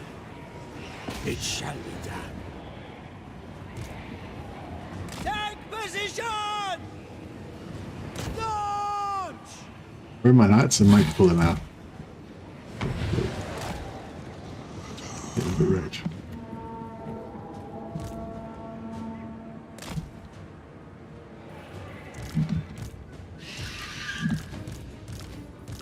Necromancer. Mortar! Form a ring of steel! Form a ring of steel!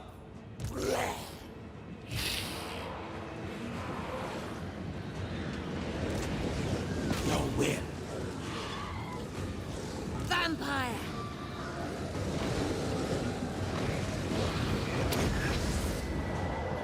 We are immortal! Not a master.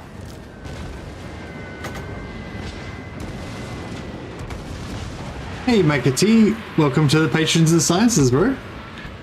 I will honor your contribution with a rename. I'll put you on the list of glory. That's not the right name.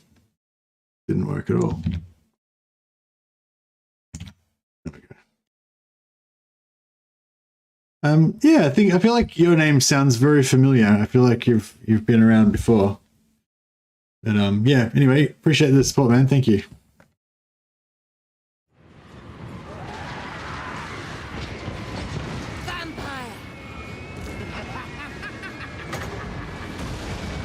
Let's get some, I probably don't even need to drop Wind of Death. The mortars probably could have sorted that out, but it's alright. We'll get a Wind of Death in there just for fun. Just to see it. Oh, I didn't bounce ever.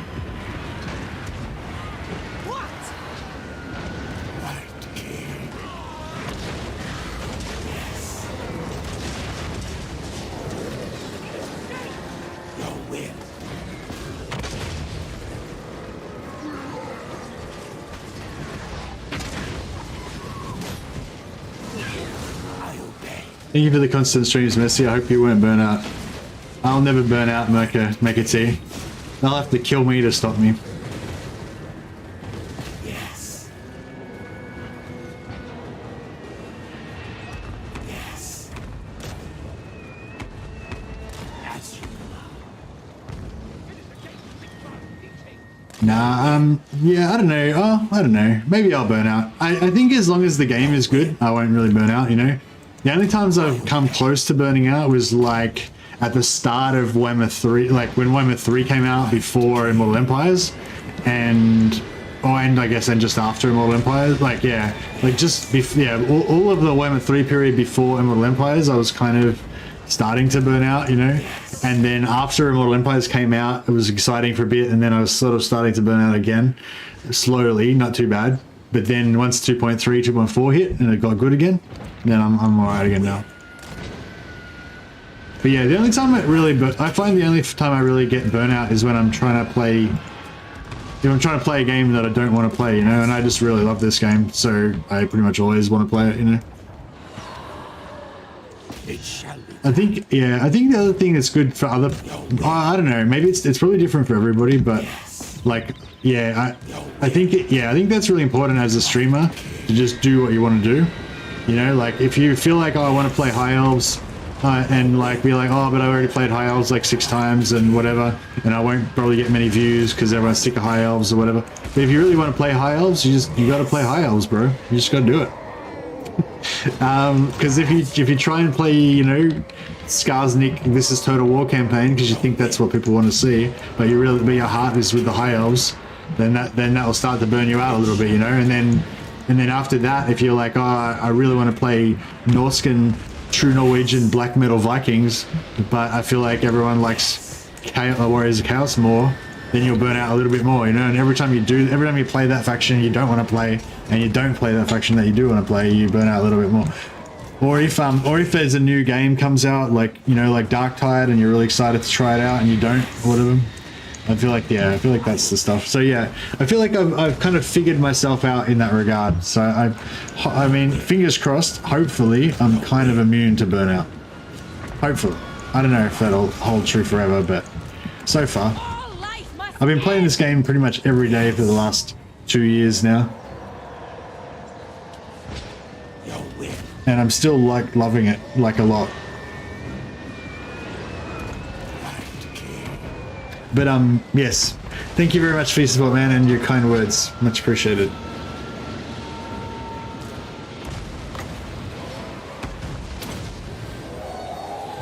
We are the new. Give it a bit of a pendulum. Let's chuck some life leech on him. We don't really need it for anything else. How good is this artillery? I love this Vlad Empire thing. I know what you mean. I've made 10 Scarbrand campaigns. Blood for the Blood God. Blood for the Blood God. Indeed. I do like me some corn. I wish they would bring out more corn lords, like more better corn lords. Not that Valkyrie is bad, but I don't really like demons. I prefer like human champions.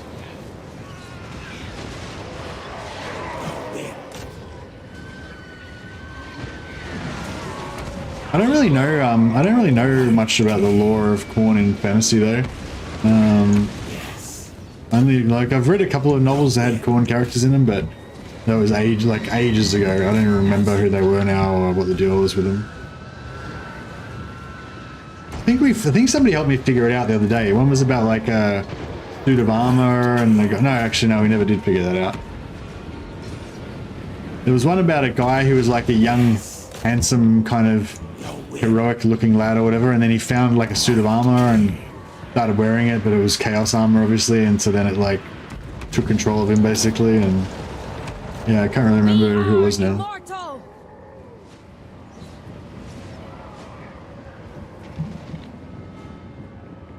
Yes.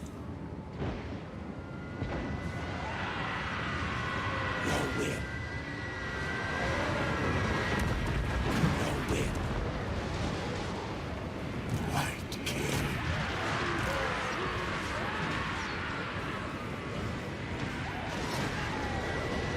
Vampire. Your time has come.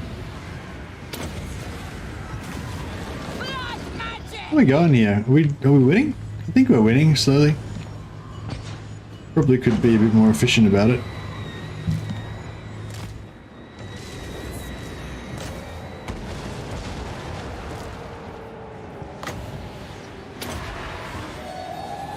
Blood magic. Hey, husband and wife here. Yes. Keep it PG. Oh, this is a family-friendly channel. I don't know, it's probably not that family-friendly actually. I try to stop swearing constantly, but I don't always succeed. Your will.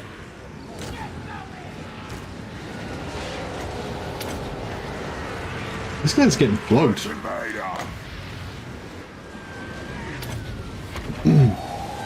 We are immortal.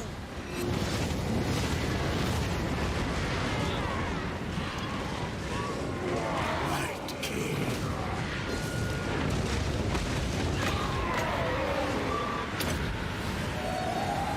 We are the new order. Yes. It shall Come on. Just give up, orcs. You cannot defeat me. We're too strong for you. Look at those mortars. Look at those glorious mortars. I really love mortars. I love that indirect fire on them. I know they're nowhere near as effective as like well, actually they're pretty good against non-armored foe. But I mean, yeah, they're not as effective as rocket storm batteries, but yeah, they're just so like easy to use, you know? You can just put that damage wherever you need it to be and get that artillery debuff, smash you know, non-armored infantry. Whereas with rocket batteries, it's like you have a bunch of rocket batteries, you really wreck stuff when it's far away, but a lot of your shots miss and stuff, you know. Whereas mortars, like once you get them leveled up, especially, and if you're shooting quite close range, they're very accurate. You can really, yeah. I love mortars. I love mortars. They're so good. Like I may never upgrade to rocket storm batteries or hellstorm rocket batteries or anything. Nicholas, did you hear about the recent YouTube update about changing monetization policy? No, I don't think so. Oh, maybe, I don't know. Which one was it?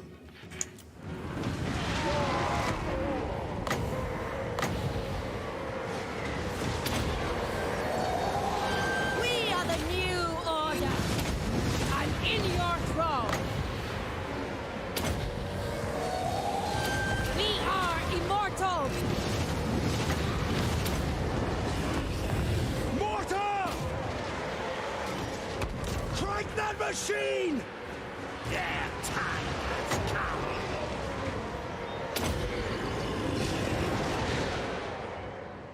Poison wind mortars are broke. Poison wind mortars are pretty crazy. Pretty crazy. Now you can still get monetization even on vids in which you swear is provided it's on the majority of the video after the first 7 seconds. Oh, okay. I thought that the point of that change was to make it more strict on swearing. So you're saying it's actually made it less strict on swearing as long as it's not in the first part. That's cool.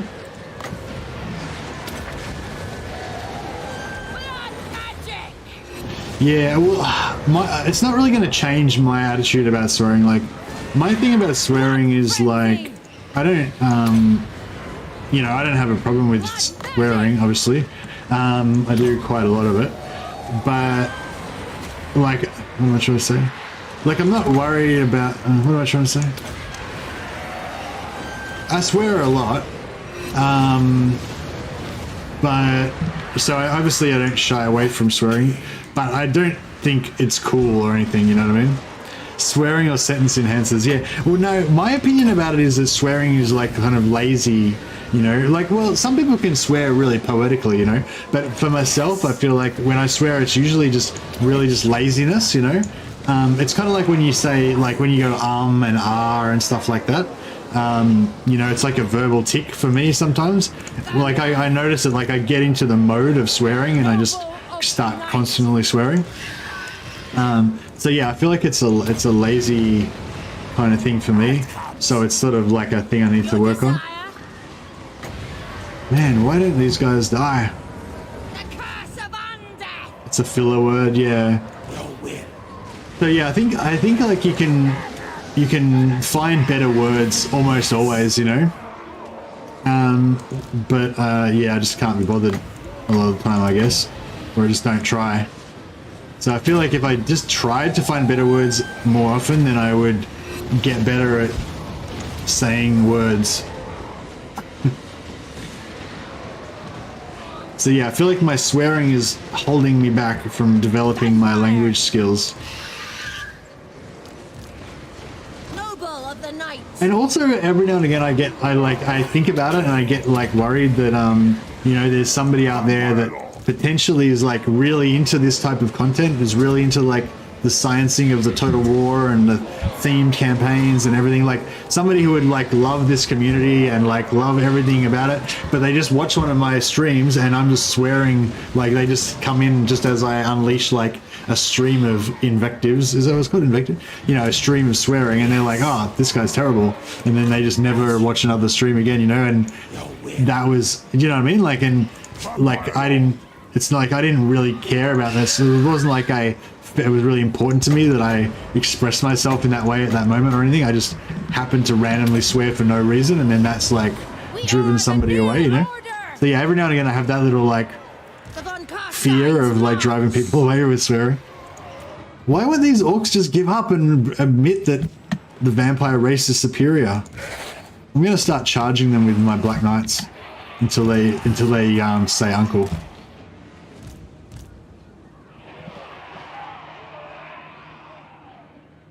Let's just charge everybody in there. Hit the mortars, obviously.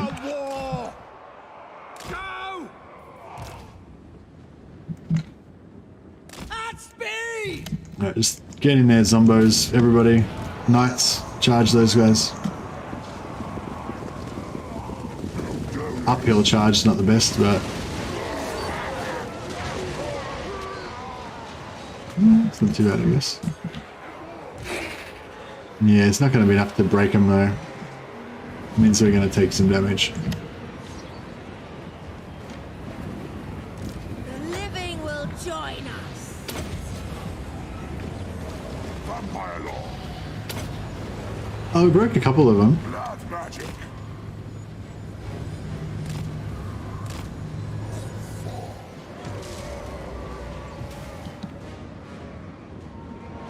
Charge them until they say uncle. Does that sound bad in something else?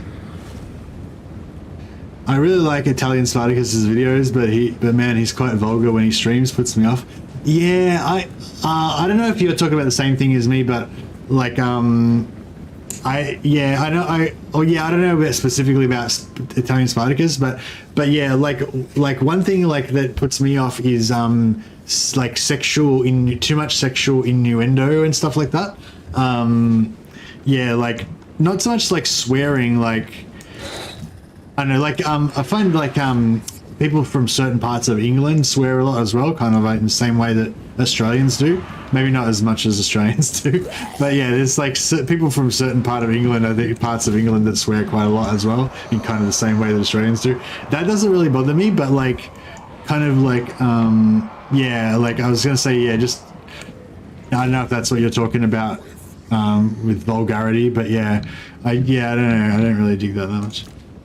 Anyway, everyone's got their own standards, like, and that's the thing. It's like, I guess my point is mainly not really what your doesn't really matter what your particular standards are, but I just don't like the idea of like, you know, offending somebody for like no reason when like I didn't mean to. you know what I mean? Like, so yeah, but it's not a big deal. Like at the end of the day, I can't really help it. I'm going to keep swearing. Like I've got Tourette's half the time anyway, and you know, what can you do? But I do try to keep it down, cut down a little bit.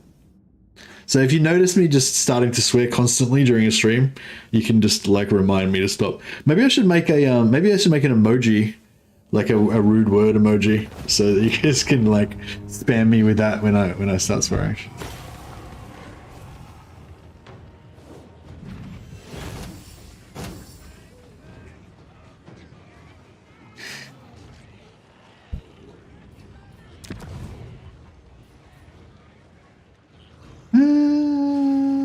Where am I? I forgot where the battle was. It took so long. What settlement is this? Brugenheim. Where the fuck's Brugenheim? Oh, right, in Talabheim, yeah. Yeah, we want to occupy it. Cool.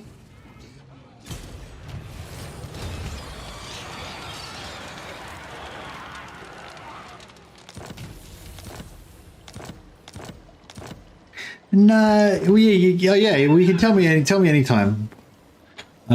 I would welcome your assistance in me stopping swearing constantly.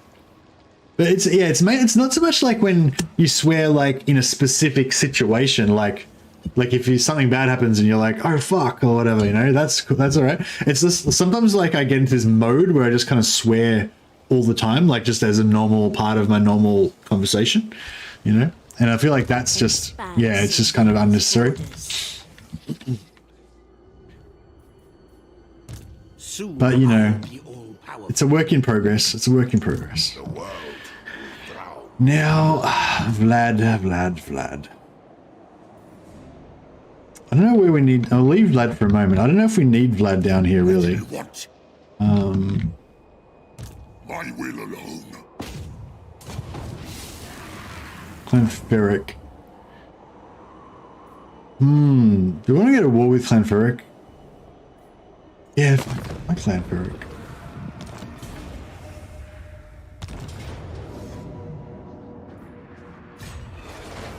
None shall live. Count Merlowen von Carstein, Tomez, and anyone. Hey, Rooster. Patron for 1 month. How goes the campaign today? The campaign goes very well, man, and thank you for still being a member for after 1 month. I can see you've attained your mustachios. Your Doge of Venice with his pimp hat is now a mustachioed Doge of Venice, or like a handlebar Doge of Venice. Yeah, the campaign's going pretty well, although I am starting to ramble a bit. This better be important. I was kind of going to send Enigma over here, but I guess actually, you know, if we get Enigma just to reinforce, then he can still kind of force march back towards there and maybe hit that next turn. Wolfrika needs to... Deliver it unto me. Yeah, this would be good actually. I might just quickly bite this one. My wife doesn't mind the occasional swear, but I'm not allowed to use the C word. I tell it's unfair because Brits and Aussies can. Yeah, that's right, yeah. Yeah. Oh, yeah. And that's the other thing too. Sometimes somebody will tell me that they're watching me on TV with their wife or whatever, and then I'm like, oh, wish I hadn't have been swearing all that time when, you know. Well, I just like, yeah, I hate the idea of somebody like putting me on the TV and thinking, oh yeah, let's watch a Mercy stream, and their kids are in the room or something, and then they're like, oh shit, and then quickly to mute the sound or whatever, you know, because I've decided to start swearing my head off for no reason. But yeah, I think the occasional little swear word here and there. I feel like the amount that Legend swears is just the right amount. Yeah, like Legend used to swear more, I think, but he sort of made an effort to cut it down.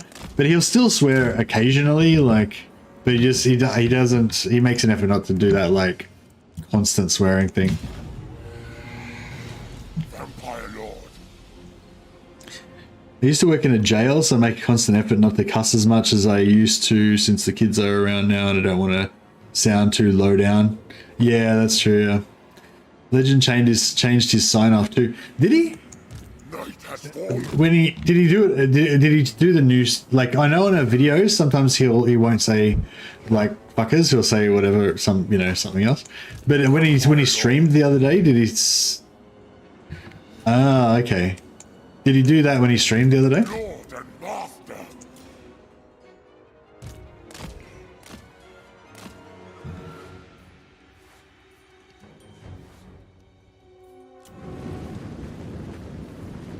Tonight I feast. With haste. Swiftly. No more cussing for Legend. Nah, fair enough. Yeah, Legend's pretty responsible now. He's a bit of a grown-up.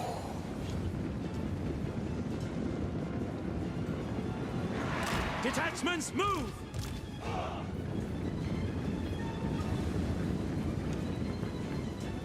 Moving now! I feel like these guys should have their badges. Like, I hate how they don't have the little badge on here that says that they're from Reichland, and these guys have the badge saying they're from Stirland. Like, I want my... Yeah, sorry, I'll shut up about that. I'm constantly whinging about that. You serve me. Yes, blood.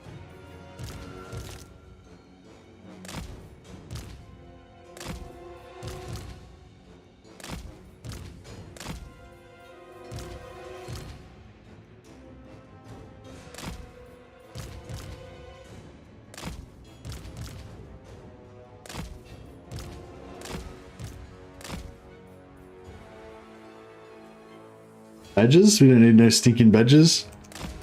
Well, no, I don't want them to just have the badges. I want them to wear the uniforms as well. I really hate how they... Alright, I'm going to just whinge about it one more time. I know I whinge about this like every single time that I think about it, but like these Sylvanian crossbowmen, they're wearing the colours of Sylvania. Fine, that's fine. These Stirland crossbowmen, why the hell aren't they wearing red and green? They're from Stirland. Why are they wearing grungy, you know? And these guys, why aren't they in the colours of Reichland? What's going on? What is going on?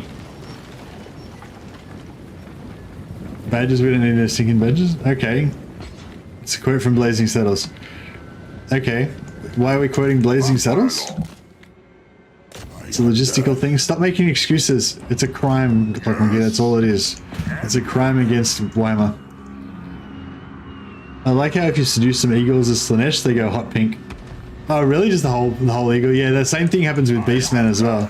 Basically, the whole model is like the army color thing.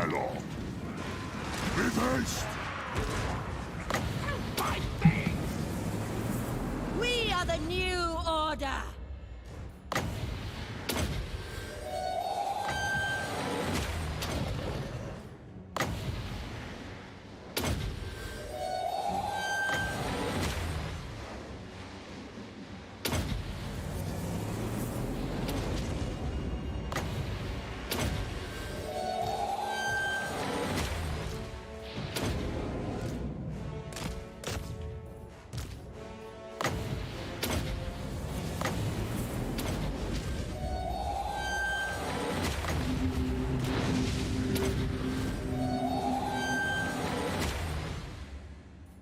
Done.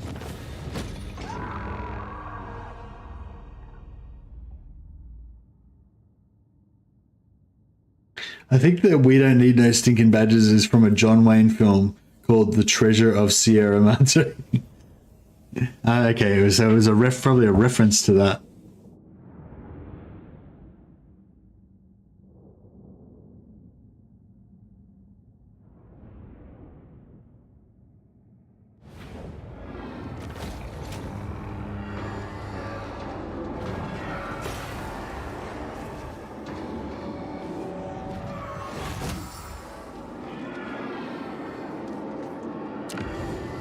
Alright, so we'll occupy...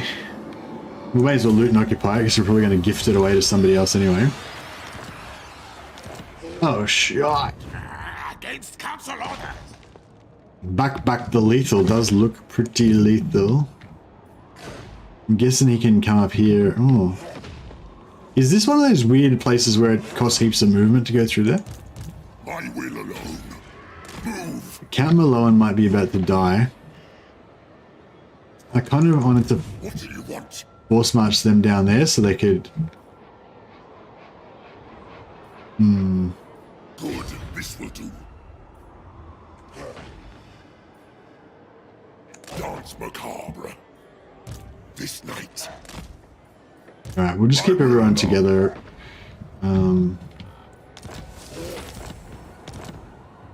This better be important.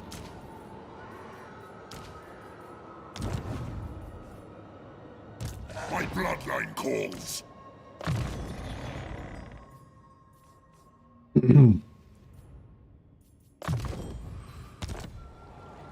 Hey, Willspell. I was wondering where you were.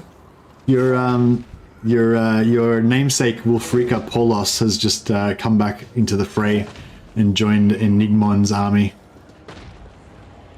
You die in the camp. Yeah, hopefully. Well, I was about to leave you to your fate, and then I was like, oh no, I guess we'll move the other armies up and reinforce. I was about to leave you to your fate, but I changed my mind. Going. Recusant. What does recusant mean? Strike And why out. do they keep saying recusant? Darkness comes.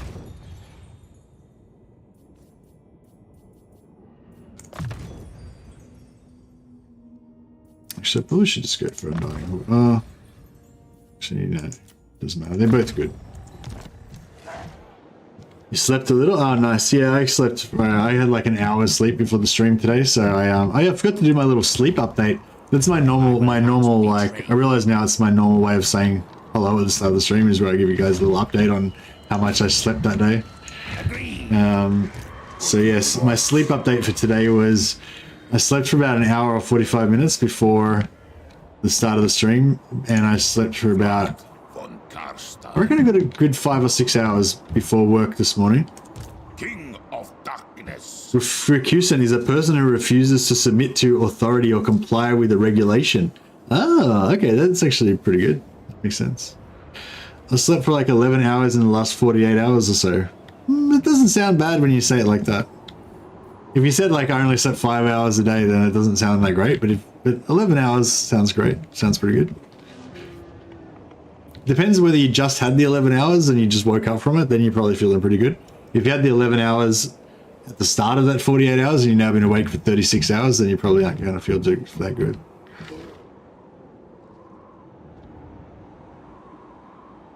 I hate sleep. Oh yeah, I mean I don't mind sleep. It's just it's the nightmares, right? The nightmares. Better be important. No, I like sleep. I like sleep when I'm asleep, but I find it hard to go to sleep sometimes. Bats and wolves gather. Often because I've got other shit that I need to do instead of sleep. Well, or other stuff that I choose to do, I guess. Strong. Everything dies. Now, I don't know if I want to give Krugenheim to Talabek Land, because I feel like Talabek Land are not really jiving with my vision for the new empire. I think that Talabek Land might have to go. Best example of recusancy might be the Tudor England when the true religion switched from Catholicism to Protestancy several times. Ah.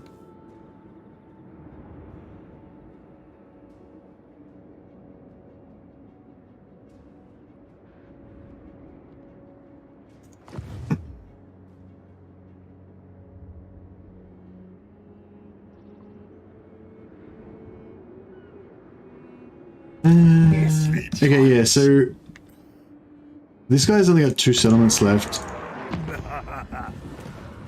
Oh, no, he's got 4 settlements. What? God, I'm not very good at counting with numbers. Where's these other 2? Oh, right. Yeah, so, okay. And all these other ones as well. Forgot about those. So what are we going to do? Should we give all this stuff to Bretonia? Or... Well, we should have given it to Reichland, really.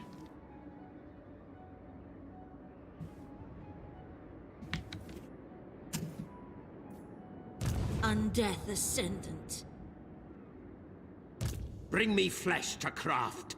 I thirst. Move!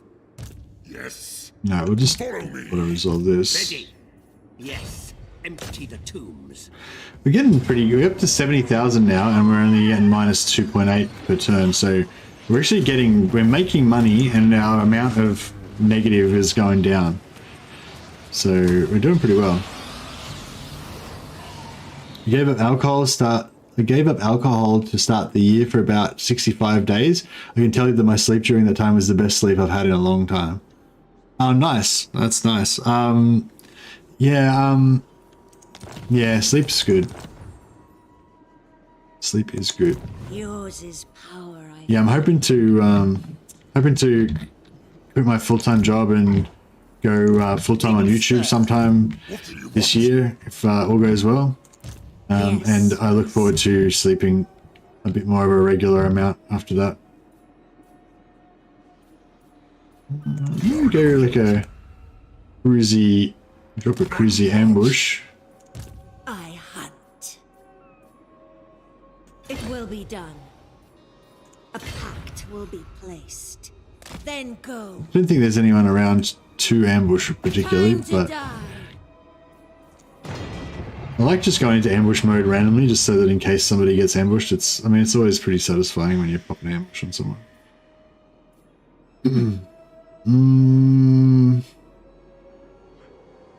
Money or growth? I feel like we're not really gonna... Actually, no, I'll go the growth. We'll go the growth. Now that we've got both regions. Everything dies.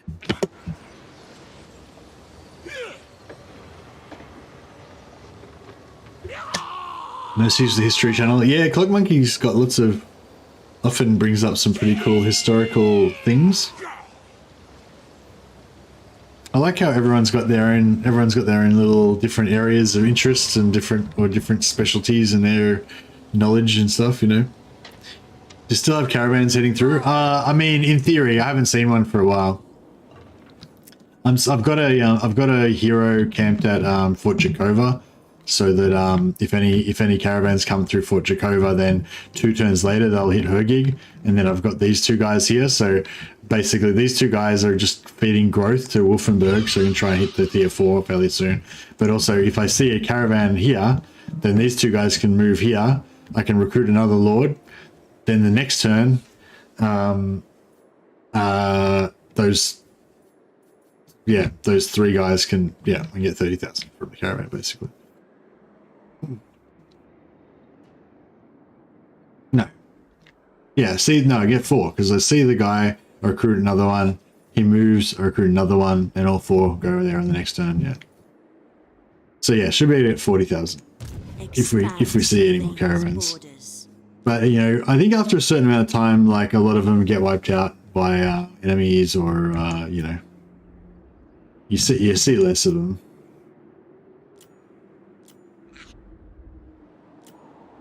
Oh yeah, what are we gonna do with Vlad? That was the question we had left. We could just send him around the top to kind of make sure this gets handled, but I feel like those guys before Wolfspaw came back. Now Wolfspaw's back, like this army's like because she's just really powerful, basically just because I've got a leveled up hero with Pit of Shades. Like these guys can pretty much just wreck anything they come across now, so it's all good. Is the upkeep of the 2 armies more than what you're getting from those caravans over that many turns? Oh, no, I'm not really doing it for the caravans. I'm doing it for the growth. Because these guys have got plus 60, plus 70 growth, I think, between them. 72 growth between them, yeah. I'm just trying to pump up Wolfenburg to tier 4. And then once this gets to tier 4, I'll move these 2 guys over to Kislev.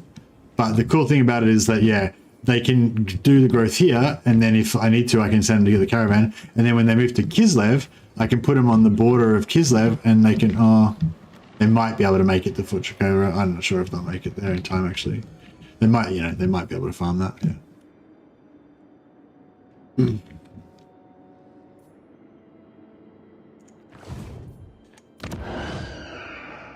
Really need Norden to become a vassal, but they're not really into it. Judge it worthy or no.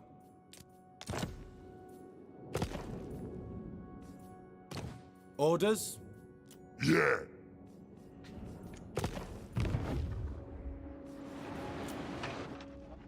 But yeah, they probably would pay for them. Well, if the caravans were coming every 10 or 15 turns, then yeah, they would probably pay for themselves, because these others only cost like 500, 700 gold, I guess, including the necromancer. Probably should send the necromancer up to join one of the combat armies. Dread Incarnate, yeah, he's pretty good. Yeah, actually, we'll send him up to join the combat armies. Bit of a waste having him sitting there.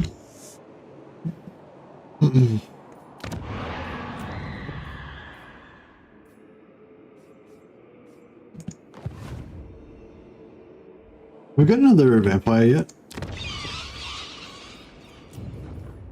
We do. Lawkeeper vampire is very good.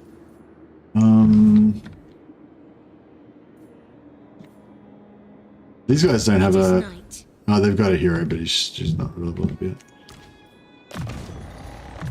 Oh yeah, Pit of Shades. So yeah, they're good. They're good now. We just need one vampire hero with each army, or with each set of group of armies. Yes, plunder the grimoires.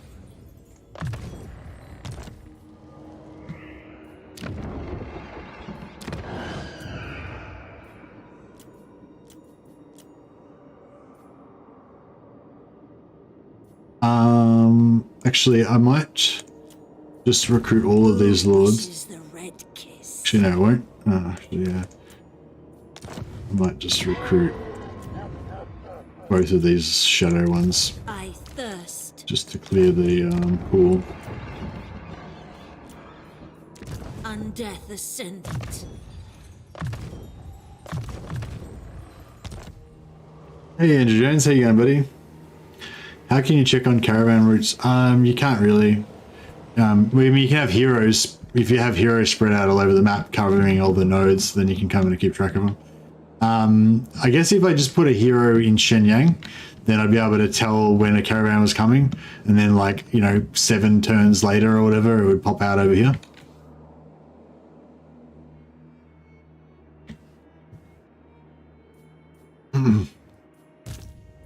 Yeah, no, the campaign is going pretty well.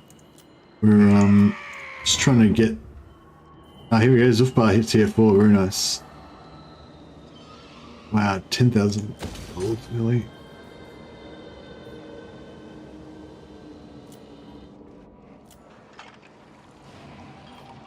Nagging off.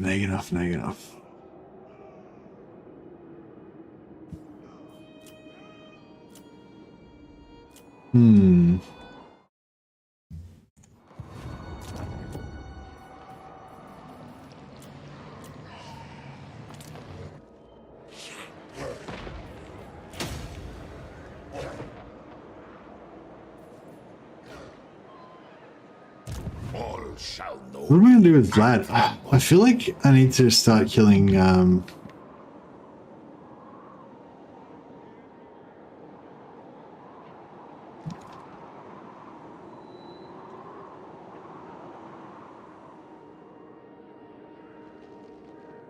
know my path. Very well. It is done. More mausoleums to defile. Yeah, we definitely need to get onto Draco soon. I think we'll just finish off Azag, then we'll take, and then, yeah, I don't know, we'll just keep maneuvering until I figure out the best way to destroy Draco. Yeah, maybe while we've got some money now, we should just use our war chest to get rid of Draco, I guess. Unite the Empire. Oh yeah, they fell for ambush. There's something just very satisfying about when the enemy falls for your ambush and just gets wrecked. Oh, we can get a battle marker. This is cool, battle marker, and the battle marker is not on the settlement as well. The only thing is that we need to do 2,150 casualties, and we may not have enough. We should be able to. Yeah, we should be able to do it.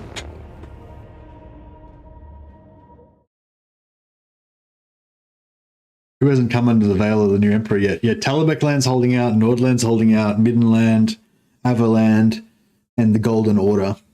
So all of them need to be either crushed or vassalized. Okay, which direction are they going to be fleeing? No, it doesn't even. They don't even have an exit point. How's that supposed to work? I don't know. I guess they're going to be marching this direction. We're ready.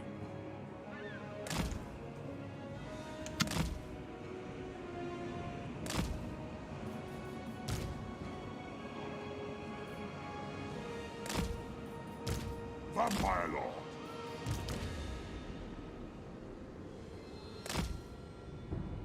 Time to feast. Blood Knights!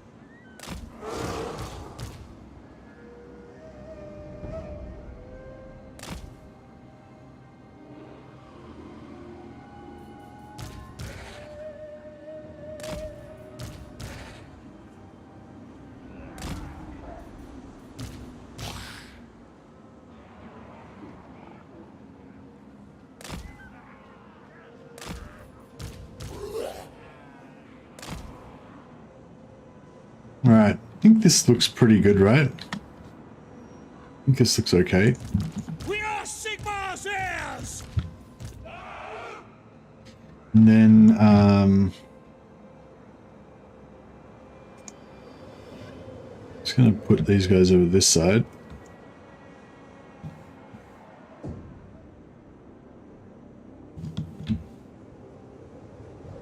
Just need to really make sure that we kill as much stuff as possible.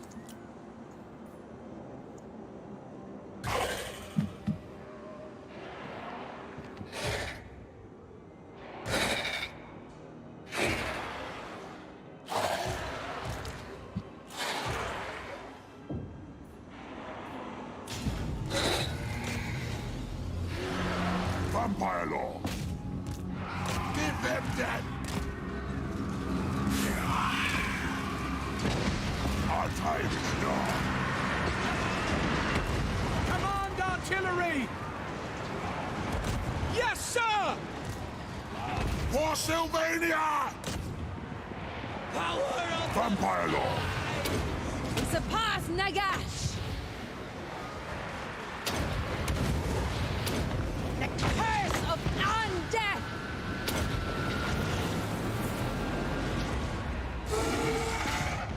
The cattle rise against us. With haste.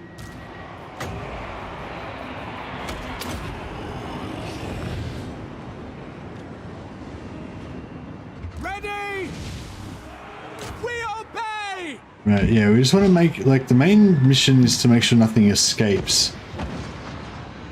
Oh, and we need our allies to come on the battlefield. Oh shit, 3 minutes. Actually, maybe I won't even worry. I just won't worry about the battle marker. It doesn't matter.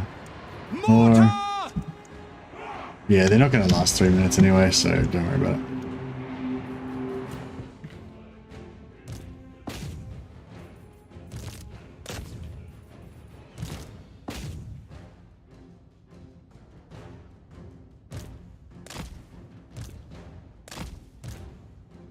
Oh, maybe they will.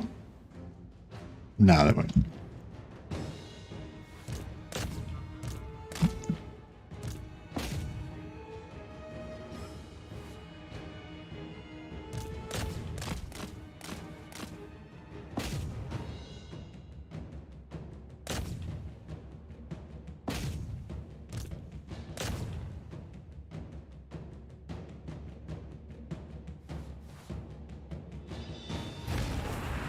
No, oh man, damn it.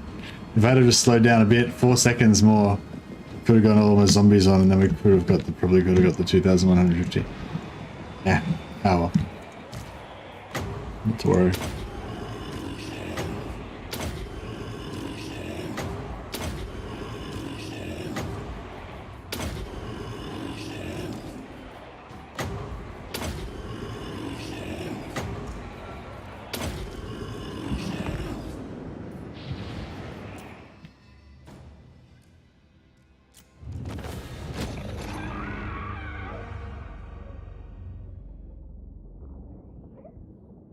Turn 8 dwarfs. Should have like you're playing as Sylvania, you should have pendulum by then. I guess that's the best thing you got.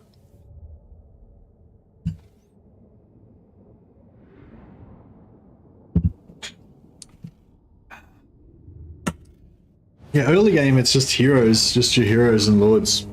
Should have like 4 lords, Isabella, and 2 vampire heroes. And they should be able to kill the dwarf armies pretty much.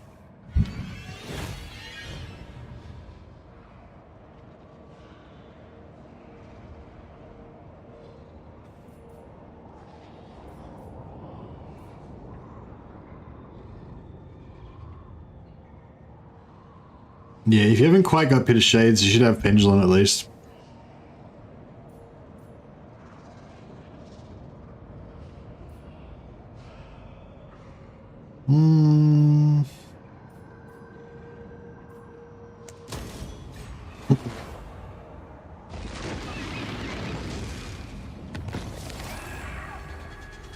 The other thing with the Sylvania as well, I find with Sylvania like quite often, and this I feel like this has always been like this. Like with Sylvania, there's a lot of complex interactions with all the different factions that are around Sylvania. So it's really easy for one game for you to kind of manage it somehow, and everyone kind of likes you, and no one really seriously declares war on you. Like maybe just like Talabek land declares war on you, but no one else really does, or whatever, you know. And basically, you have a really easy campaign because the early game, no one really declares war on you that much. But then equally, you can have another campaign where Zufbar declares war on you, Dryker declares war on you, then Karakadrin declares war on you, and just everyone declares war on you. It's really hard. So I was just going to say, yeah, like. You know, because it happens quite early, it'll go like one way or the other. You can always just restart the campaign if you don't like the way the diplomacy works out. Assuming you've been auto-resolving a lot of the battles. If you've been manually fighting everything and you've already sunk like 20 hours into it by turn 10, you know, then maybe not.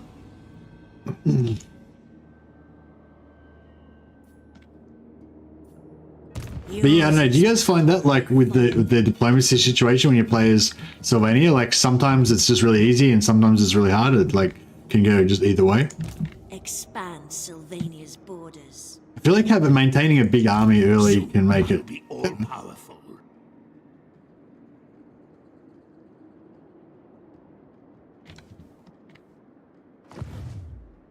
Who wishes the red kiss? So, you got my attention. Bats and wolves, gather.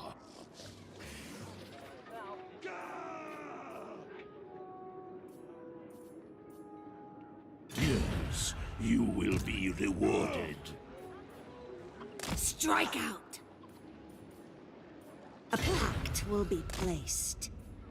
You Yeah, we'll head up here and take out Azag, assuming someone else doesn't take him out beforehand. Quite volatile. If you use a strength rating even a tiny bit, then somebody on the edge will just declare war immediately. Yeah.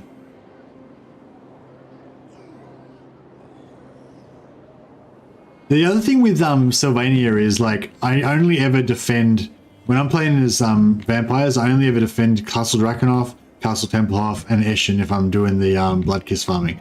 I don't worry about Waldenhof and Temple, Swordshaven and Fort Oberstyre. Every time they get taken, I'll take them back, but I never build anything there. I always leave at level 1 and just use them as like a blade of armor, you know? So if you get attacked from there, you lose that, it's fine. It just gives you a turn warning, you know? So just, yeah, basically just only ever defend Castle Tempelhof, Castle Drakenhof. One army can defend all of those, and Zufbar, you know, they're all like close enough to each other to just defend everything together. So yeah, it's tolerable. You're like your little vampire stack can pretty much handle anything in the early game, and yeah, and just your one elite vampire stack can basically defend the whole area as long as you don't worry too much about defending Waldenhof and Swordshaven. I don't know with technology. Oh yeah, I was going to go down here. So we got what was I? Yeah, I think I was going for... I mean, you could go for the healing cap and barrier on cairn race and stuff, but not really that into that. I wanted to go more like blue line style. Oh yeah, Legion's points, that's right. Get more mortars and stuff. Actually, yeah, we should get our mortars in all of our other armies as well. That's another good...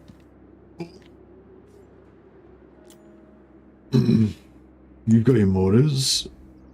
These guys, alright. This better be important. Drink their life force. Seas of blood. I wonder if we should split up here, maybe. Probably shouldn't. No, we probably can. Soon I'll be all powerful.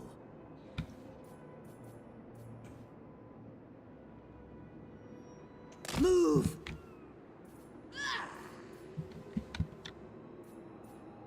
Bring me flesh to craft. Going. Oh yeah, with battle markers, Yes. Dogcat Dog was saying that he saw in the game files that there's a line in the game files that says something like you know, I can't remember the exact wording. It was like battle marker limit 200, or actually I can find it.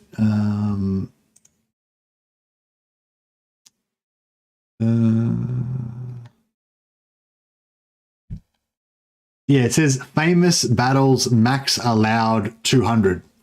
So yeah, he was theorizing that what that means is that basically once 200 total battle markers have been created on the entire map, like, so you can see just in this screen, there's 1, 2, 3. Well, yeah, 3 in the screen, you know. Go over here. There's 1, 2, 3, 4. So there's like 7 in this region, right? Then you zoom out and like that's this big. So, you know, blah, blah. In the whole world, there's probably like 100, 150 or something. So you're saying like once you get to 200, maybe the old ones get deleted, you know, and so it doesn't ever have more than 200 total in the whole world. I don't know if that's true or not, but it seems like a pretty reasonable hypothesis. But yeah, I was just wondering if anyone's ever seen one disappear. I kind of feel like maybe I have, but I can't remember specifically ever seeing one disappear. But yeah, I'm sure that a lot of you guys have played late game vampire counts, and I would assume you would have noticed because you would have had like an early game one. Like I've got one in this campaign here that's like 8,668. Like it's a huge battle marker, right? So if that disappears, then I'm going to notice. So I'll come back here to recruit and I'll be like, wait a second, I had a huge battle marker there, you know? So yeah, I don't know. I was just wondering if anyone's ever noticed that, because I can't think of a specific, I don't know. I feel like maybe it does happen, but I don't remember specifically ever seeing it. Yeah, no, none of you have seen it. Yeah. That's the thing. I kind of thought, I don't know. I kind of thought it sounded right, but yeah, I can't remember ever seeing it happen. I guess I feel like we would have, like a lot of us have played a lot of vampires. It's a ton of markers. Not really though, because there's, how many regions are there? There's like 400 regions now or something, isn't there? So, you know, like a lot of these regions have like 2 battle markers in them and stuff, so. I don't know. I feel like given the size of the map, you would definitely hit 200 fairly early. Hey, Wolfspaul. Thanks for your generosity as always. Wolfspaul has just gifted 20 memberships. It's going to take a while before they all pop up, and then it's going to take a while for YouTube to process them all. Hugs for all. Thanks, Wolfpaul. You're super generous as always. Much appreciated. Hugs for all and pling. Make me a member. No, wait, I am a member. Yeah, you've been a member for like a year and a half, Laverius. Wolfspaul is membering himself out of house and home. I hope not. I don't think he is. I think he has the wherewithal to cover it. You have the strongest mercy moustache, you sure do. But yes, he certainly is exceptionally generous. Thanks again, Wolfspaul. I think you're definitely my biggest patron to date. I hunt.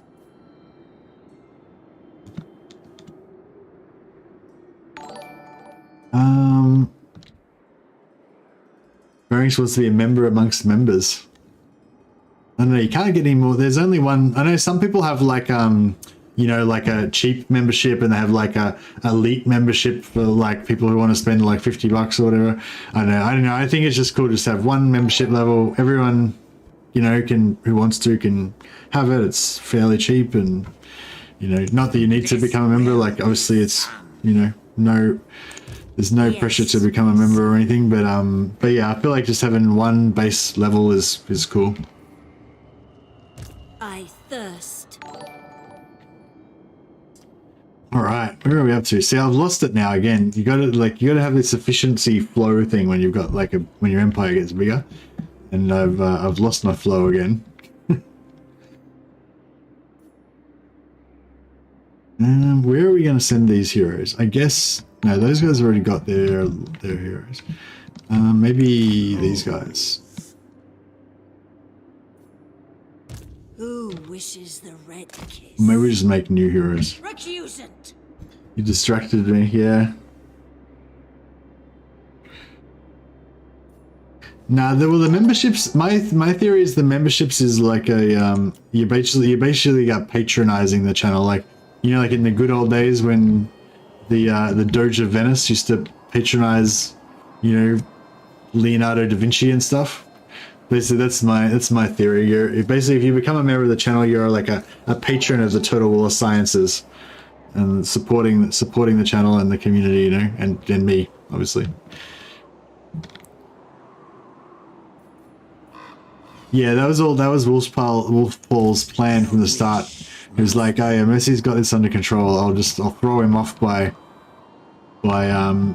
with like a huge amount of generosity to freak him out so he gets distracted." Yeah, Doge of Venice. My senior level history course was on Venice. I really liked Venice as a faction in medieval Total War as well. Venice was like the first faction that I really liked in like it was like one of my first favorites in medieval Total War. You know, medieval 2. Although I think in the end my favorite faction ended up becoming France in the end. But yeah, my first favorite was Venice with those like heavy infantry with the hammers. They were cool.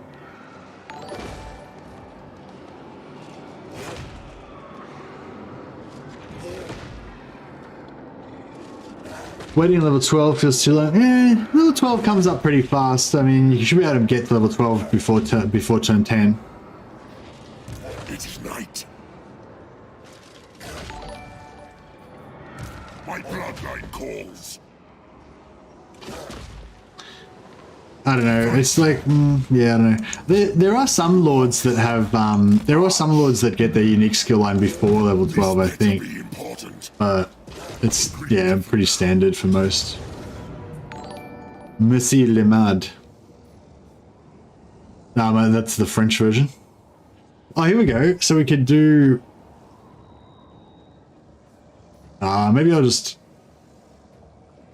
auto-resolve it. Oh, there we go. We still managed to get the 20,150. Made a battle marker. Oh. Oh, did we? Did we not make a battle marker? Oh, why did we not make a battle marker? Oh, maybe they didn't have 1,000 entities in their main army. Yeah, we definitely had 1,000 entities. They mustn't have. They didn't actually count that.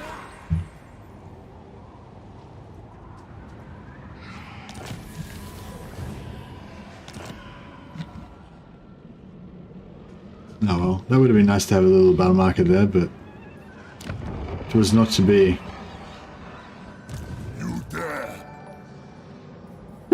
You guys still seeing the alerts are still coming up. It's like when Wolfspaw, for those of you who are new to the channel, Wolfspaw does this like all the time. Pretty much like just almost like every day just about. He just gifts out heaps of memberships to everybody. And yeah, and then it goes, it's like this, just goes on forever. Just like constantly coming up with constantly coming up with the notifications. But yeah, so thanks again, Wolfspaw, for your awesome generosity and for gifting all of the memberships to everybody. And welcome to all of our new patrons of the sciences, to JD Lifting, Tim Placence, Javier Agareta Calvo, Benjamin Bowman, Hakan Adogdu, Adam Agad. Fuck, I'm really bad with these names. Sorry, guys. Alexander Dobrin, Avalak, Josh Palmer, Shadowfane, Adrian, Varlin, Arforian, Andrew, Xavier Shaletto. Was that 2 Xaviers? 420 for life, Anthony Luo, James Pentney, and Crimson Grom. All right, welcome everybody, and thanks again to Willspaul. That's appreciated.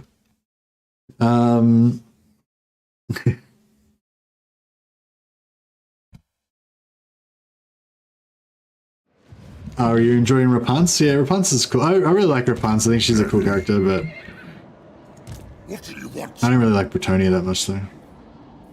Alright, let's pop another ambush, since these ambushes have been going pretty well for us. I will alone. We'll top up our zombie supply. What? I will alone. Good. This will do. You dare? To the shadows. Well, we've got a bunch of new magic items again. We'll leave it actually. We'll do some magic item melting down later on once we get more again. So yeah, there could be an army inside Frozen Landing. I don't know.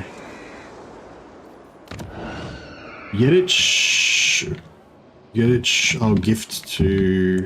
With us, your false faith will not hold you back. There will be no...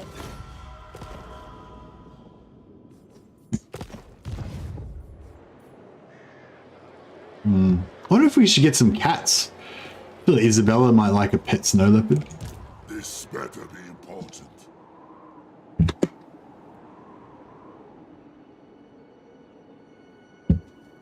If we prefer playing as the Fey Enchantress or extra replenishment faction wide as hard to be. Yeah, or you could play as Rapance and then have Rapance go on like an anti-witch hunting kind of trip and just persecute Fey Enchantress and farm her trait on all of your Bretonian lords. I know our Legend used to do that quite a bit. At least with the other factions. Yeah, the Fey Enchantress's Mortis engine effect is pretty cool as well.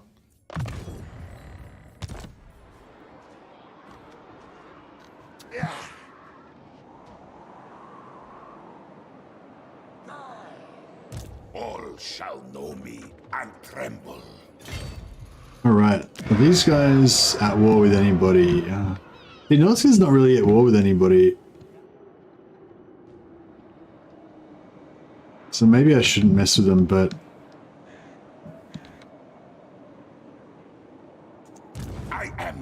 invincible. I feel like they're barbarians, so I travel the world seeking jewels.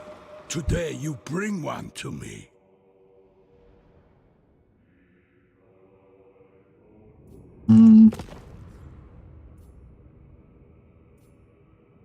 Oh, foolish, cold-fleshed man. You be my servant, not. alright, we'll sell this war to Throg and we'll because I want to clear out these Norskins out of Castelton's territory, because otherwise he's going to take corruption on Zoishink.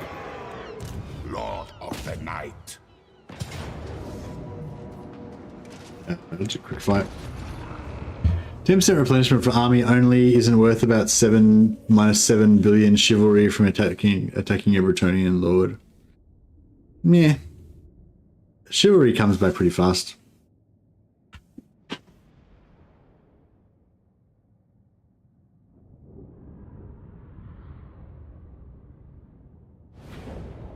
Might be an idea to try fighting one war at a time. Where's your sense of adventure, Clock Monkey?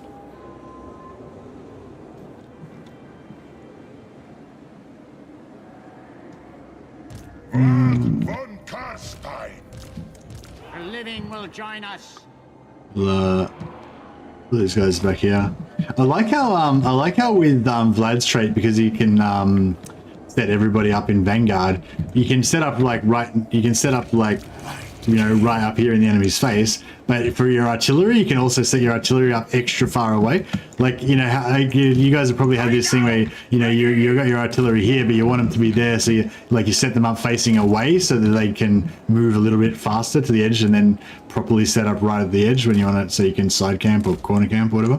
But yeah, with Vlad you can just corner camp right from the start. Perfect. Use that reverse Vanguard to Vanguard away from the enemy. It's great. Yes. It shall be done. More exciting moment? Yeah, I know. Well, it might be disastrous, but you know, I like to, you've got to have a little bit of what do you call it? You got to have a bit of bravado, Like, I may not be that confident, but you gotta sound confident anyway, just to, have a bit of panache. I am busy.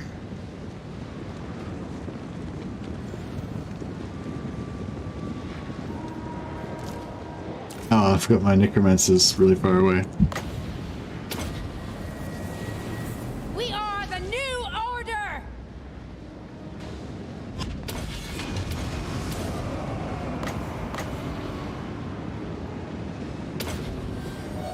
Hungry for blood. Attack!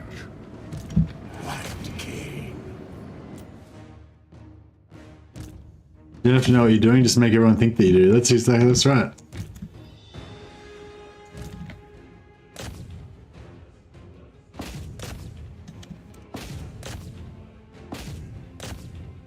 Yeah, my strategy is like, if things work out, I pretend that it was all part of the plan, and if it doesn't work out, I pretend it was all part of the plan.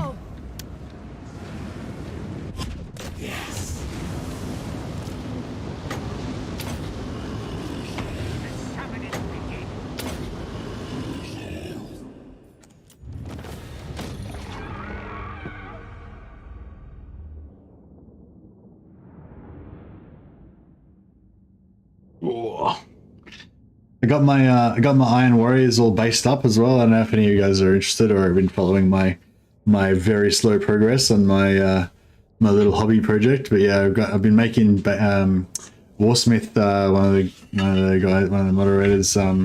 He's an Iron Warriors guy, and he showed me his way of making bases and made all his bases with rivets on them.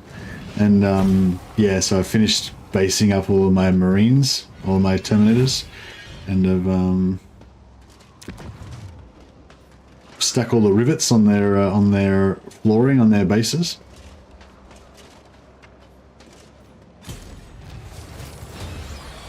Skaven mentality. I don't know. I wouldn't even. I would hesitate to comment on the mentality of the Skaven. Bow before me. You may shun Urson, but I do not shun you. Oh, look at that, 51. That's pretty high. That's really high. I wonder if Castle Alexandrov is like a especially... Oh, because Castle Alexandrov is his capital, isn't it? Did they change his capital so he starts his Erengrad now in Warhammer 3? Or is his capital still Alexandrinov like it used to be in Warhammer 3 base game? Because yeah, 51 plus 51 for a deal for trading settlements is quite high, right? Like minor settlements sometimes only worth like 5 or 10.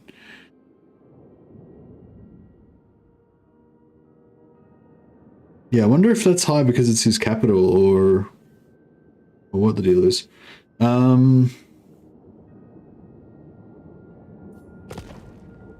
much money we got? Yeah, we got a fair bit.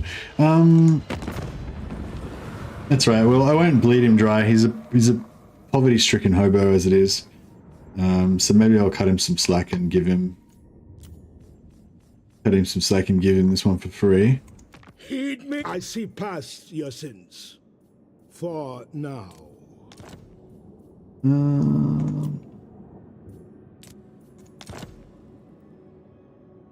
We'll pit him against the World Walkers as well.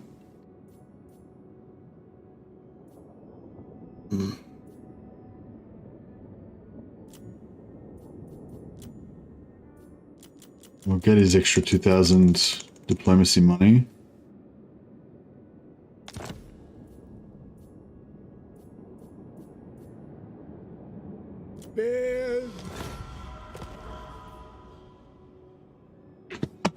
Goes higher if it fills out. Oh yeah, it does fill out a province because he's already got the other one as well. I think you're better off with just black bases, but they're your miniatures. Oh, you reckon?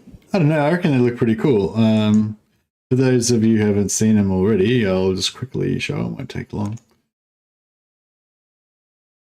I think they look pretty cool. There's not much to show yet. I've only just done like one. You can have a raised dead pool.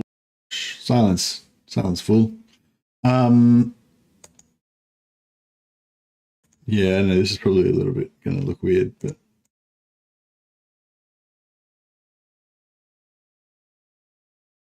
yeah, so this is my progress so far. But yeah, you can see this, yeah, you can see this base here. It's like a metallic kind of plates with like rivets stuck on it and stuff. I mean, it's like not the best. I'm not like an artist or anything, but I, do my best. Space Hulk it is for a Space Hulk. It is, yeah, I'm going to use these to make like, so I want to buy a Space Hulk and paint the Blood Angels and paint the Gene Stealers and stuff and get some 3D printed versions of the, of all the terrain, like the corridors and everything, instead of using the cardboard corridor pieces, or get like the 3D printed versions of it, and also scaled up. So instead of having the 30mm squares, you have like 50mm squares, so you can actually fit the Terminators on there properly. And yeah, so I have like a scaled up version of Space Hulk basically. And also I want to, and as well as the normal Space Hulk, I want to make some like homebrew rules for like Chaos Terminators to be in there in some scenarios, as well as the Blood Angels. So you could have like Terminators versus Terminator fights and stuff. So anyway, yeah, I thought I'd yeah, do some Iron Warriors, because they're one of my favorite Chaos Space Marine variants. Anyway, sorry, this is not a hobby stream. I just thought I'd give you, for those of you who are interested, just give you a little update. So yeah, I've now done the bases for all 5 Terminators, and I've just done the bases, but I need to paint the miniatures still. But yeah, I've converted all the heads to, I've used different non-standard heads and built all the bases. I was gonna put more stuff on them, like do more conversions on them, but I think I might just leave it at just the heads. So put a lot of love into those bases. Yeah, I have, yeah. I prefer the looks of the Chaos Terminators to the Imperial Terminators. Well, that particular kit, that particular Chaos Terminator kit that I've got, that plastic kit, are really sexy Terminators. They look really nice. I like thick Terminators. Like, I hate those ones with the skinny thighs, the skinny legs. Yeah, and the Chaos Terminators are thick. They're thick boys. But you can get some Imperial Terminators that look good, especially like the character models. Like, a lot of the character models look really big, heavy Terminators. Anyway, but yeah, the Blood Angels in the third and fourth edition of the third and fourth edition of Space Hulk, they look really cool. They are a bit skinny, but they're cool. They're really good models with like really cool dynamic poses and stuff. At your service. Claw. Lord of the Glade. Yeah. Chaos Terminators do leg day for sure. Yeah, they look really cool. They're just really thick and heavy and badass looking. Yeah, and I do really like the tough Terminator heads that they come with. I think they look really good for Black Legion, but for Iron Warriors, I replaced them with kind of like more Mark III looking helmets. They're probably like Mark II, Mark I variants, but they could be Mark III variants, I reckon. They look, you know, similar. We could get a battle marker here. Actually, I just thought it was, I'll keep things moving.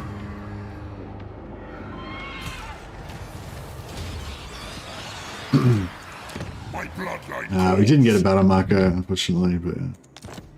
Oh! You know what it is? Maybe it's not that they disappear, it's that after you've got 200, you just can't get any more. That might be what it is. Because I didn't get any, did anyone notice that did I get 2150 casualties out of that battle? Because yeah, maybe there's 200 now on the battle, maybe there's 200 battle markers on the map now, and you just can't get any more. Maybe there's 200 is like the limit, and then it won't let you do any more after that.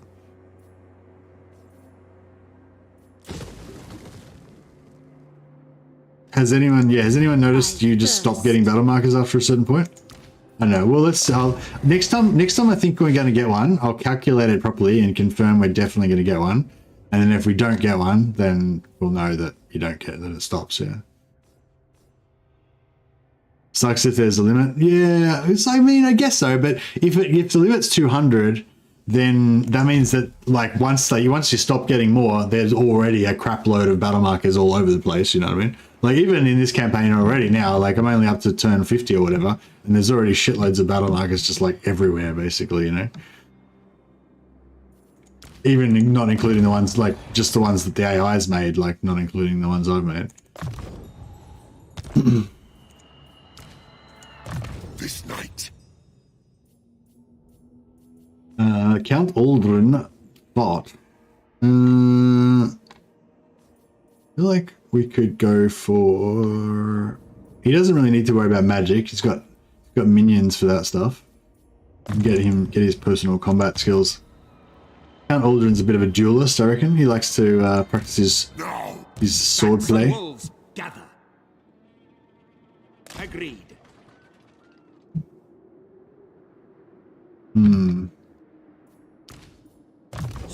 Yeah, we're getting too far away. I don't really want to...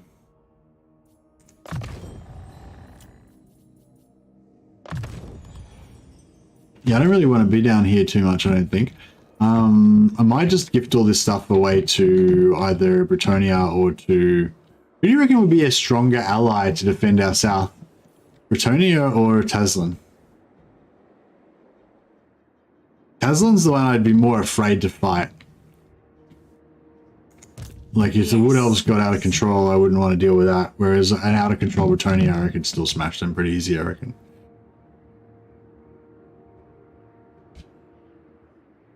I think there's still an upper limit of 200, otherwise a mod that was outdated when with 3 ups at 600 wouldn't make much sense, given that is now 1 marker per settlement it would be. Hey, the Beauregard, do you know how the 200 limit used to work? Was it that once you get 200, the 201st one just won't get created? Or was it like after you get to 200, the 201st one would replace the number 1 one? Keeps your enemies close, so give it to Taslan. Well, nah, but the thing is, like, I don't need the relations. Like, it's not really about relations. See, Britonia's actually, I can't really tell. Maybe I have to do this. Yeah, so Britonia is at 200 and they're heading up towards whatever, more than 200. And Taslan is also same deal, like Taslan, or Taslan? Taslan is plus 65, but they're heading up, oh, you can't even see, but they're heading towards plus 100, 200 or something as well. So both of them are going to be like super high positive relations with me anyway, regardless. But whichever one I give the more regions to is going to become stronger. They're going to get more armies, more lords, you know. Oh, Maker T. I totally forgot about Maker T's character. Sorry, Maker T. I feel like we should make Maker T a vampire hero. Because vampire heroes are pretty badass. Expand Sylvania's borders.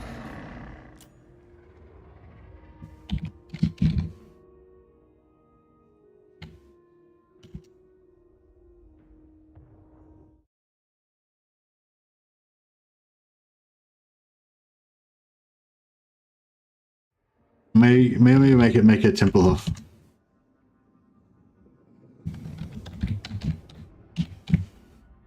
She can be the descendant of the final Templehof Lord. We killed Zelig, but we kept Maker. Okay. Thanks again for the membership, Maker. Much appreciated. Appreciate the support. I'll give you a Trickster's Helm. Protect you in battle. Melt down some of these. Yeah.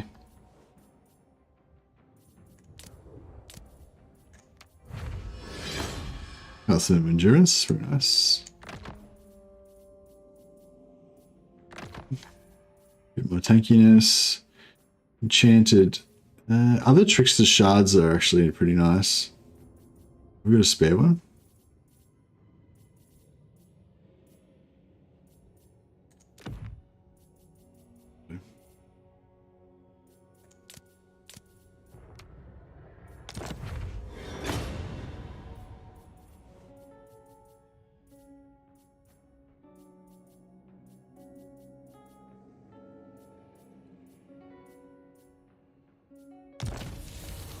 All right.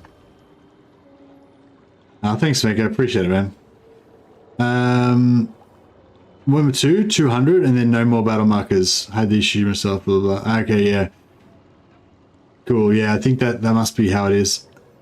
Yeah, so you really don't like that, hey? So you really kind of think that's really bad? I don't know. I kind of don't mind it because I feel like it makes it a bit more strategic in a way, like that, you know, like getting those early battle markers and putting them where you need them to be matters more, and you've got a time limit on it, you know what I mean? Like a lot of those things like that in the game that people use mods to overcome, I kind of like it. Yeah, it's weird. Like you know, like the classic one is like Tyrion, you know, getting Tyrion too late and then he's chosen the wrong skills, you know, he's gone like Bloodline of Venerean where you don't want Bloodline of Venerean or whatever. Whereas I actually kind of like that happens because it kind of, one, it gives you extra pressure and extra reward for actually confederating a faction early, although that's a bit less meaningful now that it's so arbitrary and hard to get confederation sometimes. But yeah, and the other thing about it is the kind of roleplay aspect that if you do get a character that's got weird skills in the wrong places or whatever, then you just kind of have to roll with it, and it kind of makes it more unique. It like makes each playthrough more unique. But I don't know, I'm probably weird. I don't think anyone agrees with me on that. Like everyone else is just like, I hate it. I hate getting the wrong skills that I don't want. But yeah, I don't know. I kind of like it. Yeah, I think it's like an XCOM thing. You just learn to enjoy the suck, you know, like you learn to, like losing is fun kind of vibe, I guess. And like, yeah, I feel like I've kind of embraced that quite a lot. Like having like bad stuff happening and you just having to roll with it kind of is good sometimes. As long as it doesn't ruin the whole concept of your campaign. Like if you're going for a very specific campaign and you're trying to set up a certain thing and it gets ruined, then that sucks, you know. But if you're kind of happy to play however it goes down, and then crazy stuff goes down or negative stuff goes down and you have to deal with it, then yeah, I don't know. I quite often find that kind of fun. I feel like I've been talking a lot tonight because my throat is like getting sore from just talking.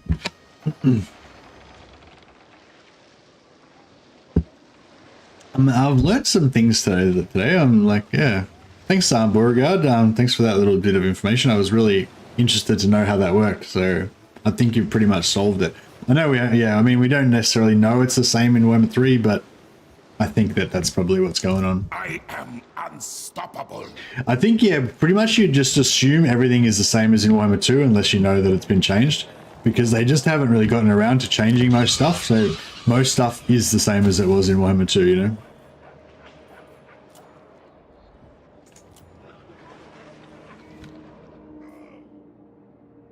Hold on to Krugenheim, or no, I'll give Krugenheim to Stirland. Approach us, friend, and make your offer.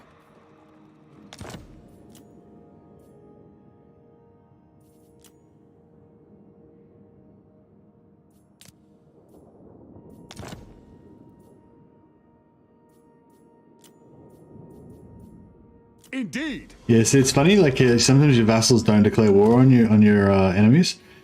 Yes. It'd be good if we could get somebody to smash Gelt.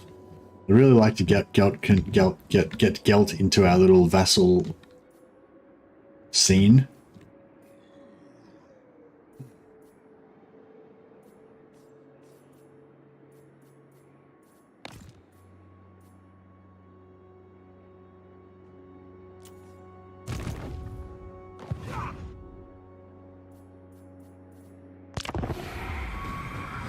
At least in XCOM, you're in full control of whatever skills your soldiers get. It's still a poor comparison, as in XCOM you aren't configuring AI factions. Oh, not really. In XCOM 2, you get random skills, like different, like, yeah, like they have like a hidden skills, and you can only unlock it at a certain point in the campaign and stuff. So you can basically have already played ages with a character, and then like just say you might want to get like a sniper that's got like a ranger skill that allows him to like run through enemies Overwatch shots without triggering Overwatch, so you can get your sniper into a cool position or whatever, like whatever, you know. Then you know, you might like level up a sniper hoping that that's the skill you've got, and then when you unlock this hidden skill, it turns out to be something else totally useless or whatever, you know. Or there might be like a really good combination that you want to get, you know, and you get something else. So it's like, yeah, it's kind of the same. You just get, at some point you unlock like a skill and it could turn out to be really terrible, and you just, yeah, you just can either like get really sad and delete the guy, or you can just roll with it and like just like play the rest of the campaign, and then maybe next campaign you'll get a better guy, you know.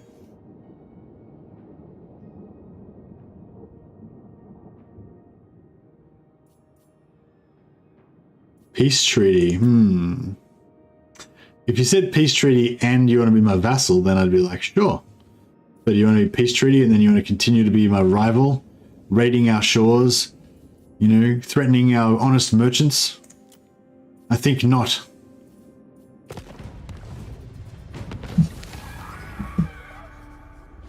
Really like to get Gelt. Yeah, that's it. When it comes up the declare war screen, uncheck the box that asks ally to join you. Then you aren't asking the vassals and they will be forced to join. What? What are you saying, Rooster? So if you don't ask them to join, then they automatically do join. Is that what you say?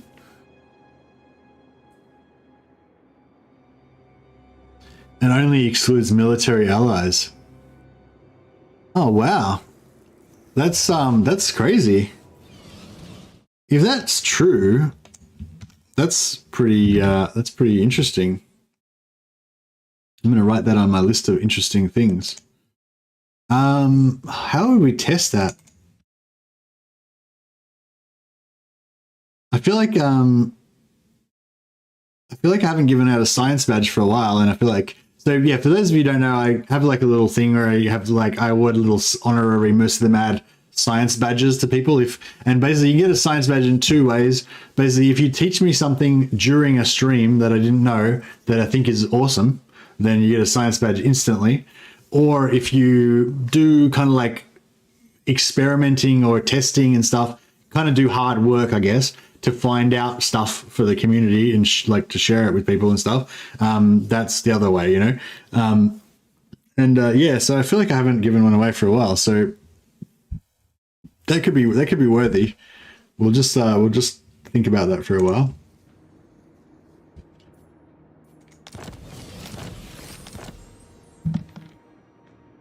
I had my wife do it in her campaigns as well, and it worked, but that's just us two. Yeah, that seems like pretty good evidence to me. My brain sort of stopped working because I've been awake too long. Oh yeah, on my Warriors Chaos campaign, I was doing it before this VC. I'm doing it right now. It was so powerful that I had the same AI faction refuse to join 2 factions it was allied with, and when I declared war on the people that. So are you saying, sorry Nicholas, are you saying you've used the same technique of like not asking your vassals to join and that forces them to join? Let's declare war on somebody and we'll figure it out. Who can we declare war on? Somebody we don't like, I guess? Oh no, there were those guys. What about this guy? I was kind of thinking about, yeah, maybe it's time we declared war on, no, I should probably do that when I'm a bit more strategically. What about this guy? Fuck him, he's only got 1 settlement. Excuse me. Alright, so. Oh, actually, no, let's declare war on... Clan Scryer! No. Maybe I want to save Shadow. Maybe I want to save Morgul, because he's got a pretty good trait. The missile resistance is kind of cool if you ever want to make like a dragon mounted lord or whatever. Who else we got? Bloody Hands. Actually, yeah, let's do Bloody Hands, because then we could get Wurzag to come and suicide himself onto Vlad, give us 10% physical resist. And we could sell that war to... It is time. The dwarfs. Vampire. Oh no, we don't want to sell it because that'll screw up the whole thing. Okay, cool. We gotta directly declare war, otherwise it won't work. If I don't like you, okay, so we declare war on this guy. That's all I gotta do, just press declare war. Okay, and then I don't ask my allies to help. And then Stirland, Taslan, Corone, Reichland, and the Great Orthodoxy, which are all my vassals, should all end up at war. You were joined by Stirland, Taslan, Reichland, Great Orthodoxy. Yeah. Damn, it does work. Alright, Rista. I think you've earned yourself a science badge. Science badge awarded. It'll be immortalized here on your permanent record in this stream recording.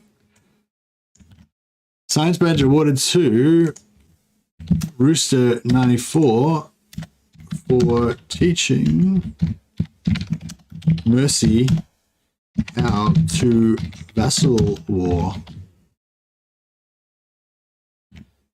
Yeah, just if you just write at Mercy the Mad on the Discord, if you're on the Discord, and you can get your new blue name awarded. If you're into that kind of thing. And I'll also put a little notification in the announcements on the Discord.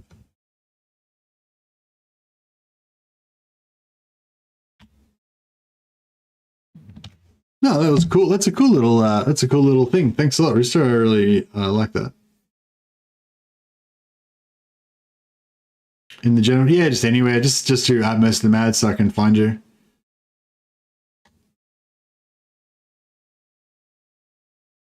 I'm trying to find you. Have you got the same name? Oh, there you are. No, it's all right. I found you.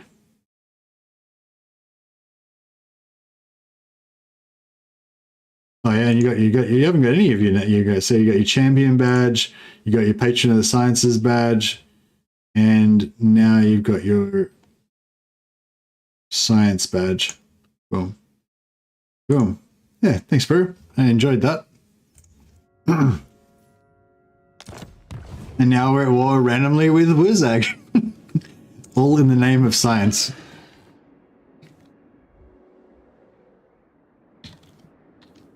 Normally wars are started over resources or religion, but we start wars over science. Pyrrhic victory. Well, I think Lisbeth the Ripper of Drakenhof likes the sound of that. She could have some bloody trait.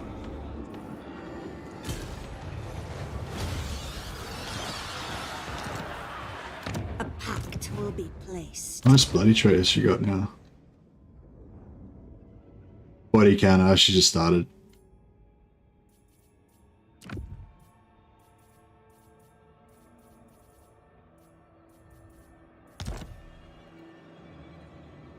What better reason? Yeah, exactly. Ready.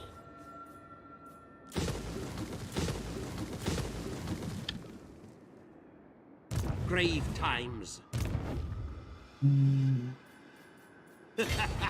Bring it all to me. Ready.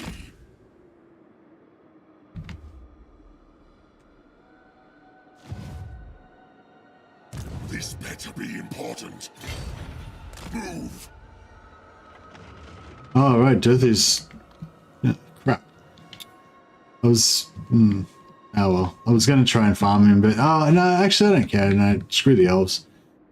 If they want to declare war on my empire, then so be it. I'm kind of thinking I want to, yeah, abandon this. So this red part and this I want to give to either Bretonia or Taslan. Then... What do you think I should do about these other Empire factions? I kind of wanted to keep them alive, but I feel like maybe enough is enough. Maybe we should just wipe them out and just, you know. Or maybe what I could do is I could pick and choose. Like, so Talabek land, I could wipe out Talabek land. Have they got any territory? Like one settlement somewhere? 1, 2, 3. Yeah, I could wipe out Talabek land and gift all of their land to some, or maybe no, maybe I'll wipe out. Yeah, I'll wipe out Avaland and gift their land to Golden Order. That'll give us another plus 80 relations with them. That might get us on the path to getting them to be allies. Invincible.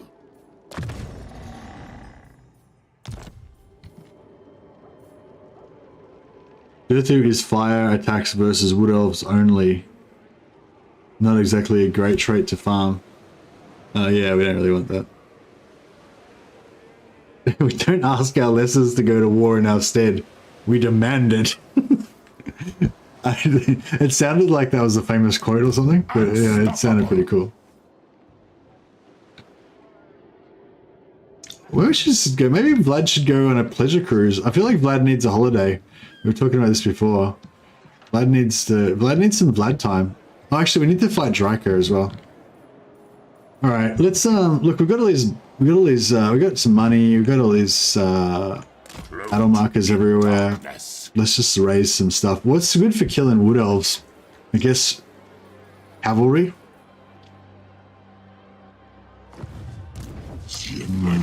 Don't know what lords I've got. We need to, yeah. Need to,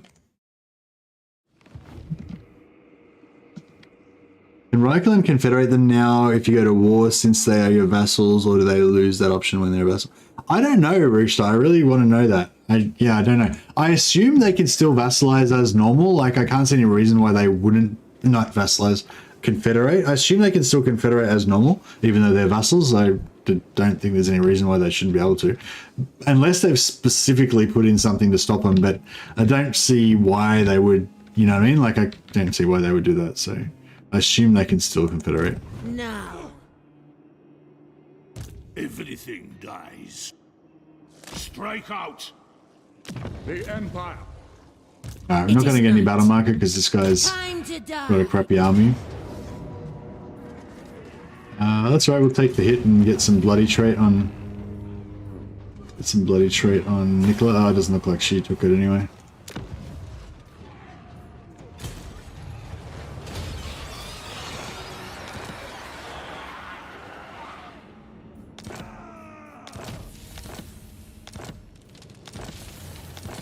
Alright, Azag's dead. You dare! Darkness comes.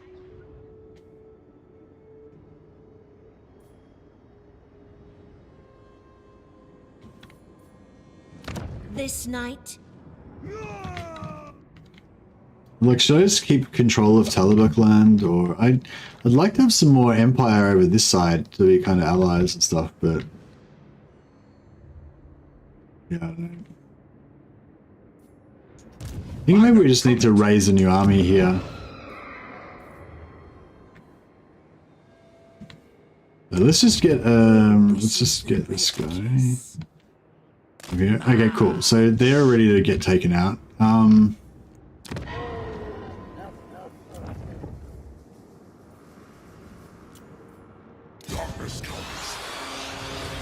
Jürgen Gerhoff.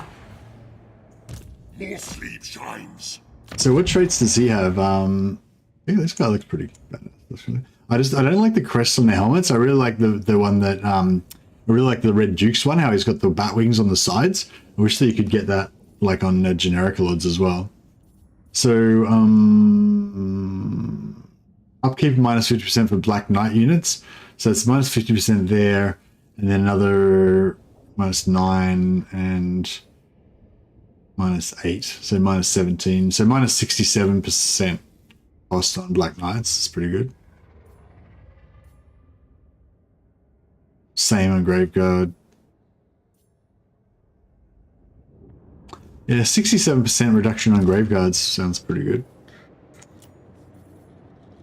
You get 12 Graveguards straight out of the box, plus 3 Black Knights, that's 15. You can then just pad out the rest with zombies.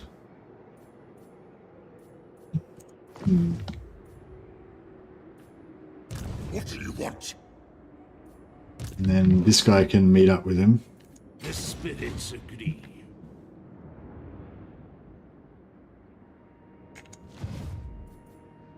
You dare. Follow me. Find me charnel pits.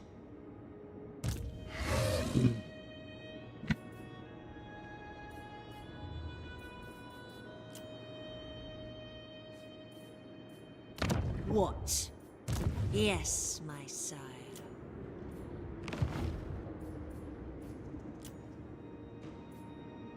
Who shall we destroy? Okay.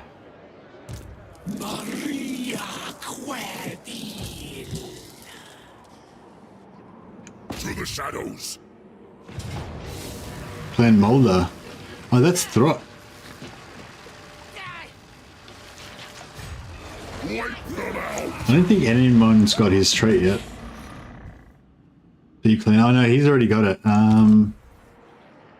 Shit, alright. My will alone.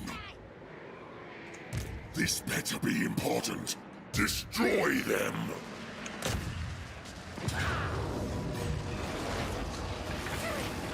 Yeah, I don't think that Maloan's... I think Maloan's the next highest rank.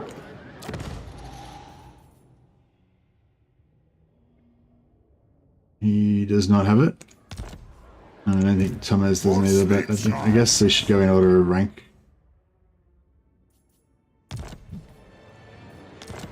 What? Actually, I feel like Thomas is probably going to be... What do you want?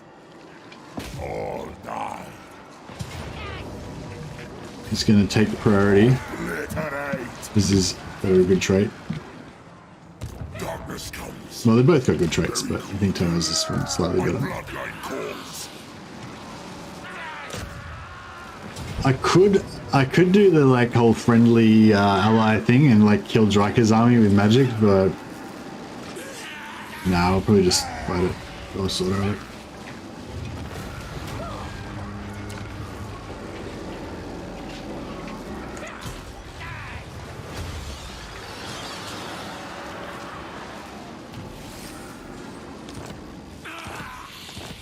There's no way to... Yeah, so there's no way to get like complete immunity to non-vampiric attrition anymore, I don't think, is there? What do you want?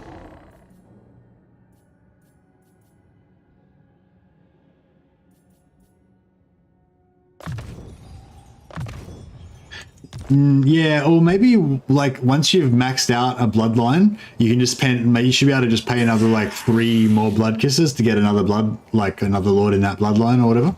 So because yeah, like Clock Monkey, I think it's Clock Monkey or someone was saying there's no like blood kiss sync. You know, once you've maxed everything out, you just keep getting more and more blood kisses, and you got nothing to spend it on. So it'd be cool if you could transfer your blood kisses into like extra lord recruitment, or you know, extra diplomacy bonuses, or extra allegiance points, or you know, something.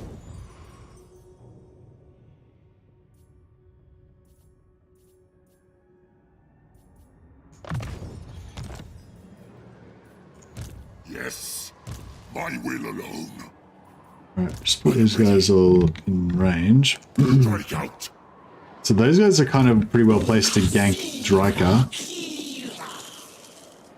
We need to. Although I wouldn't mind taking out. What do you want? Fight. My bloodline calls. March. Never. Oh, I could have. I didn't realize that Lord was right there. My will alone.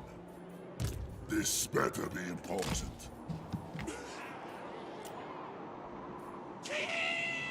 Yeah, they could put in some sort of thing, you know, kind of like the Imperial Authority thing. How when you get maxed out, you can summon the Elector counts or whatever.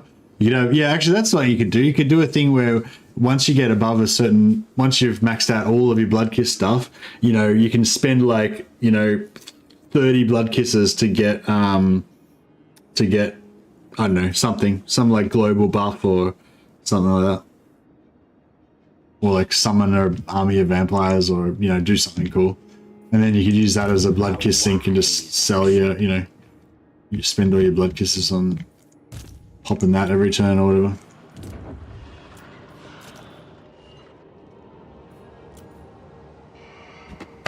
Or just more lords of yeah, exactly, yeah, that would be the most obvious thing. Just make it that you can just spend like 10 blood kisses to get another lord once you've already got your 3.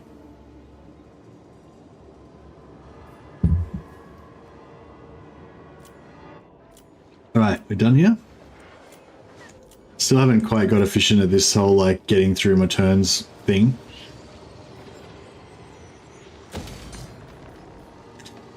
Yeah, so the reason I was asking about the attrition thing is like, so basically how our empire is gonna work is that we're gonna have all these lands we're gonna have the lands that we directly control that are gonna be completely vampire infested, that we're gonna get like no attrition, and then there's gonna be the lands that are controlled by our vassals, which are gonna be completely non-vampiric attrition. Like, so we're gonna take maximum, you know, untainted attrition. So what we need is little outposts dotted all around the place. So yeah, we've got an outpost there. So I'm sort of thinking ideally we'd want an outpost every like 2 regions, you know, but I don't want to put too many around because then we don't have many vassals, you know. But yeah, so Talabek land is quite good because Talabek land kind of, you know, it's quite wide. So like from Talabek land, we can get to Altdorf, we can get to, well, we can't get to Whistland, but we can get to Stirland, we can get to Ostermark, we can get to Hergig, we can sort of get to Midland, not really. Well, I guess you can. From here, you can get around to Midland there. But anyway, yeah, so we're kind of within like 1 or 2 turns movement of almost everywhere from Talabek land. So I wish I hadn't have given Krugenheim to Stirland, essentially, is what I'm saying. And Kemperbad.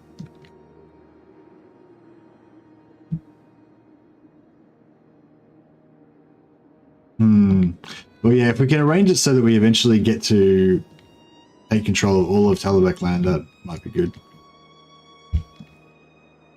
Hey, Moritz, how you going, buddy?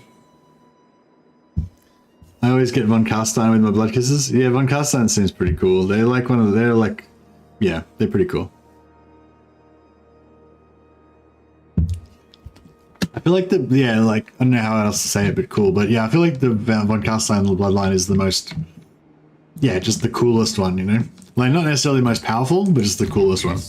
the most the von Carstein bloodline's the most kind of classic vampire counts bloodline out of them all.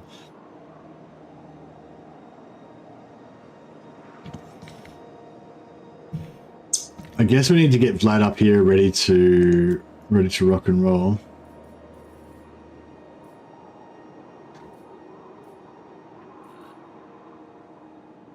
We got Vargolf, we got Terrorgeists.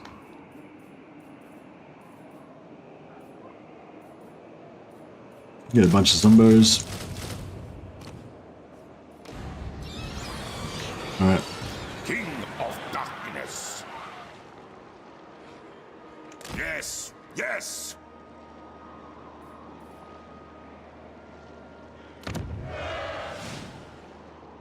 So, The world will drown. if you're in vassal territory, does that mean that you don't take attrition even if they've got no vampiric attrition, or is it just that like why am I not taking attrition here? Is it because 12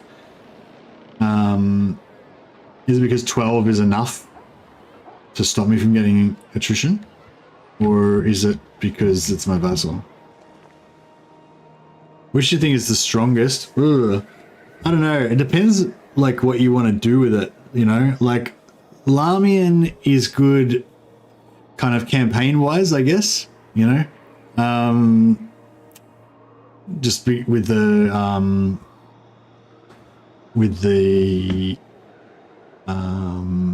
hero buff and stuff, and the like map hero stuff, and they're kind of good in combat, I guess, and stuff. The Blood Knights are cool because they get Wind of Death, and they like earlier, I think, and they also have good upkeep reduction on. Yeah, like if you want to go for like Graveguard and Black Knights, you know, then the Blood Dragons are really good for armies. People say the Necrarchs are good for magic, but I don't like the spells that they get, so they're not really that good for magic as far as I'm concerned. I prefer to just use my heroes to use Pit of Shades. Yeah, I don't know really. I guess the Blood Knights are the ones that make the best kind of one-man doom stacks, because they've got that extra 10% physical resist and extra 10% ward save, I think. Hey, Gedwin. I hunt. But yeah, I don't know. I feel like my vampire heroes are the thing. So in general, no line is the strongest, but they all excel at a thing. No, like they're definitely, some are definitely better than others. Like I feel like Strigoi are kind of shit. Well, I don't know. Maybe they're not. Maybe it's a personal preference thing. I don't really like Strigoi. I don't really like Necrarchs. I feel like they're kind of weak in combat, and I don't really like their magic that much. Yeah, I just like the normal generic ones, actually, kind of. And I like the von Carstein ones because they're basically like the generic ones. The blood, yeah, I like the Blood Knights because they're tough, and they have yeah, Wind of Death early.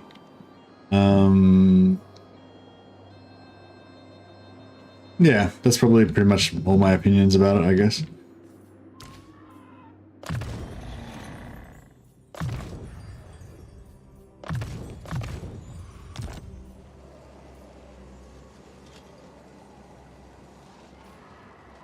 Yeah, the upkeep reduction is pretty cool. I don't know if I'm going to be able to follow through on this war with Dryker tonight, guys. I might go for one more Vlad stream tomorrow, and then we might use that to try to eliminate Dryker and, you know, unify the Empire.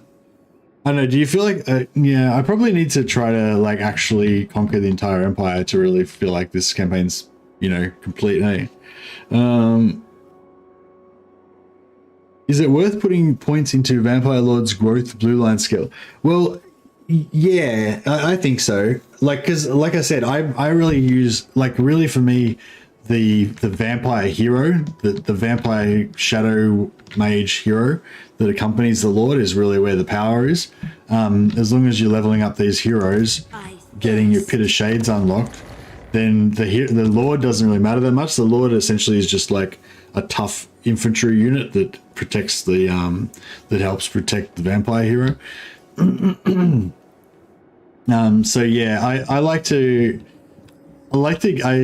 go for 2 or 3 of like so I'll have like a main lord like Vlad, for example, and then I'll have 3 other lords following him around, giving you extra magic item drop chance, more units, blah blah. Those 3 kind of backup lords will be the ones that I'll be leveling up the growth skill in the blue line, because I don't need their red line, I don't need any of their skills really. They're just extra bodies basically, you know. And then I tend to I feel like that's pretty much what I did in this campaign, and I kind of tend to do that a bit. One more stream, then see what the viewing numbers. Yeah, well, yeah, that's right. Yeah, that's probably a good idea. We'll just see how we go. We'll do one more and see how we go. There's a pretty good turnout tonight, guys. Thanks a lot. I think we had like 60 people in the stream at one point, which is really good considering this is like episode 4 or episode 5, depending on how you count it. And heaps of people were super generous today with like super chats and getting memberships, and Wolf's Paul of course came in and like donated 20 memberships as he is wont to do. Thanks again, Wolf's Paul. So yeah, that's really great support. Thanks a lot, guys. Appreciate it, everyone. I was going to try and bring up my list here actually, and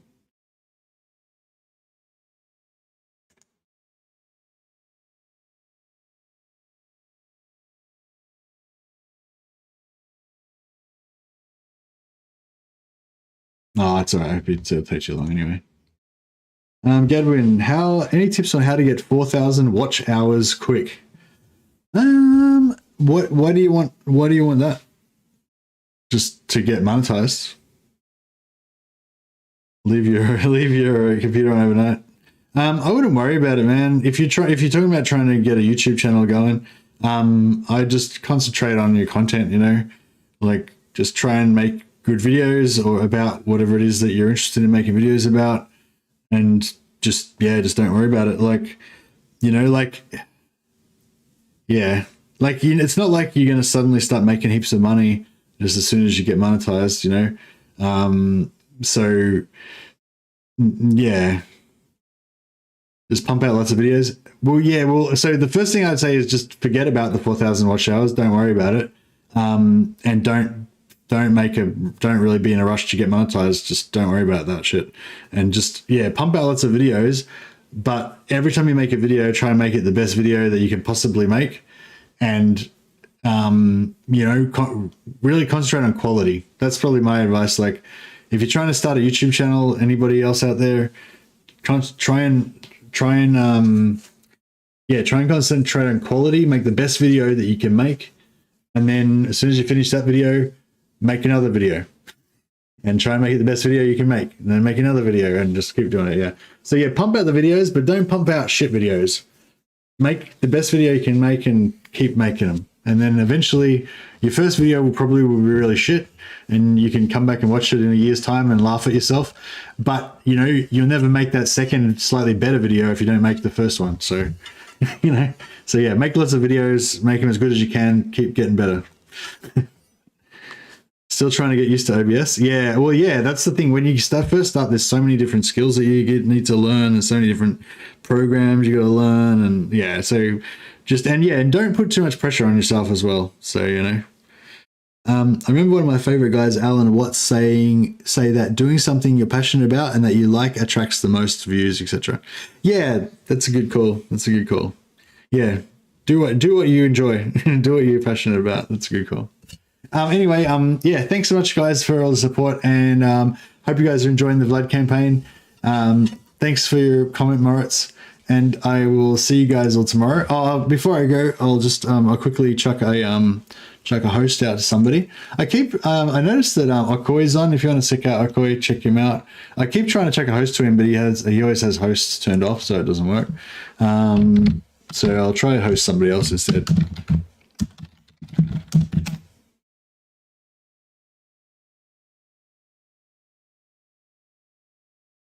Night, guys. Night, Wolfspool. Lee Rooster. Thanks again for that tip. That was a really good tip. Thanks, buddy. Who we got going on here? Tayan Gaming. I haven't hosted Tayan Gaming for a while. Let's chuck Tayan. Tayan's playing Dryker. So we're about to go to war with Dryker tomorrow. So you can watch Tan, find out Draka's weaknesses for me, and then come back tomorrow and tell me how to defeat him. So I'm not actually going to be fighting against Tan, but like, you know, in alternate worlds, I'll be fighting like an alternate version of Tan in my universe. Well, he fights me in his universe or something. Just talking nonsense now. I'm getting delirious. I'm getting too tired.